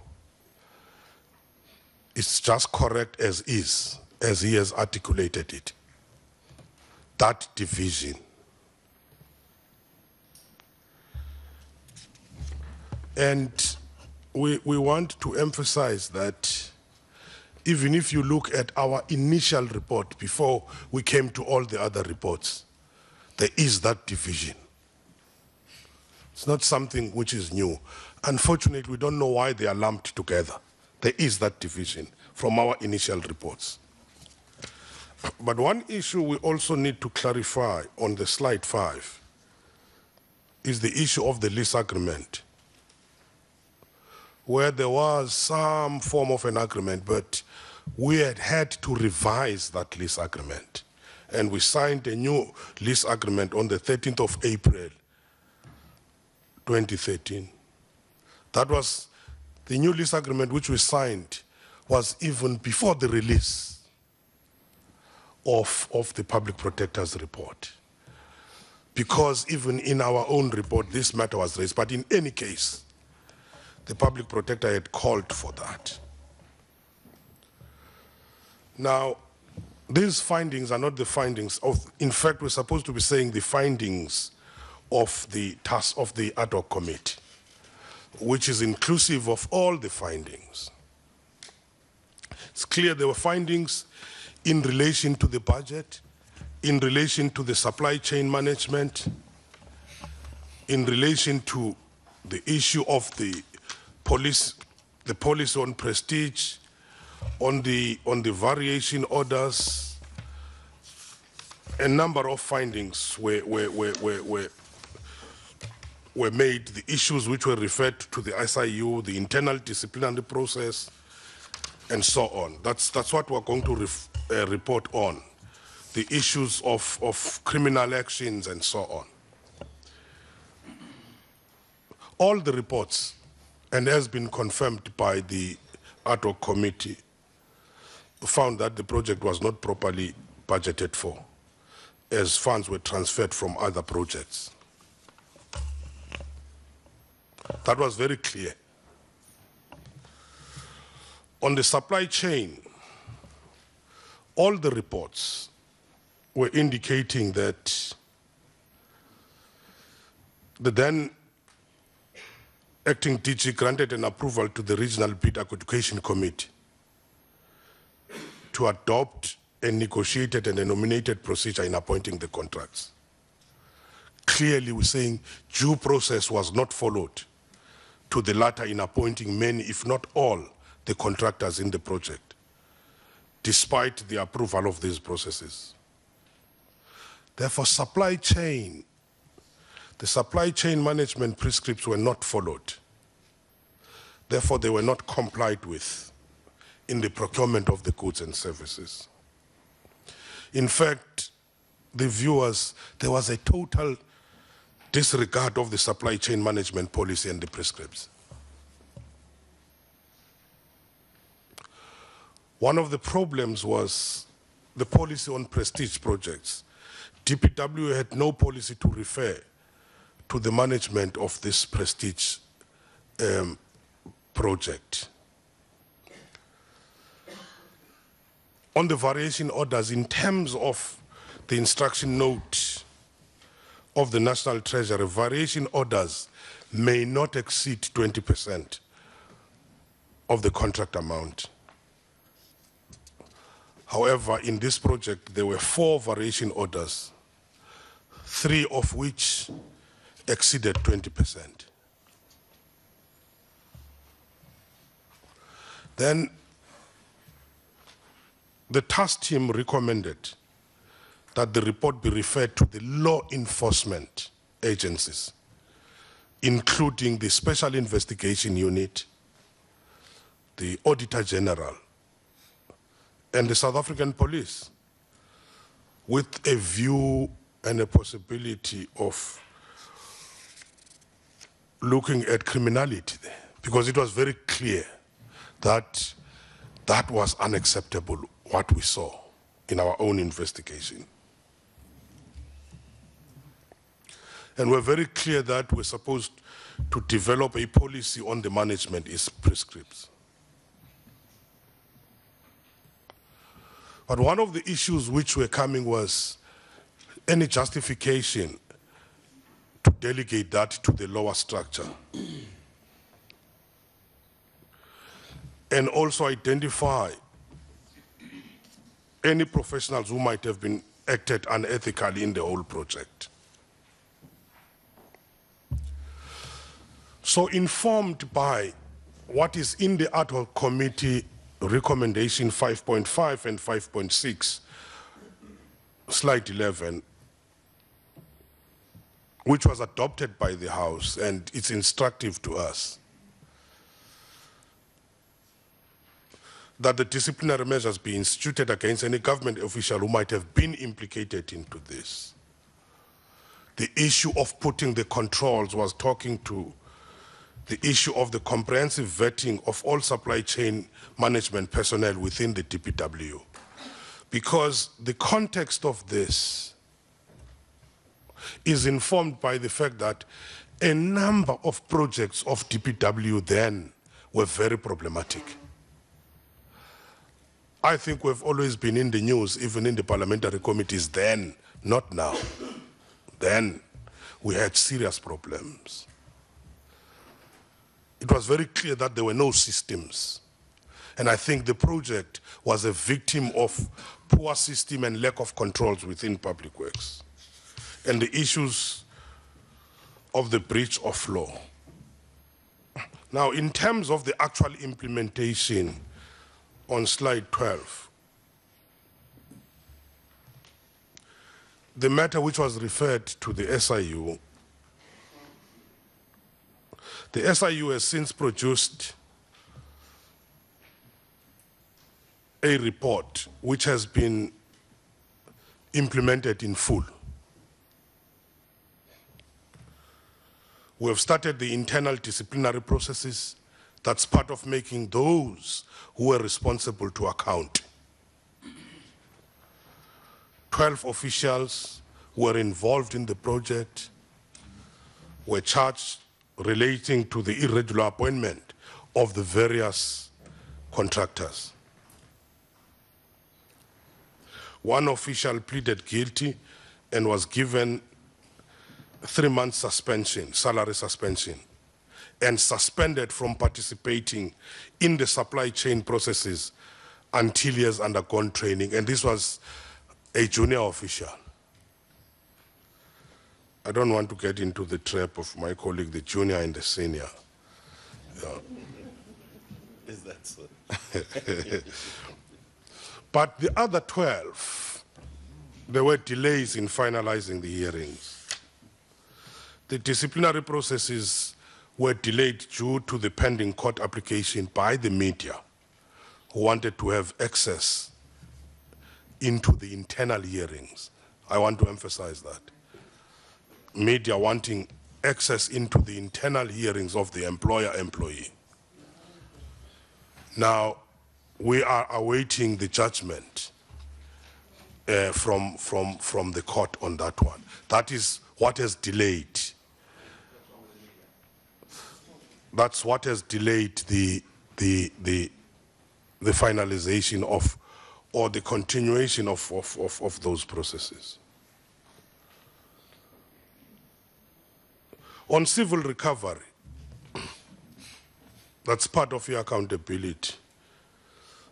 On the 11th of August 2014, the SIU instituted a high court action against the architect and the principal agent, Mr. Makanya, for an order in the following terms: declaring his appointment to be inconsistent with the provisions of Section 217 of the Constitution and DPW's supply chain management policy and procedure. Also directing the architect to pay the National Treasury an amount of 155 million, which represents the financial loss suffered by the department as a result of the unlawful, wrongful, and negligent conduct in the project.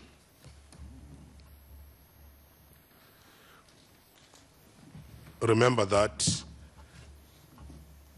all the other providers were interacting with the department through Makanya, including invoicing. That's the logic.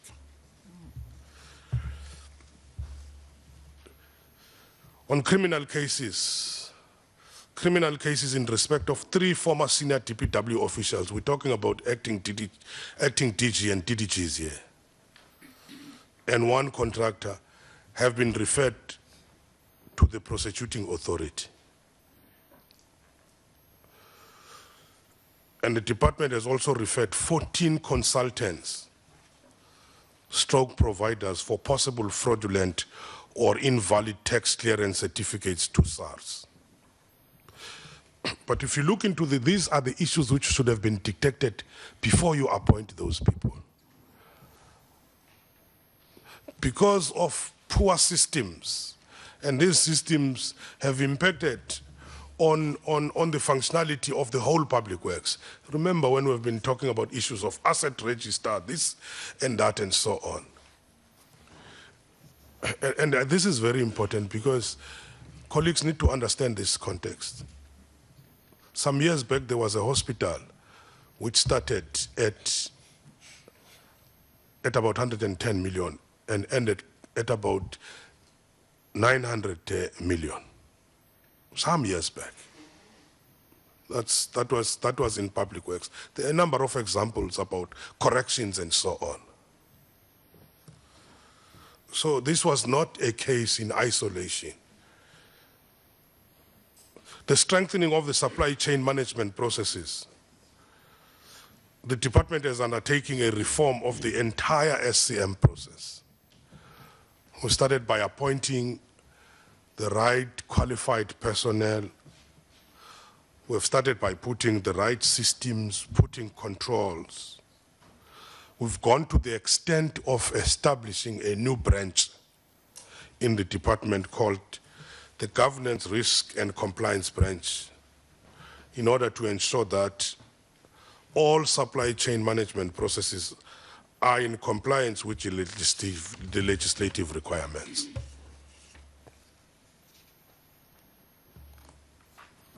Developing the prestige policy. The department has developed a prestige policy with norms and standards to guide the implementation of the security measures at the private residence of the political office bearers. But that is being subjected to the cabinet processes.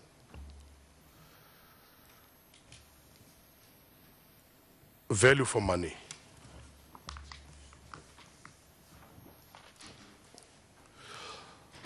All investigations found a total disregard to SCM processes in the appointment of the various service providers. And Minister Nkandla has raised this one. I'm just confirming. The SIU investigation confirmed our suspicion of the scope creep and inflated costs.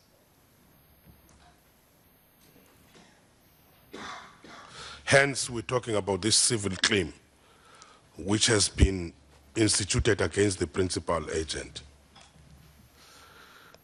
From all the reports, therefore, it's undeniable, or it's an undeniable fact that there was no value for money. There was shoddy work.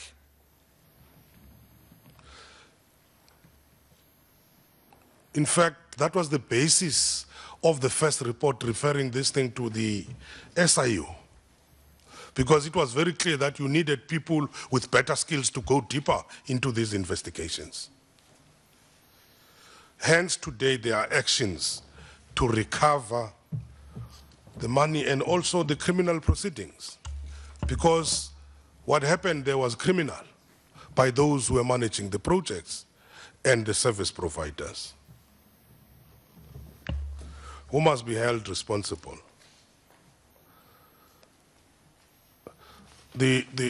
All the reports have identified the violation of the SCM processes. I've talked about the senior officials, starting from the then acting DG, who failed to comply with the PFMA, and those cases which have been referred to the DPP for e-prostitution. Those are the people who are responsible in the implementation of the project. The 12 officials who are being subjected, all those who were involved. Because all investigations found that all the above officials were responsible for project gone wrong. And I'm stating this because all reports, including the public protector's report, found no evidence of political interference.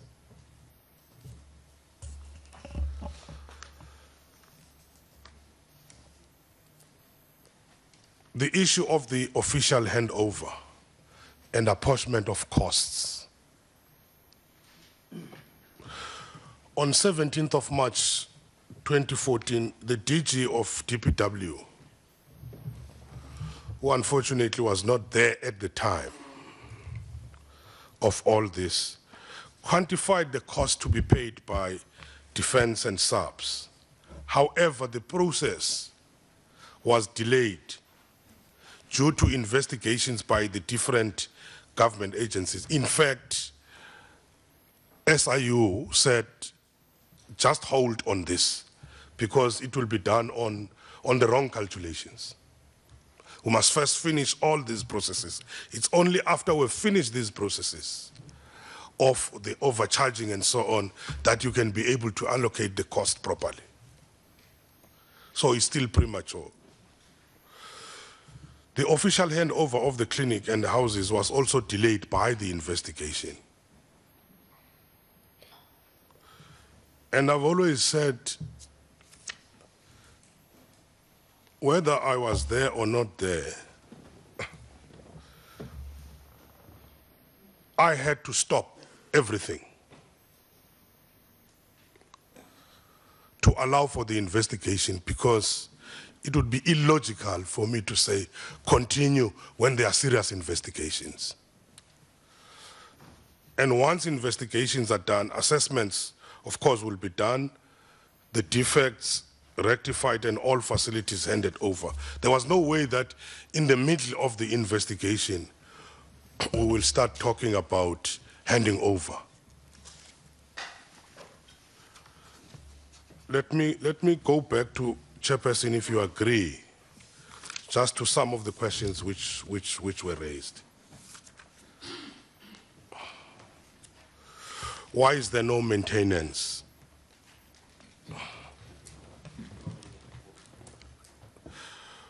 When allegations of mismanagement of the fund were raised, as I've indicated, I had to give an instruction to stop any further expense so that we allow for the, because if you're continuing with that, it would mean you are adding to the expense. Unfortunately, we had anticipated that the investigations were not going to take long, but unfortunately, the investigation took such a long time. And it's clear that it's going to take a long time because you can only conclude some of the things once people have gone to court and you deal with the court processes. That was the unfortunate part. So it was not anticipated that it would take so long. It was anticipated that it would be a temporal stop, then we go back and deal with the project. And I still believe, Chairperson, that allowing any further or incurring further costs would have been irresponsible on my part. Any reasonable person in my position, I believe that would have acted likewise. The appointment of Makanya.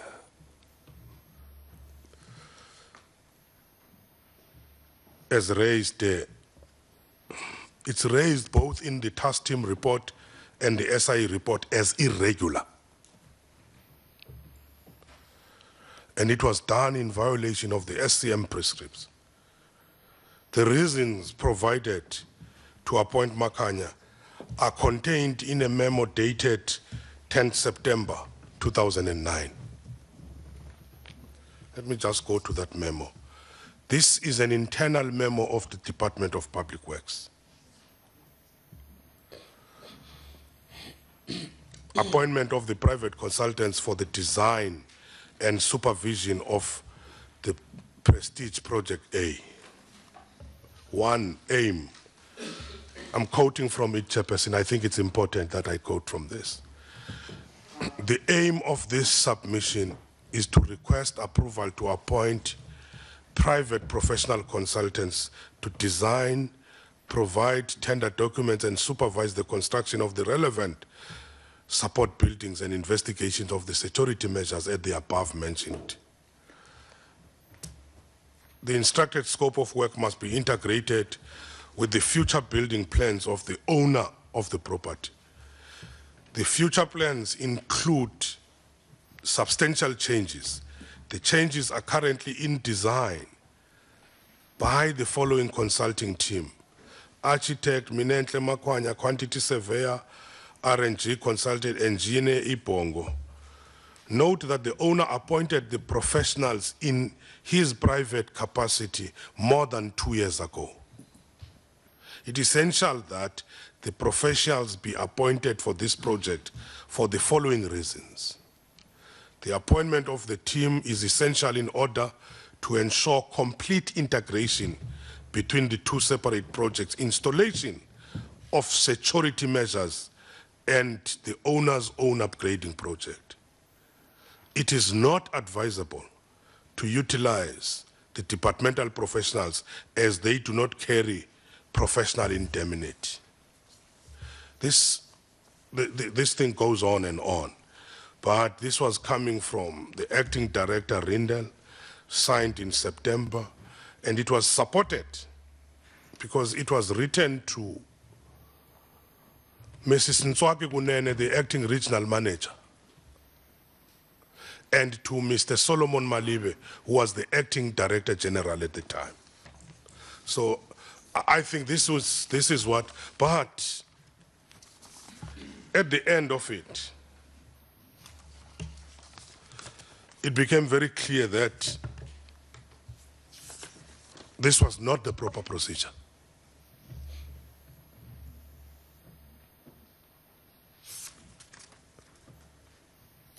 Clearly,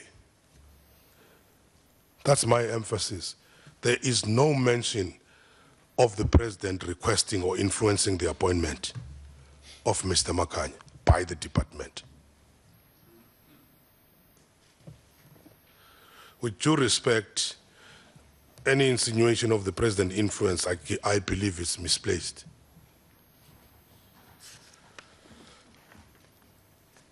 The other question was Rindel's 31 million. Where does it come from? I think Minister Menene has explained it. That an estimation, the 31 million, yes. Why Minister Nene now? Minister Ntlek, I suspect we look the same, don't you think?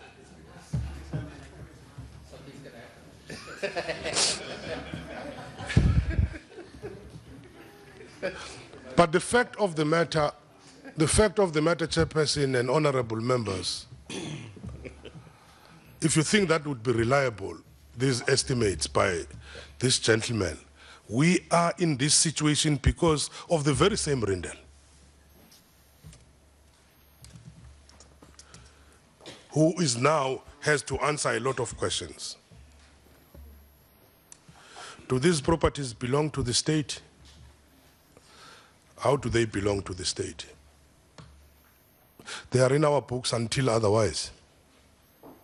We've been doing it for a number of departments. It's common knowledge that we've been talking about reconstructing the asset register for the Department of Public Works. We've been reporting to the Public Works Committee and the select committees on the reconstruction of, which we have said now it's about 98%.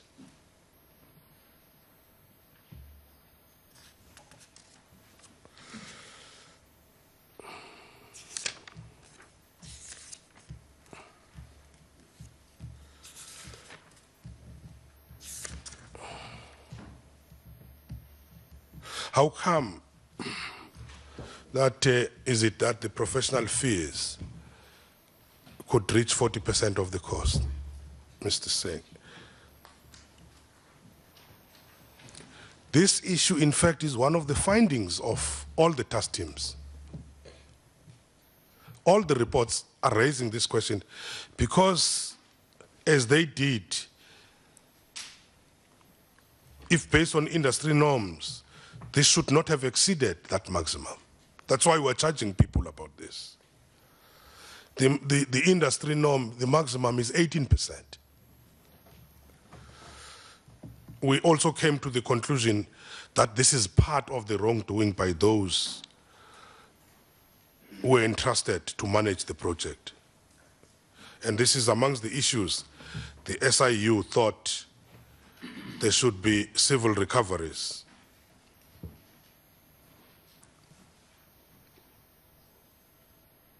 And I think this has been addressed in the reports we have issued in the matter, both outside and inside Parliament. We have dealt with this particular matter. Any plans to recover the money, I think we have answered. That's why we are involved in civil actions. How much of each house's cost? I cannot be able to say now, but I want to say the calculation which was branded in the media of 6 point something is wrong, because it just took the number of houses and divided it.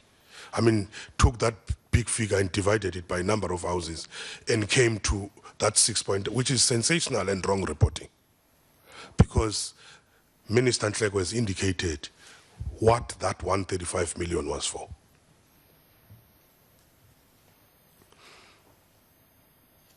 Which asset register? In our asset register is Public Works. We have a lot of facilities which are used by a number of departments which are part of the asset register.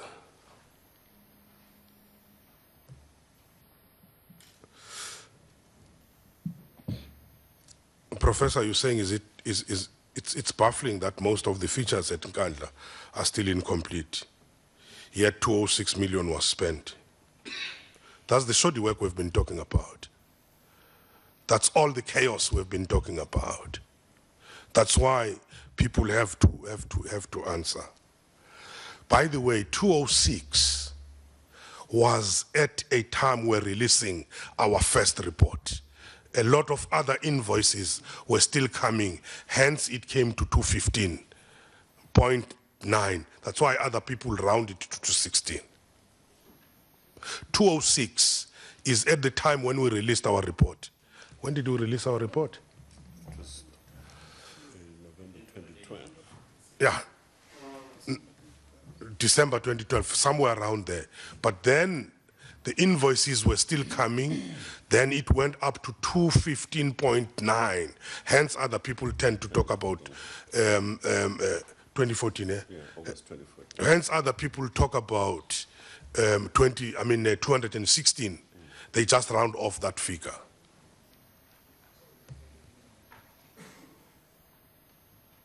And I've said, Professor, maybe things would not have dilapidated to be where they are if I had not said the project must be stopped.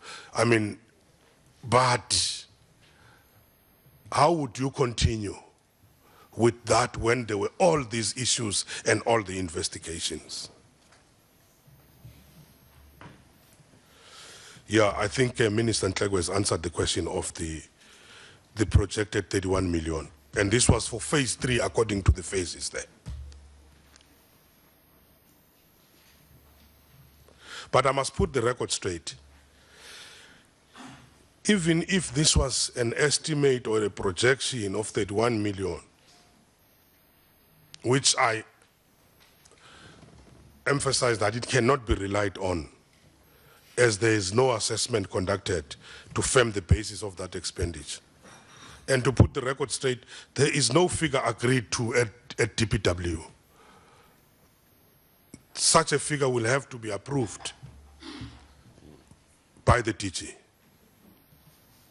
So we cannot rely, and I repeat, on Mr. Rendell, because we are where we are today because of this thumb sucking. Ngibona ngathi sihlala ngivale nje khona lapho. Thank you. Ngilinde imibuzo. No, the minister indicates he's now through with that part of his presentation and he'll stop there. The Honourable Smith, Honourable Maimane, the Honourable Singh, and the Honourable Swart in that order. Honourable Smith. Thank you very much, Chair. Minister, let me preface my questions, 3 that I have, just by saying, Minister, even before your presentation, as a committee, we knew that the PFMA and the supply chain management was disregarded. So you've just confirmed it in terms of accountability or the responsibility of the accounting officer and his senior management team. So you've reconfirmed what we knew. You've also reconfirmed, Minister, that there was no value for money. The shoddy workmanship that we picked up when we did our own oversight visit, the incompleteness of the projects, and the amount of money that was spent, I don't think anybody is in disagreement that there was just no value for money.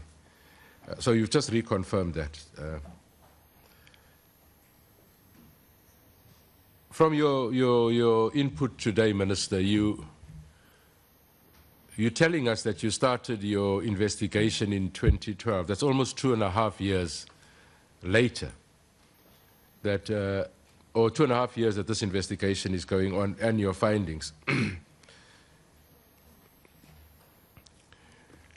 And the SIU also instituted its own processes almost a year ago.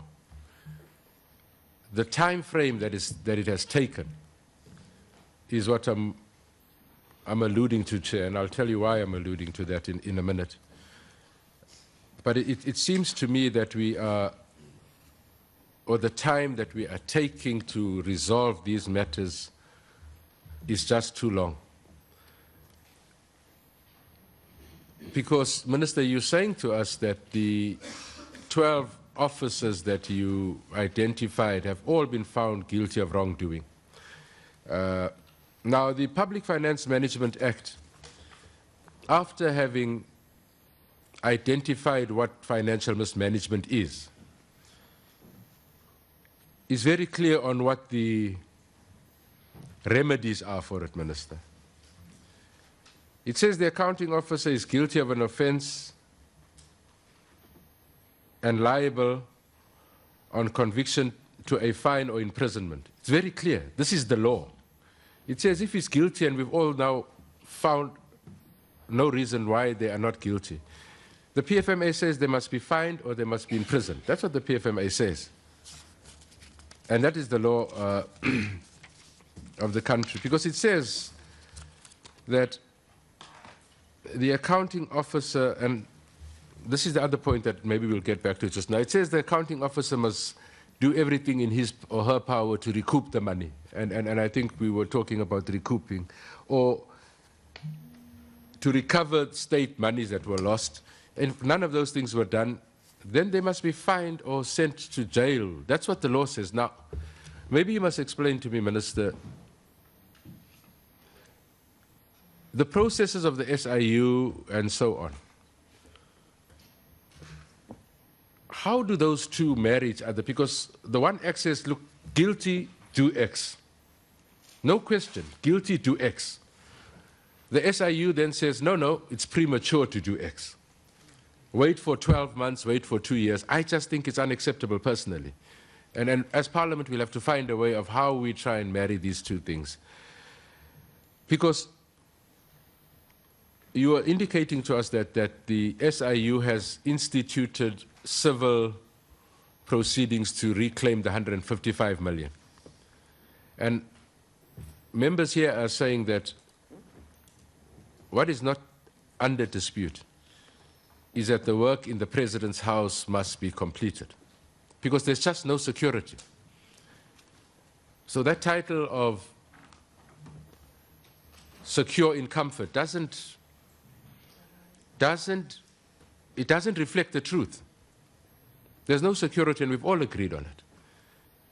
There's 155 million rand that we think must be recouped.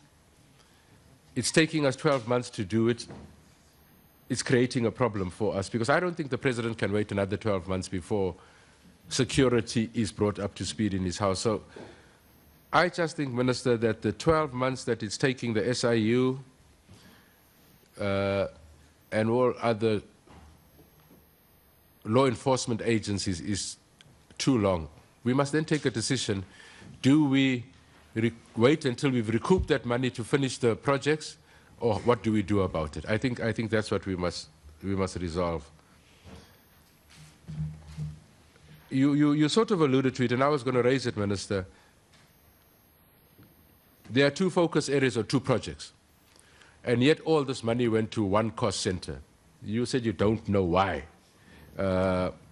Maybe before we conclude our business on the 7th, it would be helpful if we got some explanation as to what was the thinking, because that will form a major part of our report, Minister. Why was it not 2 or 3 cost centers? Because under normal circumstances, DPW does the work, it builds the client department, and the client department must carry the cost. In this case, SANDF and SAPS have not carried their cost, and I know you said that we must wait until all costings have been done before we can do the allocations. Again, I personally don't think that it's helping anybody to do that. So those are really my questions, Minister. Why are we not implementing the PFMA?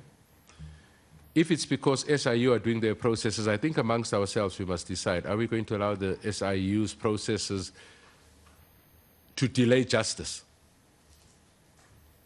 I think we must discuss that amongst ourselves. And thirdly, Minister, if you could explain to us, if not now, certainly before the 7th, the cost center the combination of all those amounts into one cost center, because I think that is part of what bedeviled where we are right now. Thanks, Chairperson. The Honourable Maimane.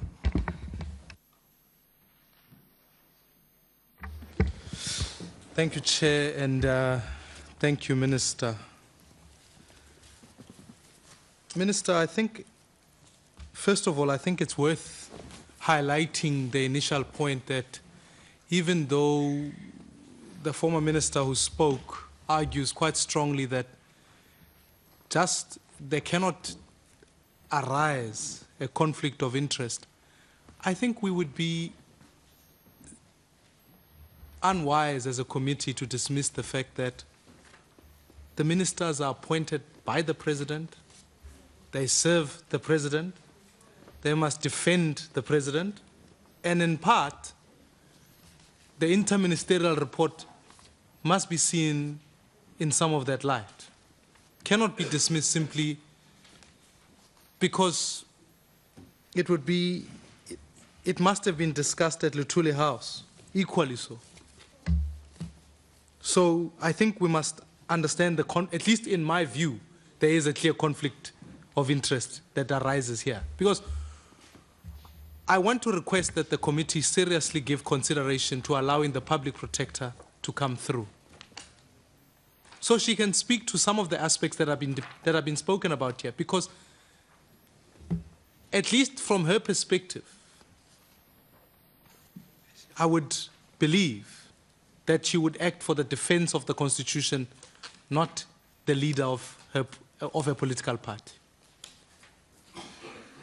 I think there's a particular point I want to look at, which is written in the SIU report, where there's commentary from the SIU report that highlights the responsibilities, the segregation between the executive and the administration.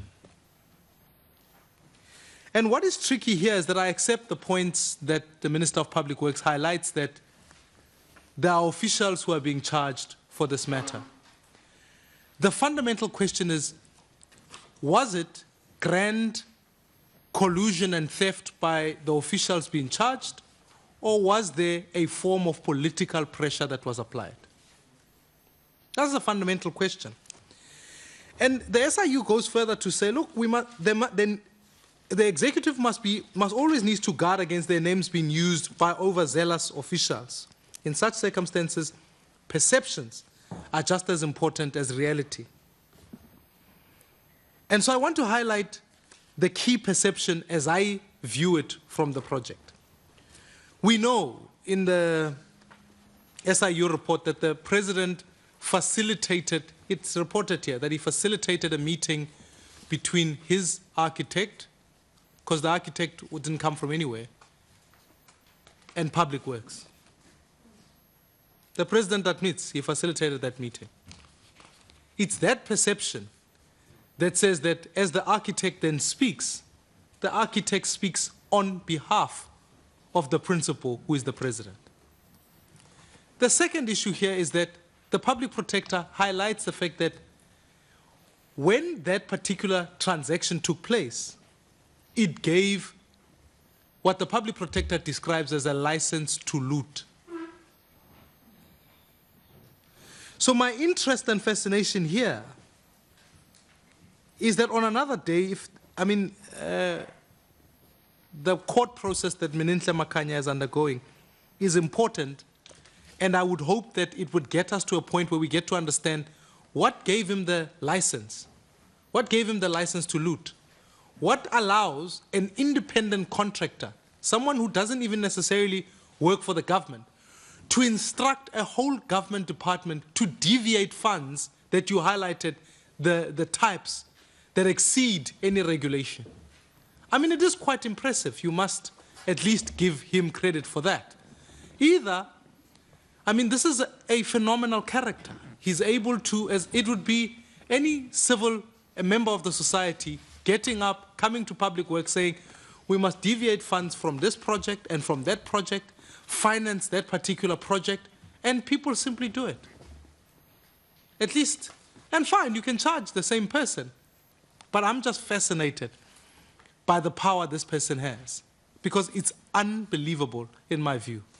And if that is so, then the process that we are following must arrive at that conclusion, but I beg to differ. I think we cannot dismiss the fact that there was political influence, as the SIU highlights that it is just as important as reality. And I want to argue further that it is improbable. If you read the rest of the SIU report, the president did highlight the fact that progress was slow. So yes, once that takes place, of course, we must speed up things. And the point is, we cannot sit here today and say, if someone that I have hired does something completely wrong, that I can't be held culpable. So the extent to the charging, I was to ask honestly, why are we absolving the president of all and all responsibility? For after all, he facilitated the meeting with the architect. After all, there was license to loot being put forward. And further, and more seriously, the president here is a key benefactor. So, when I look at the public protector's report, she highlights the fact that the president did not answer many of the questions that were sent to him. In the SIU report, it is the case. I'm fascinated to learn whether or not we are simply going to accept this whole line that the president is unclear about this project, and that in fact there's no culpability. We've gone to great lengths to charge the officials, but surely they could not have been acting on their own instruction, because if that is the case, Mr. Makhanya is an unbelievably talented man.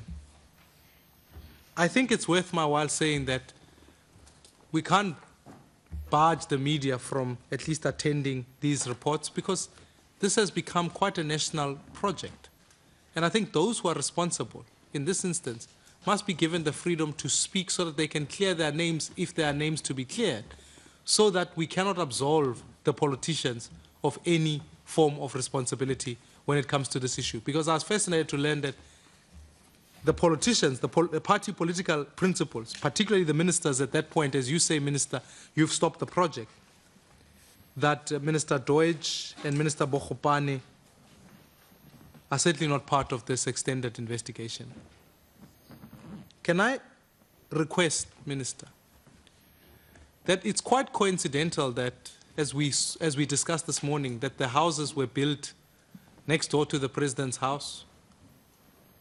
Have you got the lease agreement and could it be furnished to this particular committee? For its delay, the lease came later subsequent to the building. At least I might be mistaken in that score, but maybe you can clarify why there was such a delay in the matter. And then finally, I think, Minister, your interest and my interest here are important because both of us want to save the state from going through this headache. But you've tasked, in some ways, the process of retabling. I mean, I've requested and I've written to the presidency to ask for the presidential handbook to try and understand what determinations we put forward. I appreciate the ministerial handbook. How do we ensure that this project never gets repeated, particularly when it deals to the security of members of the executive? But here's the problem that I want to highlight, is that what can that particular process not be tabled so that Parliament can at least interrogate it? Because ultimately, the executive is held accountable by Parliament. And I'm wanting to propose that, at least if you've got that particular document, that it can't just be exclusively cabinet-driven, if that's possible. Thank you. Honourable Singh. Thank you, Chairperson. Thank you, Minister, for a comprehensive briefing with facts that you've placed before us. But you know, sometimes we have to give credit to the fourth estate and to whistleblowers. Because had it not been for whistleblowers back in September 2012, which was reported and published in the newspapers, maybe this investigation wouldn't have taken place at all. I'm reading from one of your documents, the first paragraph, where it says, this decision came in response, the task team decision, came in response to allegations of financial mismanagement in the revamping of the President's home, published by newspapers in September 2012, allegedly based on documentation obtained from the Department of Public Works. So it came from within. So that started it. But anyway, we give you credit for the work that has been done because there are concrete steps that are being taken now to try and right the wrong. Chairperson, I just hope for the taxpayers' sake that we succeed in the civil suit, or the SIU succeed in the civil suit against Makanya. Because then 155 million rand can be recovered, and you're only talking about 60 million, which reduces it from 246 to 215, right down to 60 million rand. Now I note that Mr. Makanya, and I know this is sub judice, you don't have to answer, but I note from media reports that there was a request for certain documents, and the Director General of your department said they will not release the documents. That matter is before court. But I'm wondering whether not releasing those documents is going to prejudice the SIU's case against him. That's what I'd like to know, if you can have a view on that. Because sometimes, you know, you go to court, I know policemen do this. You go to court, the judge says, or the magistrate, there's not enough evidence. Why was there not enough evidence? Because at the level where this started, at the police level, at the investigation level, that evidence was destroyed or whatever it is.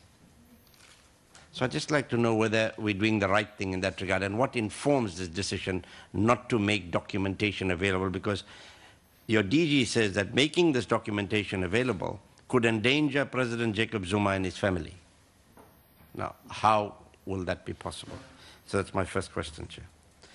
Secondly, in terms of the recommendations here, there was a recommendation that the role of the then Minister Deutsch and Deputy Minister Bokopane Zulu be further investigated and clarified.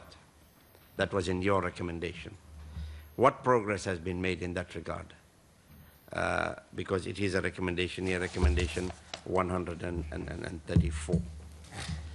And lastly, Chairperson, you know, early on the Minister of Police also, and now the Minister of Works is also saying that, you know, there's hearsay, the President didn't say this and whatever.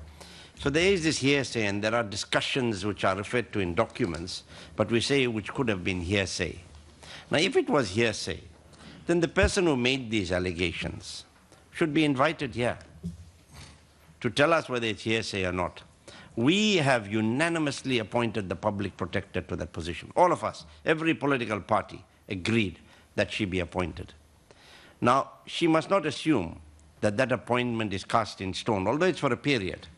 But if there are serious allegations leveled against her of giving wrong information, of misleading this committee, surely she must be given an opportunity to come here and clarify before a committee of parliament of whether she misled us in the content of the report that she had presented to us.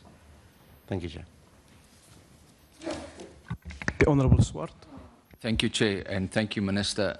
And Minister, maybe you need to be commended as well for stopping the project and understanding the security implications of that. But that is something that is very important for us to bear in mind, that in so doing, a further 31 million has been saved. And we appreciate what you've said in your submission and all the flaws and irregularities that have been pointed out by so many other reports with officials with not following proper procedures. But again, it begs the question as to why would senior officials do that? And I would touch on what the Minister of Police alluded to earlier about name dropping. Surely that is a reasonable conclusion that those officials acted against the PFMA, against all those regulations because of the President, whether it is his direct instruction or whether it is his architect. And it brings us straight back to the elephant in the room, is the role of the President in the whole process. And we can speculate, but it must be undeniable that people, and let's cast aside whether he was directly involved, but again, that can be the only reasonable explanation why these officials would flout their own regulations. If you look at some of the documents where, in fact, it is stated that they were terrified. Page 172, the project manager and the regional officials were even terrified that they will be fired or transferred somewhere else if they do not comply with instructions given to them on the project. We saw one person stood up, Ms. Paisley, the chief quantity surveyor, and questioned it. What happened to her? She was taken off the project immediately. So I appreciate the fact that the SIU is pursuing actions against the officials and disciplinary actions, and hopefully will recover. And that takes a process. That's in the hands of the courts. We can't expedite that. But at the same time, the issue of whether it's direct or implied or tacit political interference, the public protector correctly said she could not find it. But the fact that the deputy ministers were in the trenches was something that is ill-advised. So we also need to look at political accountability. Political accountability. What happened to those deputy ministers? The public protector says that basically they misled Parliament with what they were saying. Their responses to Parliament. And all these issues need to be raised as well. And that adds to why it would be helpful to have the public protector come. How did she reach those conclusions? That's the first issue. The second issue relates to the apportionment of costs. The Minister of Police, in his report on page 11, says it appears from the Public Works document that an amount of 10 million rand was expected to be paid by the President for what was referred to as private expenses. This amount of 10 million was then reduced to 3 million, and no reasonable and clear explanation was given to how this amount was determined and what led to the reduction. Now, we also see in the Public Protector's report a reference to a meeting on the 1st of April 2011 and a memo that was prepared on cost apportionment, and then the memo just disappears. I must say, the Public Protector says the disappearance of the document amid a situation where virtually all the members of the executive involved appeared conversant with its contents is a source of grave concern. I'm just saying, here the issue of apportionment was discussed. The Minister of Police says, we see there's evidence here of letters talking about apportionments, but it's reduced and then just disappears. The public protector comes out and says, in her view, an amount must be repaid to be assessed. And as I've said already, we know it's not 246. 246 wasn't even spent. So the issue of apportionment still remains. And that is our difference from this side as to the minister's report that we are dealing with, where there is no apportionment. There's still enough evidence to look into the issue of apportionment of cost between the president and those lists that were prepared. Chair, lastly, and this is an issue which the SIU will raise, but I was shocked. So it's not only the architect's fault. He's been sued for 155 million. He never pocketed 155 million. That went to the contractors. If I was his lawyer, I would join all those contractors to the process, and that's going to take years to conclude. But Bonner Lena Construction, firstly, fraud tax certificate, referred to SARS. Secondly, paid for work that was never done with the fencing, 1.18 million, paid for work never done, signed off by the architect. Thirdly, a dispute for 3.7 million. They were then paid, according to documents, I'm trying to get to the bottom of 7 million, but the figures aren't important, but including a retention amount of 10%. Now, you retain the amount because of shoddy workmanship. Those retention fees were paid to the contractors, so you've got no recourse to say, but you've had shoddy workmanship and we need to recover. So you've already responded to that aspect because the SIU is dealing with those issues. But I would like you to look at the aspects of political accountability of the ministers then, and of course, to what degree, and it might be difficult for you to comment, but my comments are there, that the president, was he involved, whether tacitly or by implication? And I think that is the question everyone needs to answer. Thank you, Chair. Honourable Minister.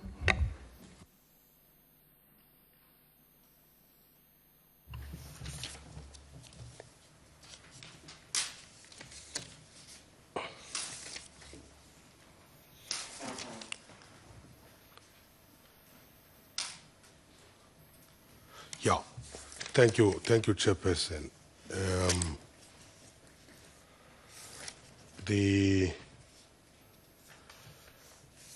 I think there is a sentiment, and that's also our feeling, that the processes of the SIU are going to be long and drawn-out processes. But unfortunately, that's our system, which we have adopted. That's the unfortunate part of it. In fact, from our side, we don't see any other way of settling some of these disputes without following the court processes. And those are not in our control, lest we are accused of interfering in the judiciary. You see, we can't. We must allow those processes to take their own course. And I hear very well what Honorable Vincent Smith is raising, and I think that's the sentiment also from Honorable Swart.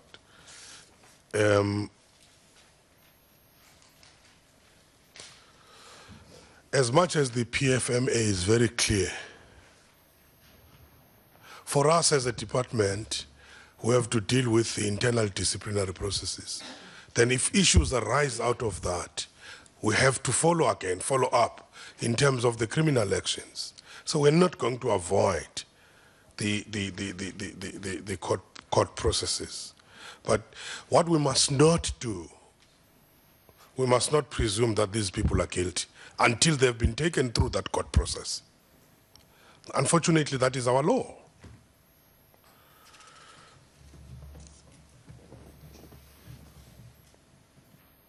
And even taking those officials who have been identified, whether you have that prima facie evidence, But you must do that in terms of your own labor relations. And everybody knows that labor relations sometimes, even if an employee is wrong, you miss one technicality, you're gone. And you know that these days, workers, when they come into that, they come with top lawyers. So the process has to be meticulous.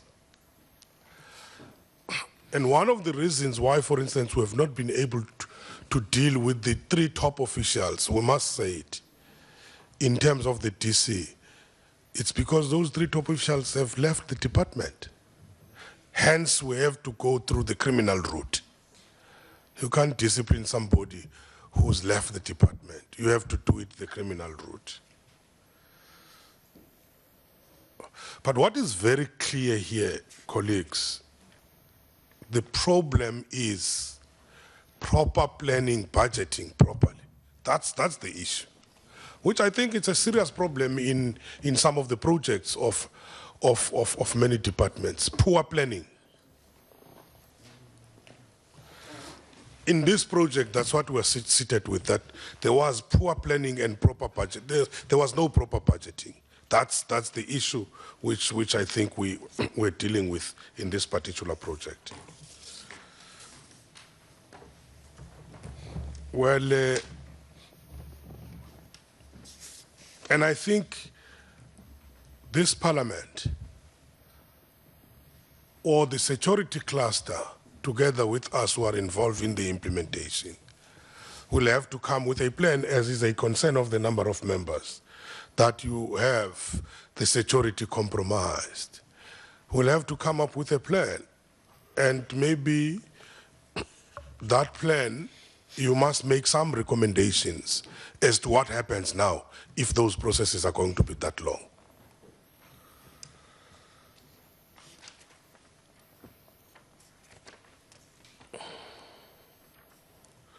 Well, the issue of the conflict of interest, Honorable Maimane.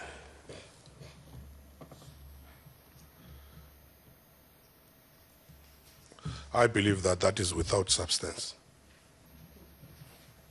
That's all I can say. That's an opinion, and that's my opinion.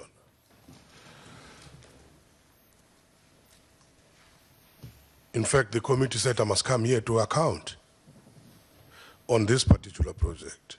Somebody else might even say, if therefore I cannot be able to deal with the issues, why was it decided by the committee that I must come here? I think the committee wanted answers from me. So that's why they called me as a responsible executive authority.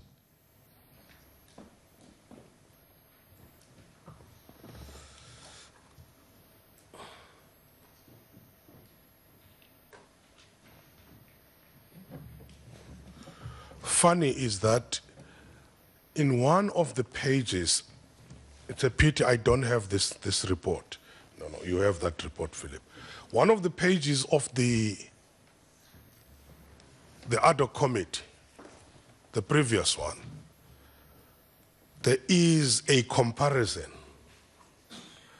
of the different recommendations, findings and recommendations of the different investigation bodies. On most of the issues, they come to the same conclusion. I think it's on page? It's page 2967. 2967, it's there. That report.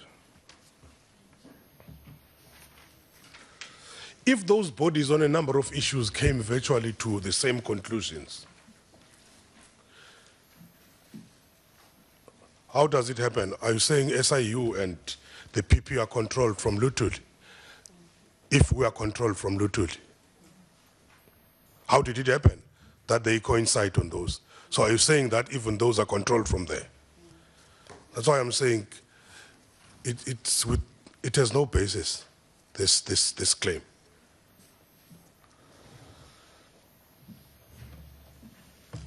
No, let's say this. As much as Makanya was the principal project manager, There's nothing which says he's the one who said these funds must be diverted from this area to that. There's nothing like that. It's not there. This was done internally by the departmental officials.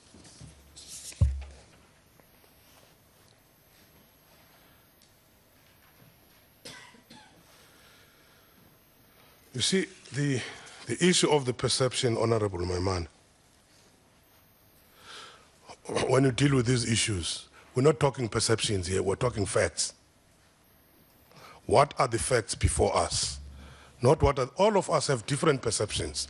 So I'm going to deal with this report in terms of those perceptions. The legal basis of anything is going to be the facts before you, not perceptions.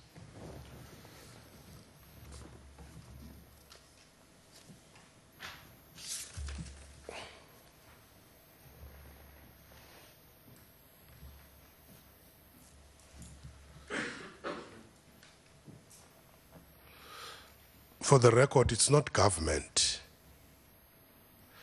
that is opposing media access. It's the officials themselves who have been charged. Just for the record. And I believe rightly so. Imagine the chaos if that decision were to be taken in favor of the media. What would happen into a number of internal disciplinary processes? It's the employees themselves who are dealing with that matter. The lease agreement, you see, and I want to emphasize before the lease agreement, why are you absolving the president? Nowhere is the president implicated in terms of any wrongdoing. Nowhere in all these reports.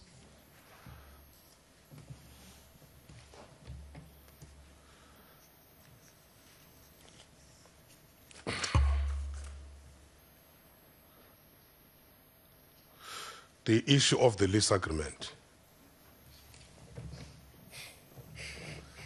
When the investigation started, the lease agreement was not signed.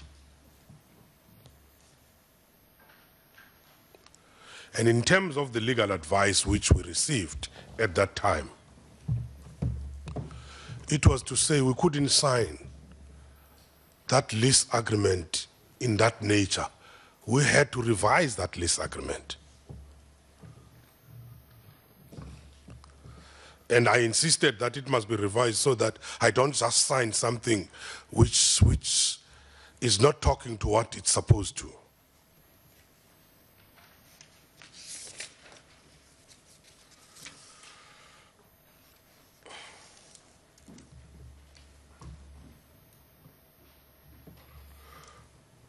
Well, all I can say, Mr. Honorable Singh, is that the release of the documents is before the court. So I can't comment on that issue. And I think Honorable Swartz kept on raising this point, that the issue of the court, which we must also respect. Not conveniently, of course, but that issue now, it's before the courts. Yes, not conveniently, Honorable Maiman. If it's before the court, it's before the court. Because again, we're going to be accused.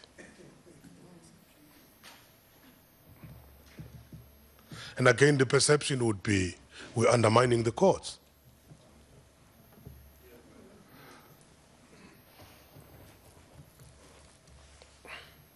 So, the learned friends, like you, Honorable Breton Park, you call it the sub judice. Eh?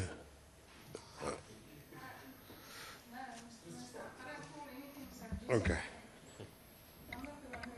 Now, honourable member, don't be enticed by the minister's comments for you to comment. You see, the recommendation of the task team in relation to Minister Deutsch and Deputy Minister Bogopane Zulu, we referred it to further investigation, and SIU found no merit or substance in the allegations of the political interference. Because if they had, they would have put them in their report, including the public protector.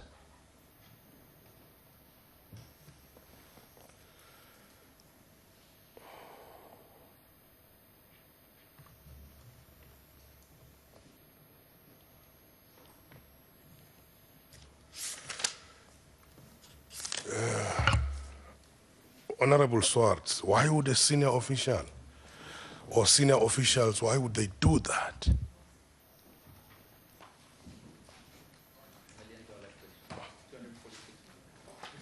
You see, it would be incorrect to assume that behind the failure to comply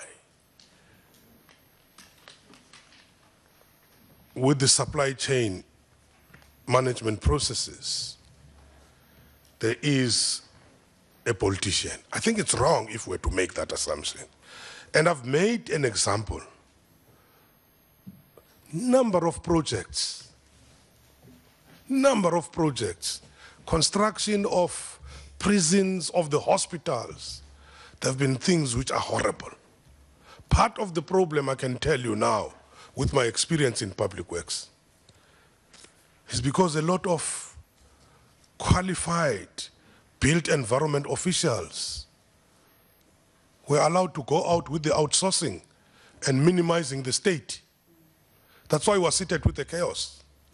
It's neoliberalism, that the state must focus on its core function. I'm sorry, I'm talking politics now. I'm not, but that's part of the problem, the outsourcing and the downsizing of the public service. Those officials, built environment specialists, went into the private sector, came back to the department as consultants, earning 2, 3, 4 times more as consultants. We don't have them. Now, you have general people like myself as a teacher, who happens to be a manager, trying to supervise a construction company. That's a recipe for disaster. That's why the debate should be, how do you reconstruct public works and bring back those skills so that an engineer is monitored by another engineer?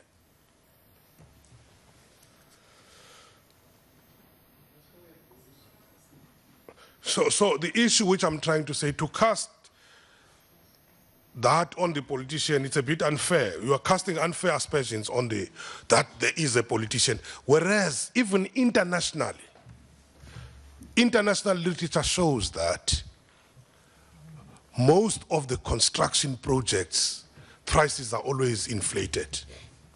We're dealing with examples in Britain as we are dealing with the issues of collusion in the construction. You remember the stadia, what happened prices. So it's not about this particular project. You must just understand that in construction, there's something, and it's happening in many countries.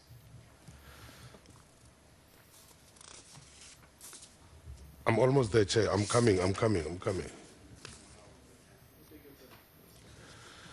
Apportioning of costs.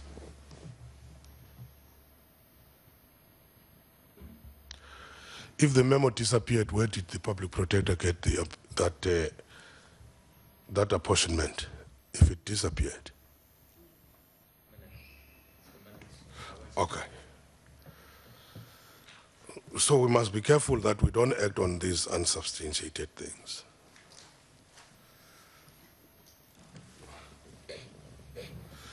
The legal strategy adopted by the SIU, it will be very difficult for me to comment on that legal strategy. I think so. It would be very much unfair. I think key to this committee should be, because you are seated and honorable members have been following public works, where we inherited it, disclaimers for 7 years, trying to turn that thing around. To me, the focus should be, whilst we are making people to account for this, how do we ensure that this does not happen again, rather than running in circles? Thank you, Chairperson. The next set of questions will come from the Honourable Kwankwa, the Honourable September, the Honourable Breitenbach, and the Honourable Maseko. Honourable Mulder, I've got you in the next group. All right, thank you very much, Chair. I'm going to be very brief. It's, firstly, I think the problem with not allowing the public protector to appear in front of this committee to speak to a report, simply because she has no opportunity to defend herself against a number of accusations that have been made by members of this committee. Now then, what it does, it actually appears as if this is a political strategy to discredit that report and to water it down to a point where it means absolutely nothing. We will not support that. We believe that the public protector must be given an opportunity to speak to a report. But the other issue, Mr. Minister, I wish, Chair, but I know obviously this is out of order, I wish I could be allowed to throw a javelin into the first session where the Minister was answering questions, the Minister of Police, but I don't want to open another can of worms. But I think we're not allowed to, we didn't have an opportunity to ask follow-up questions during that session, but that's all right. You quoted the memo right at the beginning, talking about the appointment of Mr. Makanya. But now if you go to page 31, you are saying, as most of the reports are saying, that Mr. Makanya was mainly appointed because he was already busy doing work in the president's private property.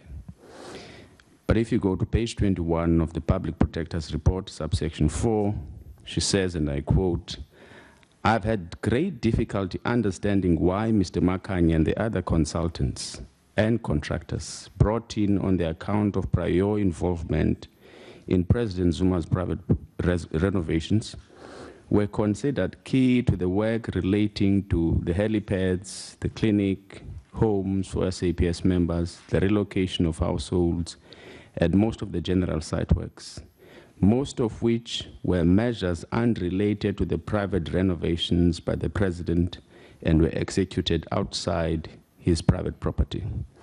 Now it means even though he was obviously at the initial stages, but then how was he allowed to form part and parcel of the other work of government, if that was the case? It brings back the issue where we've been harping on this issue since last week, that you can't hold Mr. Makanya responsible without getting President Zuma to account for the decision to introduce him, because that's where he appears to have derived most of his authority from, to make decisions to all the kind of authorizations that are contained in the SIU report. That's the issue I want to highlight. Thank you very much. No, just before I recognize the next member wants to ask a question, I just want to emphasize that I'm not suppressing anyone from asking questions in this meeting. In fact, I'm quite easy. Even if members repeat themselves and correct themselves afterwards, we do that. And the honourable member just referred that he was not allowed to ask a follow-up question. There are numerous opportunities that were presented itself. I can recall right at the end, even when I asked the minister to respond again, the Honourable Breitenbach indicated that she wanted clarity on these documents that are still outstanding, and I said it will be coming. So let's not create an impression that there's suppression of views and of follow-up questions. It will be completely wrong. No, the intention was not to create that impression at all. I think you misunderstood me. The issue is what I'm trying to say is that were time constraints during that period, especially towards the end of the minister's presentation. So there was no time for us to actually ask follow-up questions. That's all I'm saying. Yeah, we had the minister here since 10 o'clock this morning, and we were way after 1 o'clock already. And really members at that point had ample opportunity to engage with the minister. The Honourable September. Thank you, Chair. Thank you also, Minister, for the report. If you can't hear clearly, my voice is a bit problematic, but I will try.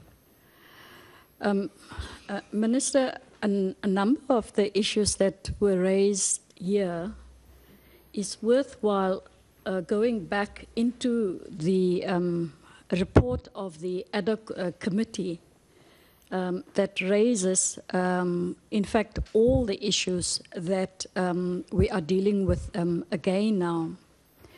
Let me come to the one matter that the committee dealt with in its recommendations. The committee asked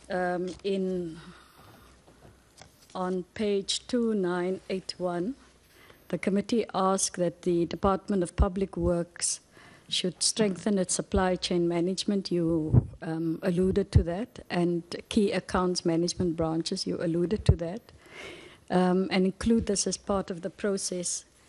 But the committee further asked that time frames and cost limits for the Prestige project and a report to the Portfolio Committee on Public Works within 3 months be done. Would you like to just inform us, Minister, the latter part of that sentence, what has happened to that, if there are any update on that matter?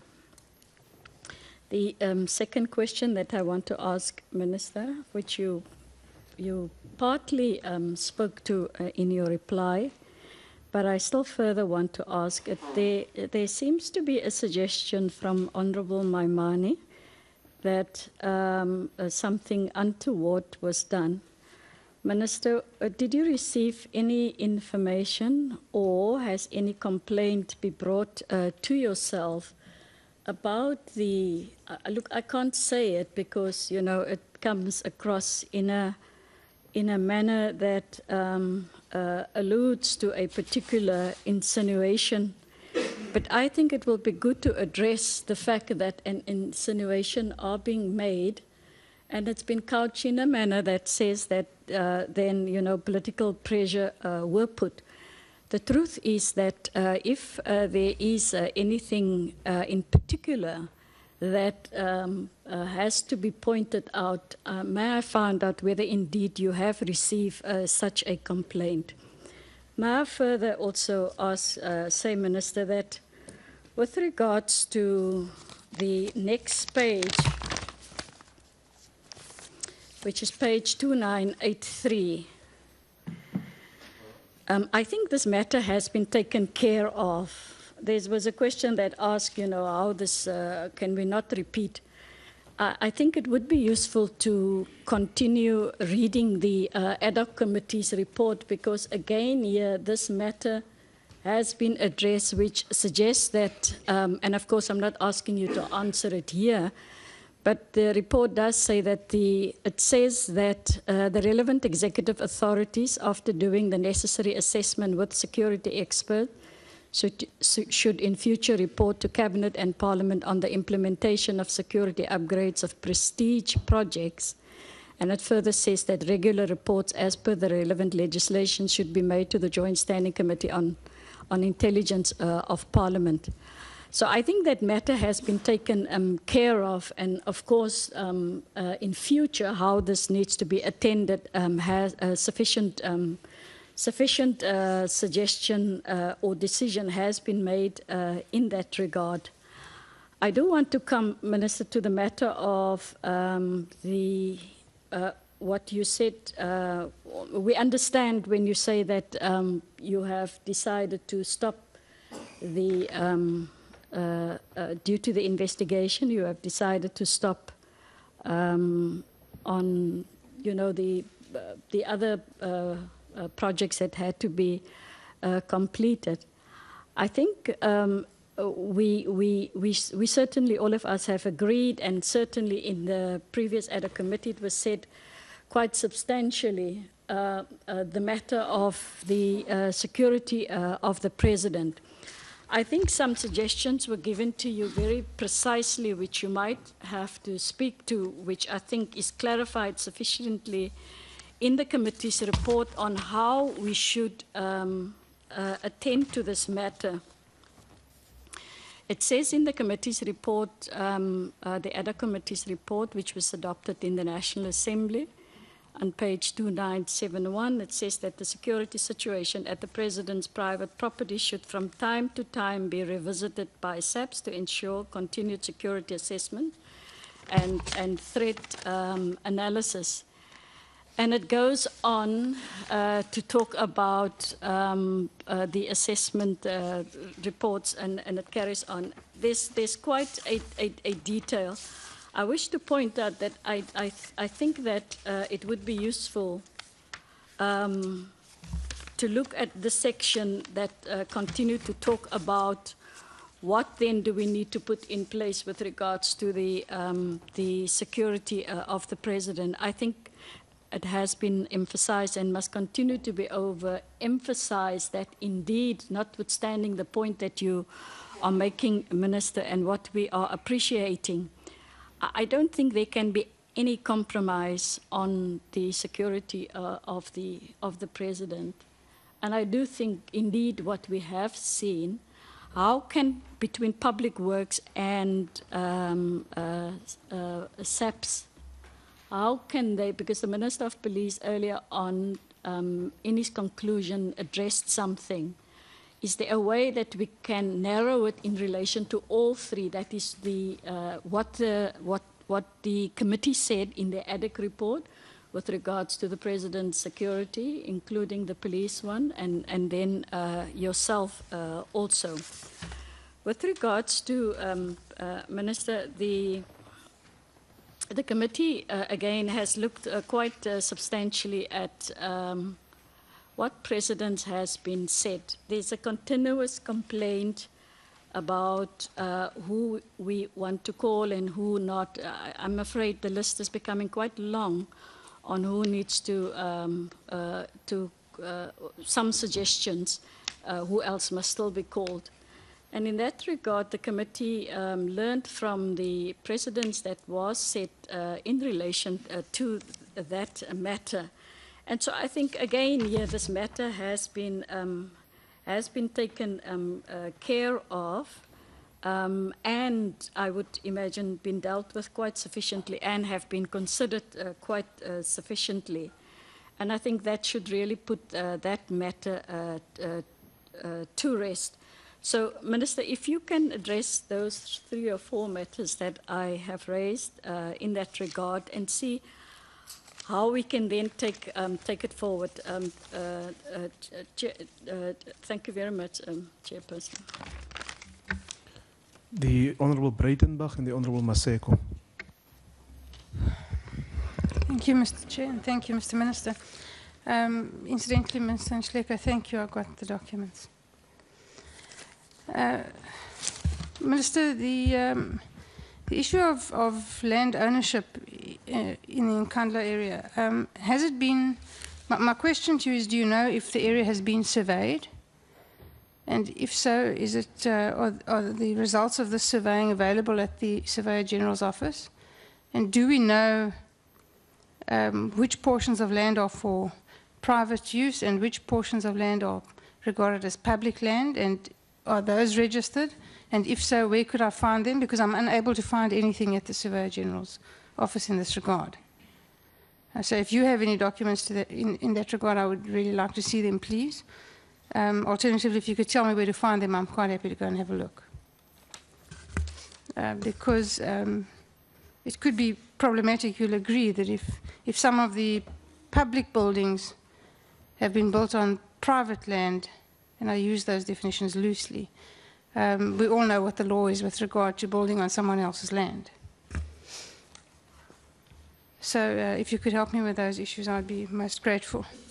Then I have a document here, and I'm really not sure where it emanates from, but it appears to be a document that refers to yourself. It's 18 pages, and it's signed by Mr. Philip Masilo, who says he's the special advisor to the Minister of Public Works. Do you know the document that I'm referring to? Well, it's titled Briefing Notes Nkandla. Okay, so it then describes in sort of reasonable detail about the Public Protector's report and the task team report, and then you refer to issues that are common cause. And it's got a table, a 3-column table on page 2 that says Public Protector Task Team and SIU. You know which report. Okay. On the 3rd page of that document, there's a recommendation by the Public Protector that the Department of Public Works is to apportion costs to the departments. That's the police and the Department of Defense. The remark in the task team column is same was recommended by the task team and already implemented.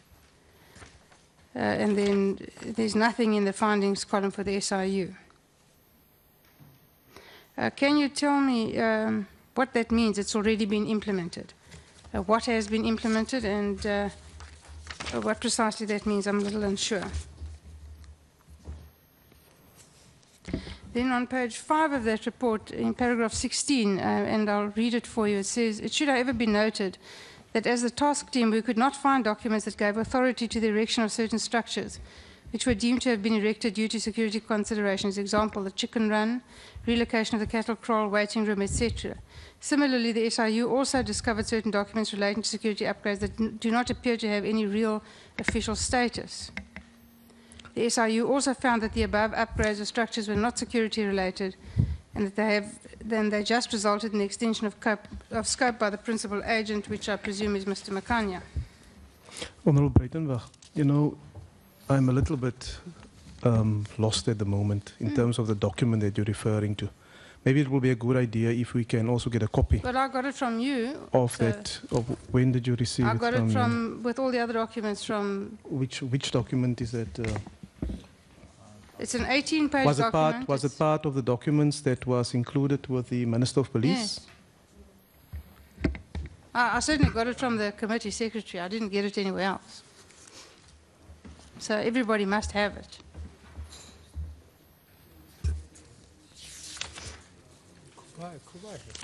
I'm sure everyone's got it. I'm sure I'm not the only person who has this document. No, the secretary says it's part of supplementary documents that was distributed yesterday. Okay. Oh no, these weren't distributed yesterday. I've had this since last week. Okay. Yeah.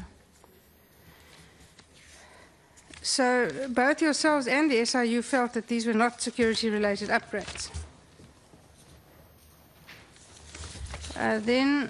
So if you could just elaborate on that finding for me a little bit and why it now appears that, that they are security-related upgrades and why you now appear to agree with the minister sitting next to you that they are security upgrades.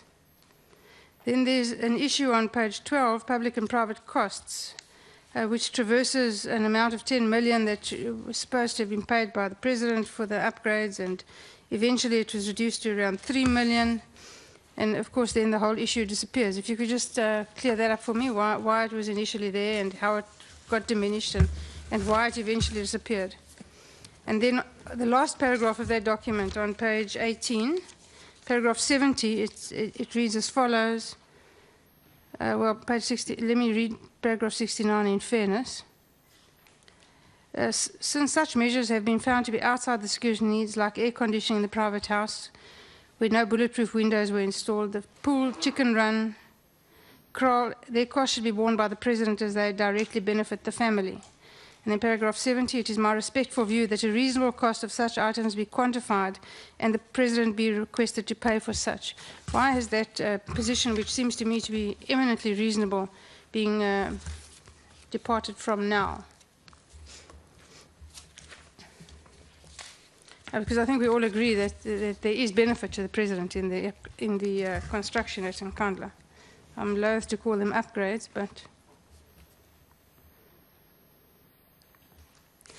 then on page, this is your report, it's an investigation report Prestige Project A, and it's under the letterhead of the Department of Public Works, the President's private residence at Nkandla. I'm sure that you all have that report. It's a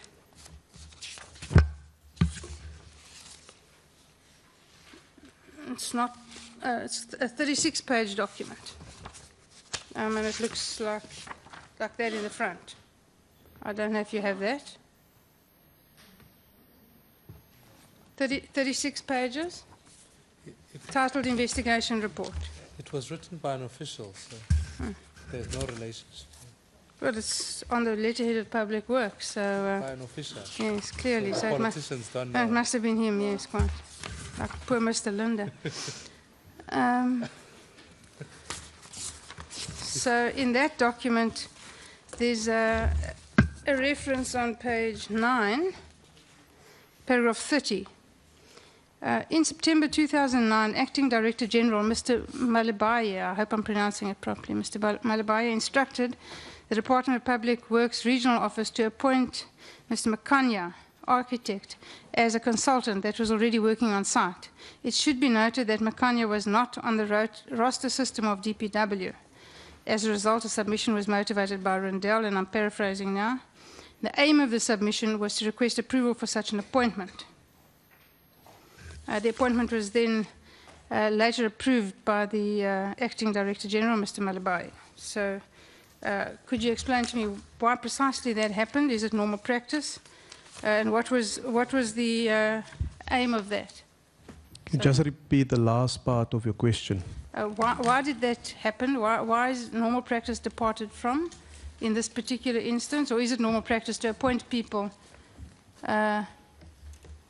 as a consultant when he was not on your roster system? Because in my experience in the public service, that is extremely difficult to do.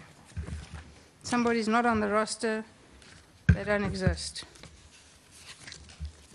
And then if you could help me with that, and then bear in mind that on page 105 of the SIU report, page 179, paragraph 105, the SIU refers to the fact that the President was involved in the project, and that and there's a reference to the fact that the SIU has documents to that effect. Now, we don't have those documents. When I asked for them in the portfolio committee, the question was ruled out of order. When I asked them to explain it, the question was ruled out of order. So if you have access to those documents, I'd really like to see them, please. The documents in possession of the SIU that shows that the President was involved in this project. I would imagine that there's something that the committee would like to see. Alternatively, of course, the solution would be to call the head of the SIU and he could produce them, which would be a lot easier than you doing. It would in fact be the correct procedure, but there appear to be people on this committee that don't have regard for that procedure. But paragraph 105, Minister Deutsch was questioned about a certain amount of issues, and his response was, Deutsch's involvement in the project stemmed from a request made to him by the President to inquire into the reasons for the delay of the project. And then he goes on to explain that he didn't mean to give the impression then that the President was leaning on anybody. Those are my words, not anybody else's. And then the President, the SIU on page 180, paragraph 110, the SIU report says, the President in his capacity as the principal or the owner featured in a number of documents and was mentioned by some of the persons interviewed during the investigation. And then they say they were to the following effect. It was reported that on certain occasions the President issued instructions on what was to be done or how it was to be done, and on other occasions expressed his preference in respect of those matters. Rundell and Nkandla justified their actions on the basis that they were complying with the President's reported instructions or were giving effect to his reported requests. So those are the documents that I'm looking for, and if you have access to them, I would really like to see them, please. The President, in fairness, then goes on to explain that that was never his intention either in his reply to the SIU. So if you could help me with those issues, Mr. Minister, I'd be extremely grateful. Honourable Maseko.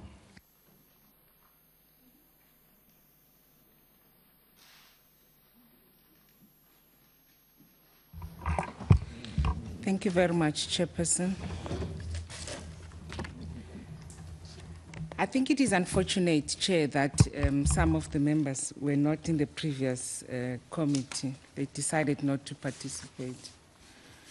And I think it would be appreciative if people or members read the report of the ad hoc committee, not selectively, but if they read it fully with their, and what the findings were, the observations, findings, and the recommendations, they will then understand and would not go back to questions that have been recommended.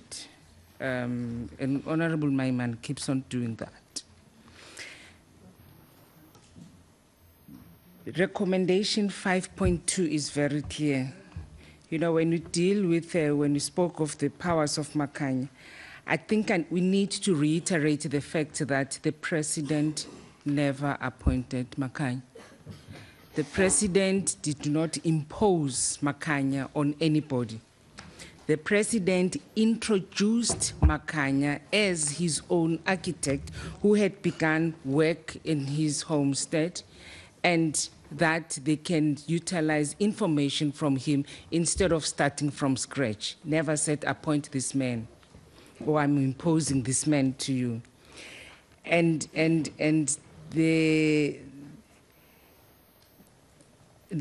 5.2, recommendation 5.2 is very clear.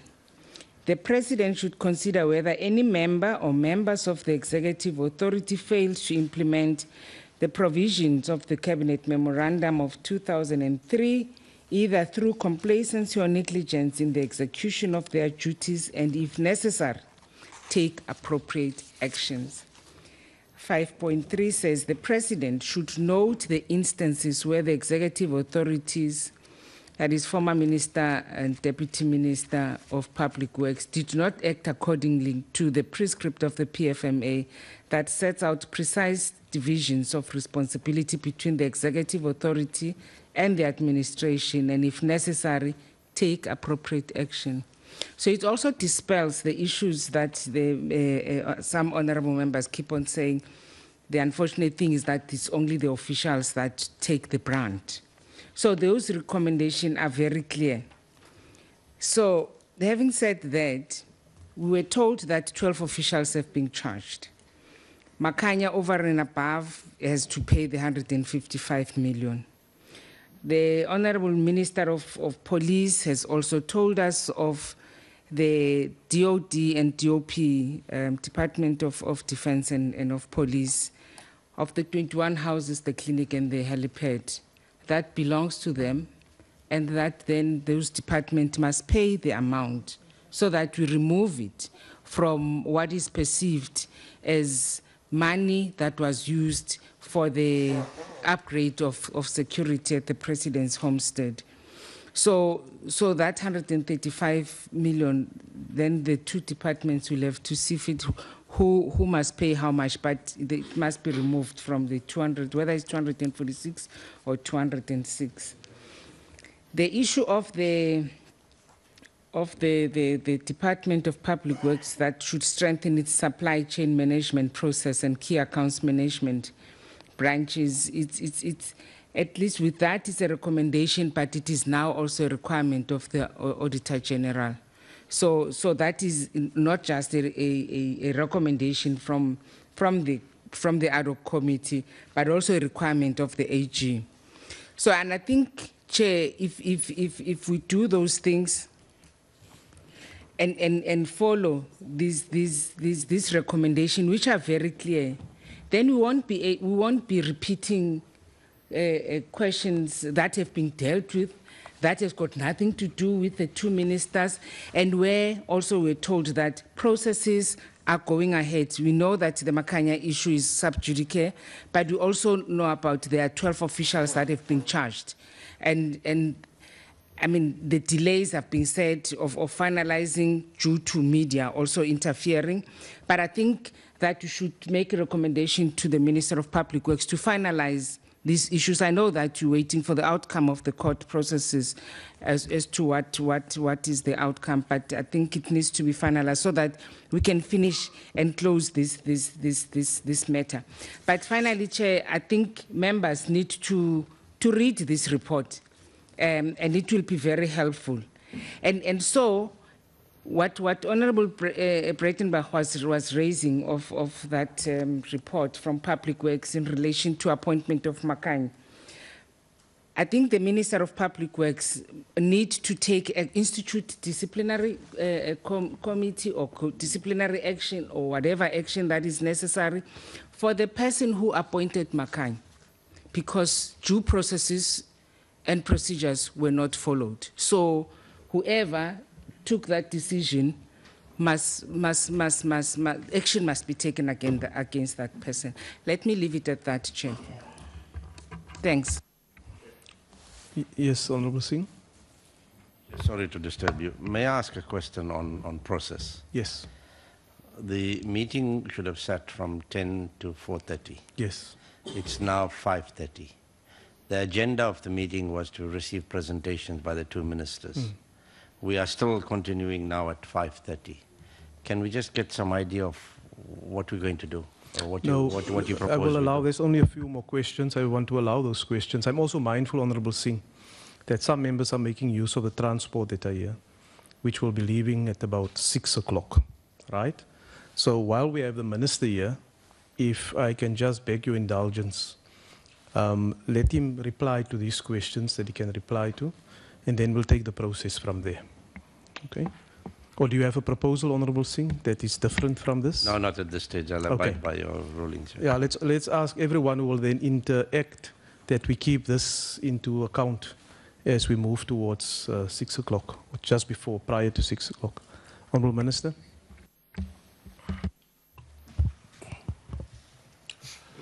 Thanks. The question from the UDM, Mr. Nkwaku. The appointment of Mr. Makany, which is on page 21 of the Public Protector's report, and I quote, I stated that the appointment of Mr. Makany was irregular as it was not in line with the SCM prescripts.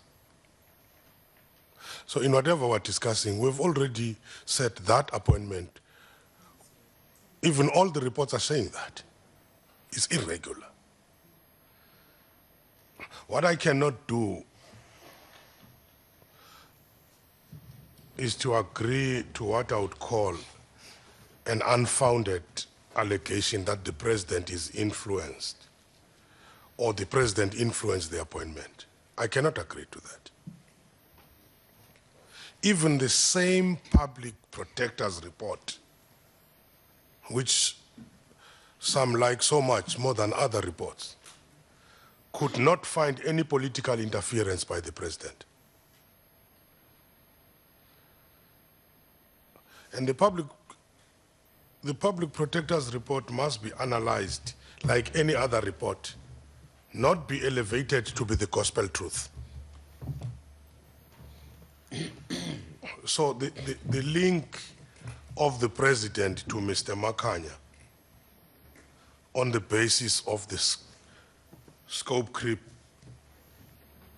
in his irregular appointment, I think it's upset in the extreme. This is made without any evidence. I just want to put it there. Honorable September, the turnaround of the department and the SCM reforms has turned around that department. You might even notice our reports in Parliament now, in SCOPA, in the committee.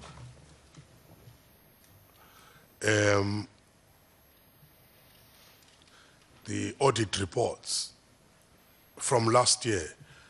We had an unqualified report in the main vote. It was qualified in the in the property management trade entity. But the issues had been reduced from 8 to 2. But because those issues come from 2001, because I had said the turnaround is going to be a process. Maybe let's wait for the audit results for this year and see what's going to happen. But I can tell you, we are not going back. And this success is largely attributable to the intervention of the skilled people who have brought in the department. That's how I can phrase the response to some of the issues which you have been raising.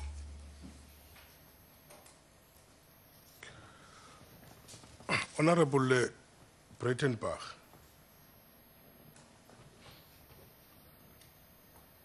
it's not a normal practice.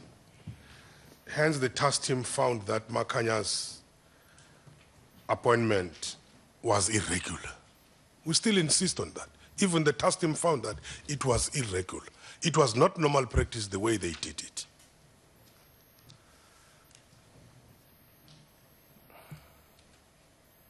And I continue to say I've not seen any document linking the president. There's a document we have quoted extensively.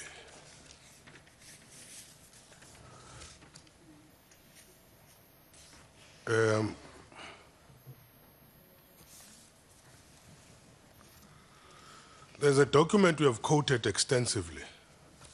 For the sake of the other members, this was a briefing note to me.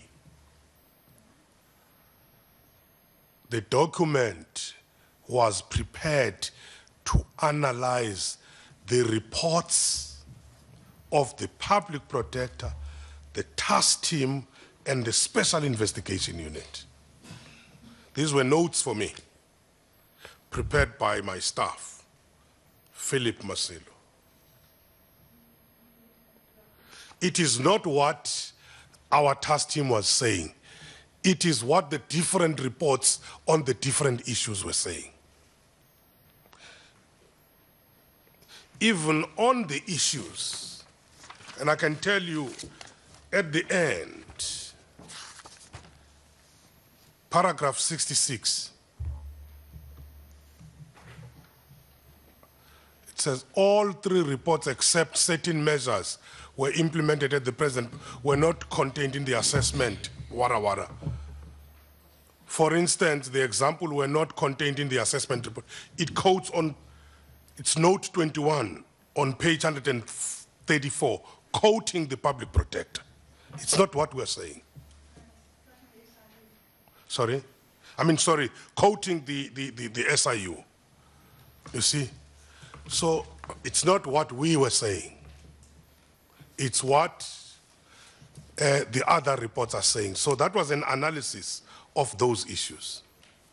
So I just want to put that on record because for us, we had to sit and analyze each and every report.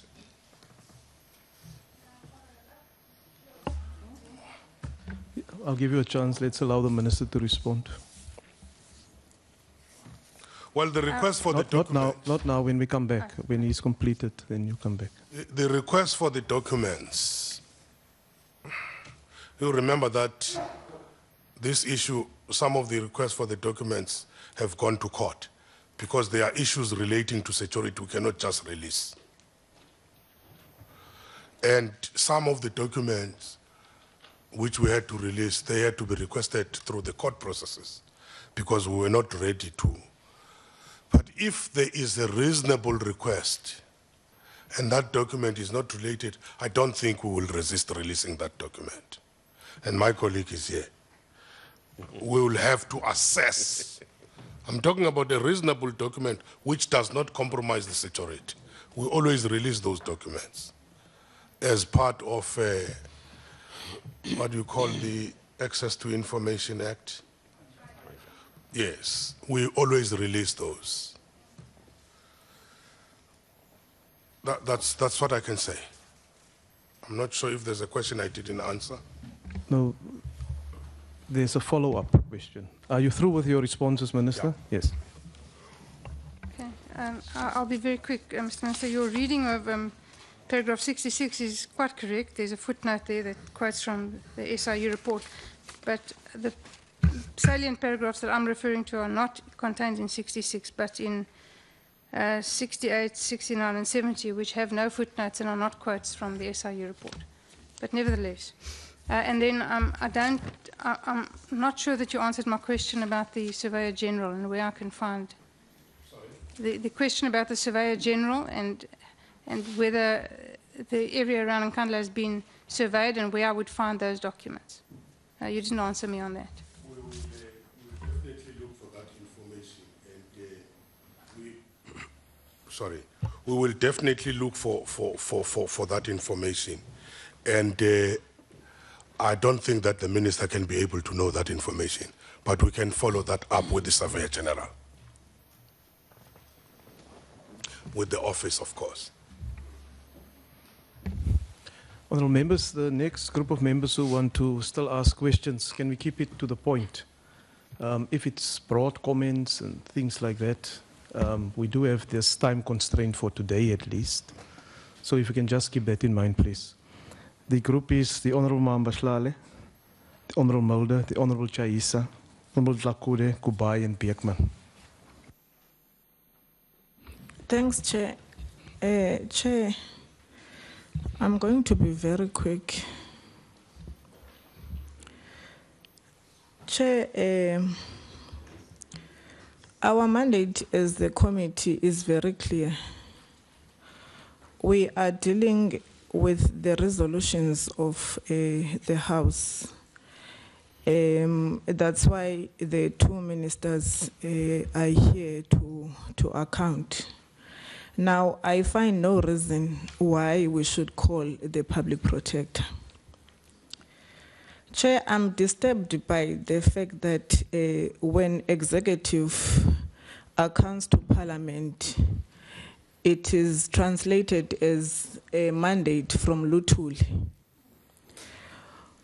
When is this executive supposed to count? And when is it supposed to be the what is so-called political accountability? I find it very strange, Chair. Chair, I think as a committee we have alluded on some of the issues last week when we met in KZN. Now, to say the President facilitated the meeting for Makanya to be appointed with no substance or proof beyond reasonable doubt, I think it's pure political grandstanding, Chairperson. Minister, I wanted, in fact, I was waiting for you to respond to a question by Honorable Maimane, because it was going to be some kind of a learning curve for me, whether there is something called a presidential handbook or a ministerial handbook. I think we should have been making reference to that. And Chair, I think instead of us hailing that the public protector should come and account to the committee, rather the members of the DA should direct the public protector to the city of Cape Town, where 28 million was spent in a tournament, soccer tournament over the weekend, which was attended by a mere 6,000 people in the city of Cape Town Stadium or Greenpoint Stadium. That's where they should be directing the public protector, instead of wanting her to be preoccupied by the president of the country, because it's not going to change anything. There is no link of the president in these processes. You can try very hard. The reports are there and they are very clear, and all the reports, by the way, are pointing on the different direction, which is why you denying that there is actually nothing on the president. The official chairperson on this particular matter has resigned. Now, why is it not Patricia Delil that resigns? Or is that a mandate from Levenov, from Madam Premier? Probably, since there are mandates generally in what we are doing. So we need not, Chair, to prolong the process of the ad hoc committee, because there is no report which was submitted by the Public Protector to Parliament. She made it very clear that she does not account to Parliament. But when you look into the Act of the Public Protector itself, it says that she must submit reports to Parliament in writing, but she feels that she can't report to Parliament. So she is governing herself, not led by anything. She is just supreme to everything else. Our fellow members here of the committee, they always refer to the SIU report, Chairperson, but they only quote certain sections of this report. You know, Chair, the report, both ministers, they made it very clear that there are no findings even on the SIU report that refers to the participation of the executives, including the president, to influence the processes at Nkandla. So we should not quote this report selectively, Chairperson. We must quote the report in its entirety. One last issue, Chair, which I want to check. The minister, in his slides, there is a sentence there that says, Minister, costs for government personnel will be carried out by SAPS and DOD. If that's the case, when is this process going to unfold? Can it be expedited if the process is to unfold and has not yet unfolded? Chair, that's my submission, Chair. It's a pity that Honorable Maimane is not here. I was going to ask what gave him license to keep drugs in his church, seeing that Makanya got a license and a right to drop names of executives and other people. Thank you. Mr. Chair, I would ask the member to withdraw that statement. There's no basis for it. Exactly what must the member withdraw? What gave Maimane the right to keep drugs in his church? Honorable Mambashlale, you made that remark. Can you just withdraw the remark, please? I'm going to withdraw, Chair. Thank you. Honorable members, we're sitting with a very difficult situation. It's quite clear that this discussion with the minister is not exhausted. And we're sitting with a time constraint of 6 o'clock, and I don't want to cut members short. Members say they are not going to be long, but they are within their right to take their time to bring their point across. I need to find out, are there any members who will need transport if we continue after 6 o'clock? There's one at the back there. There. Okay, we'll make the appropriate arrangements. I want to finish this set of questions to the minister so that we know where we are. We cannot just prolong and the next day we carry on. We need to take also a decision as to exactly what we're going to do in terms of the different proposals that are there, call this one, call that one. And ultimately, we must assess the reports that's in front of us. I just ask again that the members who participate to be very pointed and to make very specific proposals in terms of what we're saying. We also cannot expect the minister to respond to a lot of views that members have, because the minister may well hold a different view. Honourable Mulder? Yes, thank you, Chairperson. We have just witnessed another attack on the Public Protector, obviously. I find it strange that the committee found it necessary to allow the honourable ministers, both of them who were involved in that report currently being discussed, to come to this committee and allow them to speak to their reports. That courtesy was never, ever extended to the Public Protector because the ruling party used their majority to prevent that. And it seems they are bound to try to do that again. I repeat what I've said in Pietermaritzburg. I've mentioned the names that we should call, and after attack on the public protector, surely we believe in audi alteram partem. The other side should be heard as well. So we'll come to that point when we discuss that the public protector should be allowed to defend herself. If I may come to the Honourable Minister's presentation, Chairperson, I want to start off with the President. The Minister says nowhere in the reports are any indication of the involvement of the President. But you see, Honourable Chairperson, we've got a problem. And I think it's safe to say that the Public Protector's report indicates that the President, in terms of what he did and what he did not do, obstructed the work of a Public Protector. No doubt. If you look at Chapter 9 of the Constitution, which deals with the office of the Public Protector, it clearly states, no person, organ of state may interfere with the functioning of these institutions. If I may refer you to page 275 of the Public Protector's report.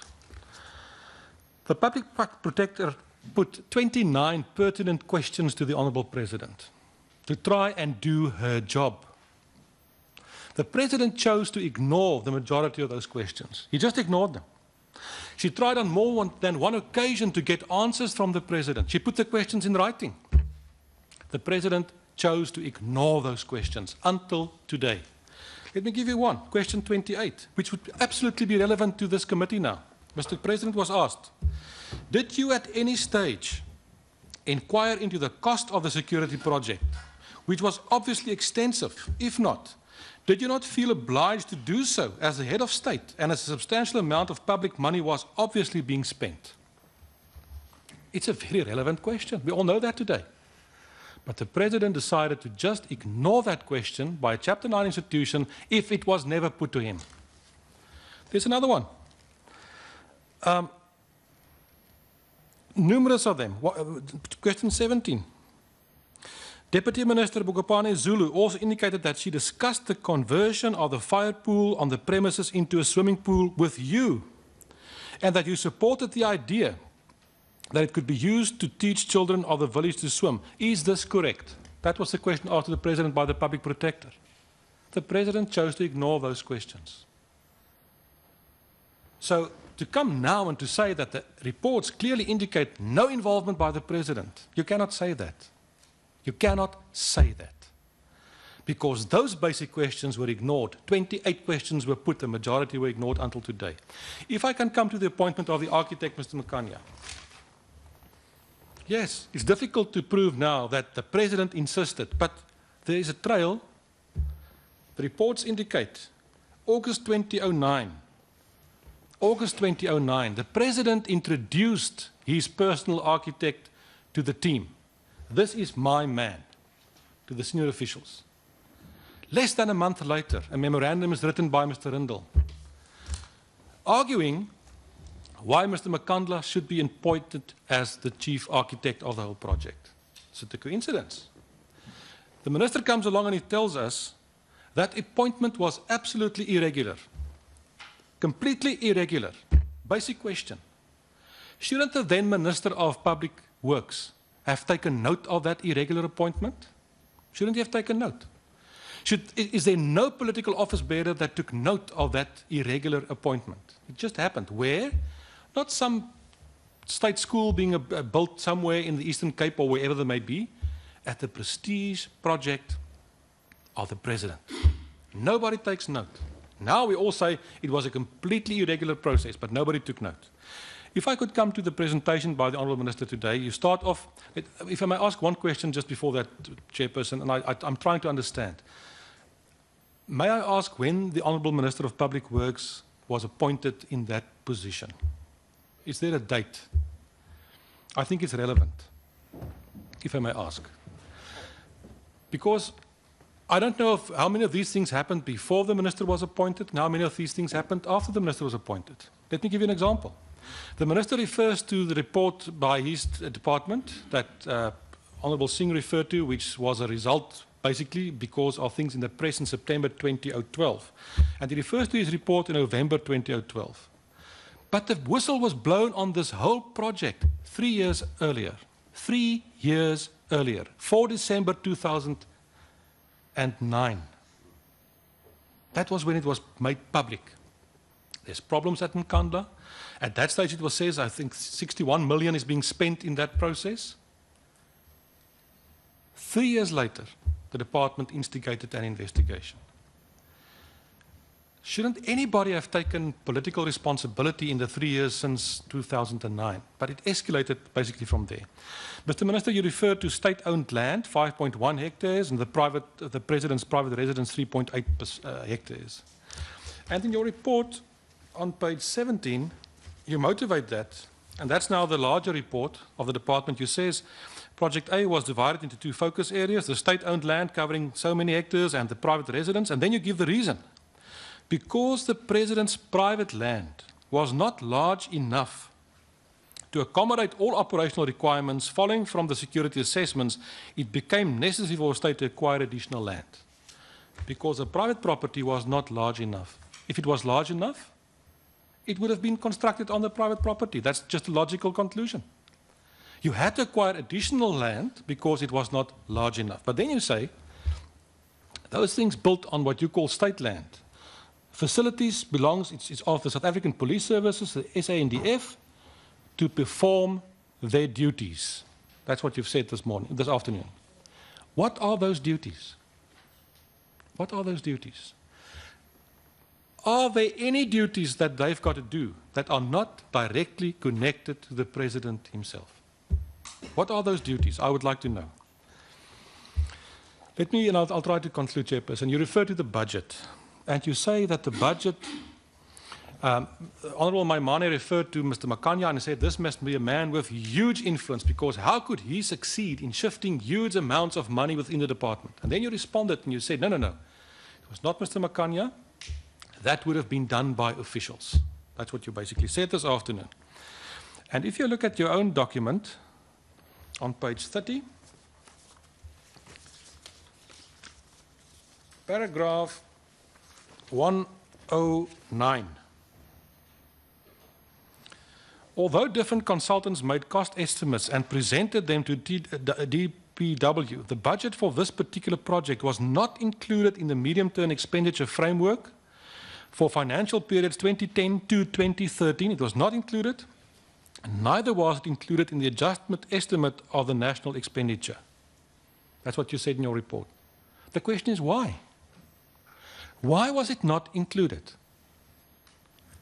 Is it an unreasonable deduction to make that it was hidden? Why was it not open? Why not? It was not there. So when Parliament went through its oversight procedure of the budget, it would not be found. Why? It was not there. It was somewhere else. It was hidden from Parliament. Why would that be done? By whom? The question now is this. If you say the officials would have taken those decisions, is it reasonable to say that the political head of the department would have known when these huge amounts are being shifted within the budget of his own department? Is it reasonable to ask, would the minister have known, the relevant minister at the time? I don't know. Would the Treasury have known? Or could officials move these huge amounts, hide them from Parliament, and no political office bearer knows anything about that? It doesn't make sense to me. Then, in conclusion, Chairperson, the Minister says there's no policy in the department to deal with prestige projects, and that policy needs to be developed. If you look at page 21 of your report, it deals very clearly with supply chain management, and it refers to policy implemented in 2008, which clearly indicates what should be done to prevent this from happening. Very clear, very concise. If only that was done. But it was not done. Because if you look at the reports, it's clearly stated this was a fast-track project, it didn't go through tender processes, people were used, they're not on the roster, etc., etc. Maybe there's a reason for that, because, and the public protector shows that. If you look at the precedents of what was done in the past, and you know, we all know that little schematic thing that the public protector's got there. What was spent on the former presidents, four of them, before Mr. Zuma? The amounts, the largest was on President Mandela, 32 million. But the others were way below that. And then you come to this project, even in terms of if I have to use the Honourable Minister of Police's indication of the small circle, then we're talking about 50 million security. But you go beyond that, we're talking about 215 million connected to this whole process. Maybe that's why there were no policy. Thank you, Chairperson. The Honourable Chaisa. Thank you very much, Honourable Chairperson. Honourable Minister, your presentation has been very good. Good wine needs no push. I'm happy now that you are really coming home, because we seem now to be getting down to the culprits that we're looking for. I'm a little bit covered by Honourable Breitenbach,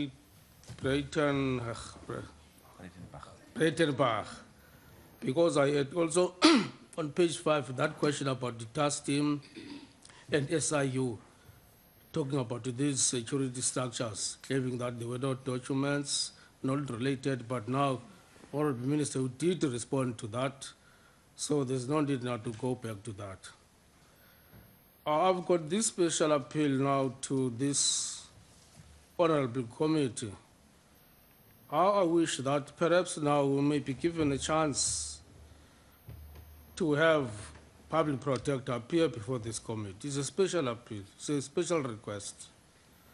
Perhaps it may not be responded to by now, but we go home and think about it. Because I think now I've got so many questions, how I would like to interrogate this good lady. That is what I'm having now. Otherwise, Honourable Chairperson, I don't have anything to say for now. Thank you very much. Honourable Dlakude. Thank you, Honourable Chairperson. Let me start again by reminding ourselves that this committee is not conducting or reviewing anyone's report or conducting an investigation. Many investigations were done. Here we are dealing with the responses regarding the recommendations of the previous ad hoc committee. Anyway, we'll have to pardon our colleagues, Chairperson. They missed the previous ad hoc committee, we understand. Then, Chairperson, I just want to say that what we are talking about here, that information, we got it in all the reports that were before the previous ad hoc committee. And our testimony is based on what we saw. And as this ad hoc committee, we are entitled to come to our own conclusions. There is no report that will force us to agree with it, because we are talking about what we saw and the information we got it from the previous reports. So, as for the PP's report, the investigation was done, and the PP presented her report. And by so doing, by presenting that report to the media, of course, it was clear that everything was concluded. But I'm not closing the door, Honourable Chair. Since the honourable members are saying that we need to call the PP to come before the committee, I think I would suggest that maybe outside the committee, we consult each other so that we can understand exactly the rationale behind the PPs coming before the committee, because we are not in any way conducting an investigation. Maybe we can have few members from the ANC and the opposition parties after the meeting to consult each other so that we can understand the rationale behind this. The unfortunate part is that some members will raise issues and leave before the committee is adjourned. So I'm also interested in knowing where the license to loot come from. This committee would really want to see it. And also, for some people who doesn't understand that we have 3 arms of state in this country, And that is the executive, the judiciary, and the legislature. The criminal charges, the civil charges are before the courts. There is no way that Parliament can call those officials or the Makanya to come before this committee. It's impossible. It cannot happen, because if Parliament do that, it will be interfering with the other organ of state, of which is uncalled for. Then on the issue, Chairperson, of Makanya being given the license by the president to loot the state, I just want to read on the president's report to Parliament, dated Thursday, 14 August 2013, page 1033. And I quote what the president said: "I therefore facilitated a meeting before this same grouping of persons." I don't want to waste your time by reading the paragraph number 30. I just want to go to paragraph number 31.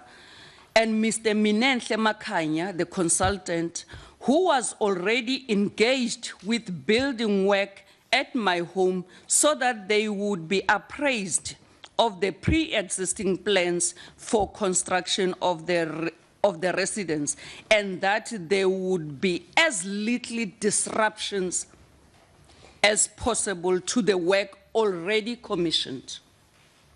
I think this put the matter to rest, that the president's real reason for introducing Makanya was because of this. Let's go back and read all the documents before us. Then, Chairperson, I would like to pause there for now. Thanks. Honourable Kubai. Honourable members, I see more and more hands flying up, really. You can't be reminded that when the list is closed that maybe you wanted something. I've seen the Honourable Ngobo and also the Honourable Benda and the Honourable Singh. But really, when I ask for indications, you should indicate. Otherwise, we will continuously go back to the same thing, and I want to proceed so that we move towards some logical conclusion in terms of how we take the process forward. Honourable Kubai. Thanks, Chairperson. I think I want to start with the first issue around the matters of ministers having almost, I think it's an insinuation that the ministers who are writing this report have no ability to be honest with us as Parliament because their appointment is dependent on the state. And I think when we say these things as members of Parliament, we should be quite cautious, Chairperson. And I want to start with the fact that ministers, in terms of the appointment, it's based on the Constitution. And I thought that we shouldn't, or I thought that as members of Parliament, we uphold the Constitution and all the laws of this country. And therefore, we could not, when it suits us, refer to us upholding the Constitution and acting in a particular manner, and then when it doesn't, we do otherwise. Because otherwise, we creating a very, very wrong precedent. Because it will mean that no one can do a particular matter because they are dependent on none. Then you have no state. You will have no executive being able to do any work if that's what we are going to operate like. It means in any other department where members of the executive are expected to come and report here in Parliament, we are saying we treat them with doubt because they would not have ability to be honest with us. I mean, sections 96, subsection 2 and C of the Constitution lays out the conduct that members of the Cabinet and Deputy Minister may not use their position or any information entrusted to them to enrich themselves or improperly benefit any other person. And if we give an indication that we doubt the objectivity of the ministers, there are processes that we must follow. If you think, because you are questioning the ethical standard of a minister, and I know Minister Ntleko is not a member of Parliament, but Minister Tulas is a member of Parliament.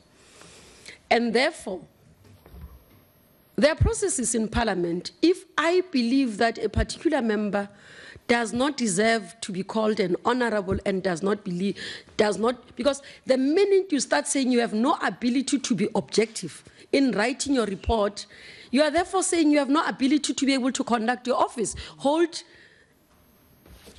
to the Constitution, abide by the Constitution, and abide by the rule of law. That's what we are creating as an impression. We cannot run society like that. And I thought, Chair, this matter needs to be addressed appropriately. That's the first thing. The second issue, Chair, that I want to speak to is the issue of who to call. And I'm noting what the Deputy Chief Whip is saying. And I'm going to say my views here. And I know, Deputy Chief Whip, I think you'll find other members to assist with the consultation. I wouldn't be part of that. And I'll tell you why. One is that, for example, with Makanya is before the courts, and therefore Makanya can be appearing before the committee, because we'll compromise the court process. The second issue is the issue of the PP. Chairperson, I think Honorable Sin will remember, when we left Nkandla, I was one of those who said, I think the PP must appear before the committee. I said that to him. And I've changed my mind, because the PP on the 23rd of July, which is last week, just as the process was happening, there's an article written by Perry DeForce that speaks about the illegality of this committee. And the PP has associated herself with that article on Twitter, retweeting. That changed my mind. And that's why I would not agree to her coming here, because in her opinion is that we do not deserve to exist as a committee. Therefore, this work we are doing is not right. And therefore, I do not think that she should appear before this committee. I said it personally to you, you'd remember, when we came out, because I strongly felt that there was a need for her to come. But immediately I saw that I cannot sit in a committee chair where she would come and appear when she has a view about our existence. And actually, that for me said she has views about Parliament, because she's influencing a legislature, she has views about the legislature, which is doing her work, and I thought she would have allowed the system, the process, to be processed for us to do our work as enshrined by the Constitution. On that basis, Chair, I would not sit and listen to her. The Honourable Beekman. Thank you, Chairperson. Thank you for the opportunity. And I maybe want to speak quickly on the issue you've raised in terms of taking the process forward as well. But I think it's important to, it's maybe important to note, and I think if our colleagues across the aisle can again look at the ad hoc report, where we said that the ad hoc committee, the previous one, is to consider the report by the President regarding the security upgrades at the Nkandla private residence. Now, we had today quotations from various reports. At least there is progress, because in the previous ad hoc committee, there was only one report that was acknowledged. Now, at least there has been a shift. There's acknowledgement that there's more reports. That should form the basis of our debate and discussion. So I'm very glad with that development. And I think it's quite important to note that all reports must be considered. The Interministerial Security Cluster Tasking Report, the Joint Standing Committee on Intelligence Report, the Public Protector's Report, and the Special Investigating Unit Report. That is really the issue. And, I mean, we're not reviewing any reports. We're also not doing any further inquiries. So there's no really a need for further particulars. We have considered in the previous process all those reports in detail. We've responded, we deliberated on those reports, we interrogated. We came with views, observations, and recommendations. So we can't, as this ad hoc committee, repeat that process. What we must do is we must consider the resolution that was adopted by the House.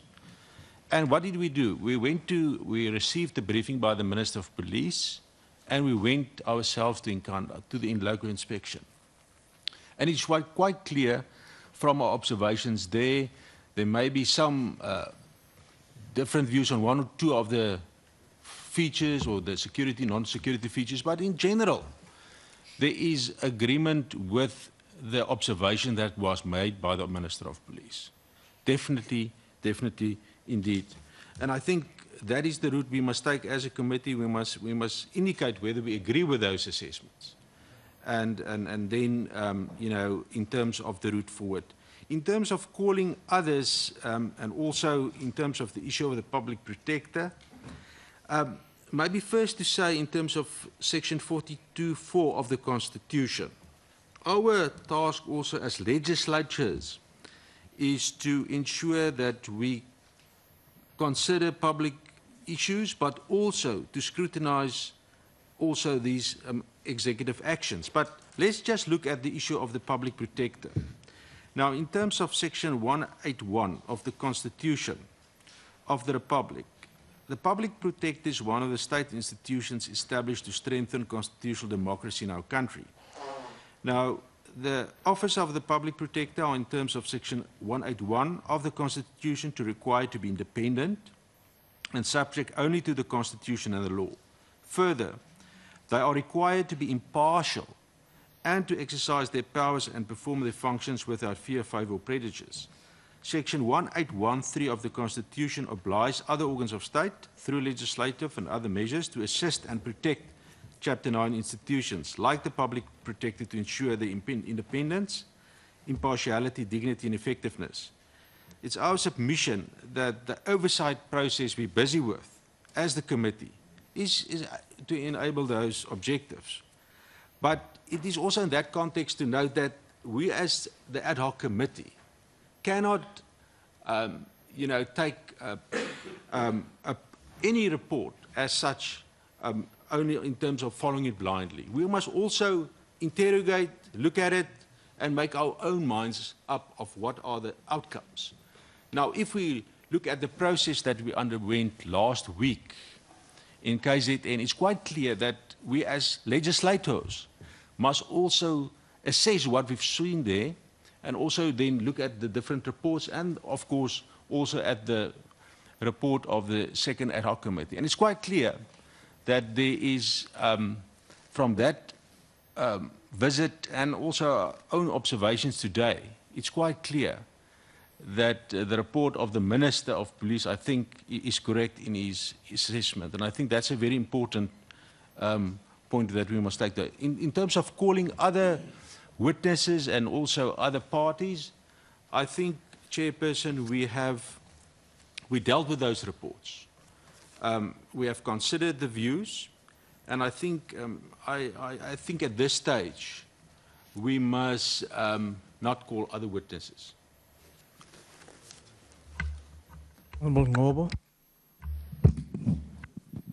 Chairperson, thank you. Just two things.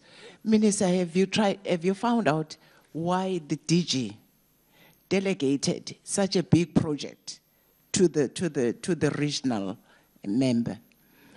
And Honorable Chairperson, I think it's very important, and it is a dire necessity that there be a policy in place to address the issue of the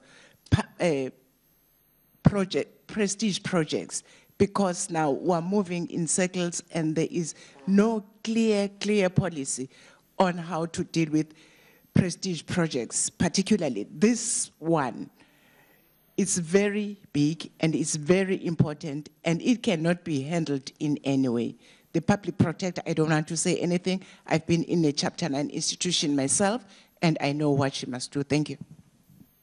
Honorable Binder. Thanks. Yeah, thanks, Honorable. Oh, sorry. Thanks, Honorable Chair. Yeah, firstly, you know, there is a proposal here, you know, that at least maybe we need to clarify why we want some of these, you know, some of the people that have returned these reports to come here. But what I want to clarify here is that a report, you know, it becomes a hearsay evidence up until such time it is interrogated. And as we are sitting here, you know, the report of the public protector as its authenticity has been challenged by other reports. And then that is why you will find us insisting all the time that it will be better that at least the public reporter comes here to at least present the report, because it is a hearsay evidence. But at the same time, we will also, at least we agree with the fact that we must continue at least convincing one another. I think, I don't want to dwell too much and deal with quite a lot of sentiments that we have dealt with here. That's what I wanted to present here. That we insist that the public protector comes, because the authenticity of that report is challenged by the other reports from both ministers. Honorable Singh. Thank you, Honorable Chairperson. Through you, I just want to thank Honorable Kubai for that information that she gave. And I think it'll be a useful document to have sight of and to peruse, so that one sees the other side of the picture as well. Maybe we are coming from a particular position, but it'll be good to see that. But having said that, Honorable Chairperson, the Deputy Chief Whip of the majority party made a proposal which we believe would take us forward in us still continuing to engage, maybe tomorrow, on what do we need to do next in terms of who do we invite and who do we not invite. But then there are members on the other side of the House who are saying, no, we don't want so-and-so and don't want so-and-so. Right? Now, I don't know whether the majority party wants to use their majority this evening and say, well, we don't want A, B, and C and close this committee as we are, without us having the opportunity to maybe have a discussion. If that's their wish, then they can use the majority, but then we'll reserve our right to do whatever. But I'd still make an appeal that we support the proposal by the Deputy Chief Whip, that we engage. We can choose a few members from our side and a few members from your side. And I know Honorable Kubai has already indicated that she would not want to be on that little committee that consults, and we've got tomorrow to consult, and we take it from there and come back to you as a chairperson. That would be my earnest proposal. But as I say, the majority can do whatever they want to, and we will reserve our rights in that regard. Thank you, Honorable Singh. Honorable members, Honorable Minister, there's actually very few questions in this last round that has been directed to you. The others were more views in terms of who should still come and who should not come. So I'll give you a few minutes to respond to those issues that were directly related to your presentation, keeping in mind that the resolution of the House is the one that brought you here, right? Keep that in mind. The other issues were issues of clarity emanating from the discussions that we had, and the Minister agreed to respond to some of those issues. But over to you, Minister. And you can also make your concluding remarks, please. Yeah. Thanks, Chairperson. Thank you, Chairperson. In relation to the question from Honorable Mambesal, on the 17th of March 2014, we've said it in slide 18, the DG of DPW quantified the costs to be paid by DOD and subs. However, the process was delayed through the intervention of the SIU. I've said that. The DG had already quantified and apportioned the costs. But the PP's logic was, if you continue with that payment, excuse me, when there are, or that apportionment, when there are so many irregularities, that's the SIU, I'm sorry, the SIU. If you continue along those lines, are you not going to be billing the people on what we are also trying to recover, which we're saying the calculation was even above what was supposed to be delivered? I think that was the logic. Because at the end of the court cases, you will be forced to do something if this claim of 150 million succeeds. I think that was the logic. That your calculation, as for now, is is not correct because it's based on this total figure, which is irregular itself and incorrect. So that's the logic why that process was stopped. The DG could do this thing even tomorrow because he's seated with those figures. Honorable Mulder, the involvement of the President. And I insist, there might be references in relation to this, no questions not answered, wara wara. But the public protector did not find that the President interfered or influenced anyone. That's very clear. Can't beat about the bush. Let's not manufacture something which is not there. The President, and I quote, the President introduced Makanya, unquote. That is what the public protector says. Not the DPW documents. That's what the public protector says.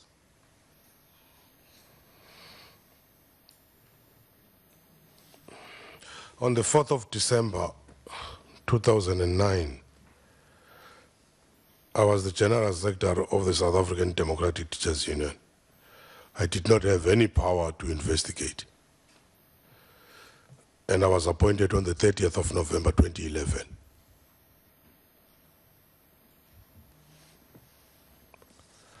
Just for the record. Failure to comply with the SCM, failure to budget per the project, failure to develop policy on prestige, these are all the irregularities which have been mentioned and that were found by all the investigations. And all investigations are saying these are irregularities. Now, what are you going to do with those irregularities? Hence, we are saying those who are accountable must answer.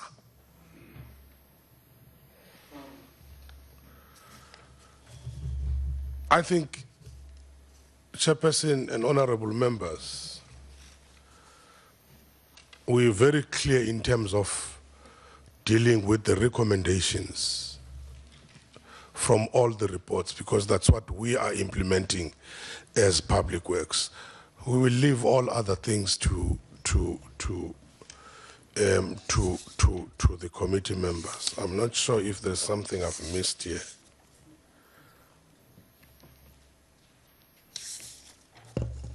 Yes, I think I've said,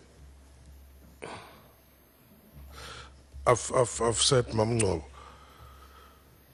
why the DG delegated such an important task to a region. That on its own was irregular. It was wrong. That's why we were charging people. As to what was the motive, we don't know. But that on its own was irregular.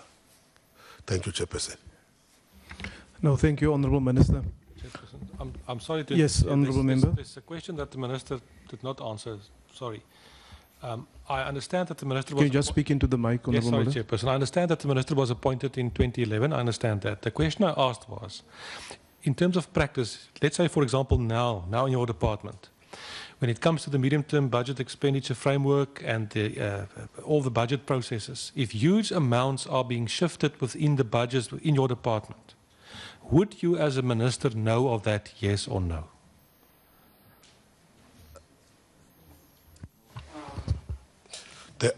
There are processes to do that. There are certain approvals which must be respected to do that. At the center of that is the accounting office, who would make this necessary. And that's why we're saying even on the shifting of those funds, that on its own is irregular.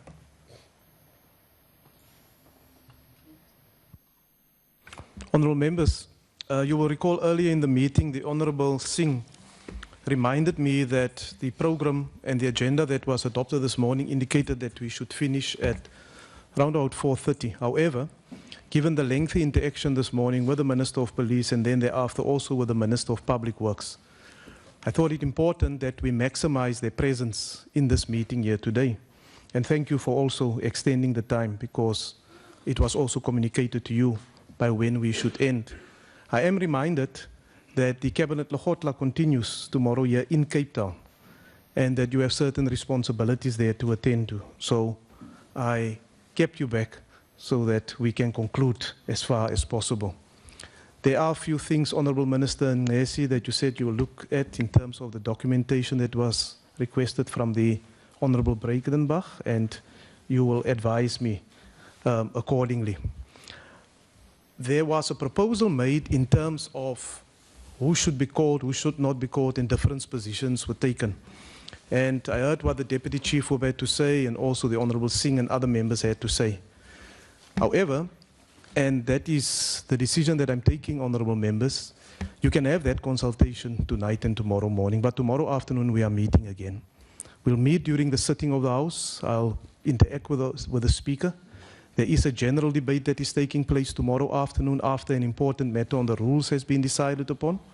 And then we will reconvene so that we can get the feedback in terms of their decision. And their decision will indicate whether there's now been agreement on whoever must be called in addition to the ministers that has been here.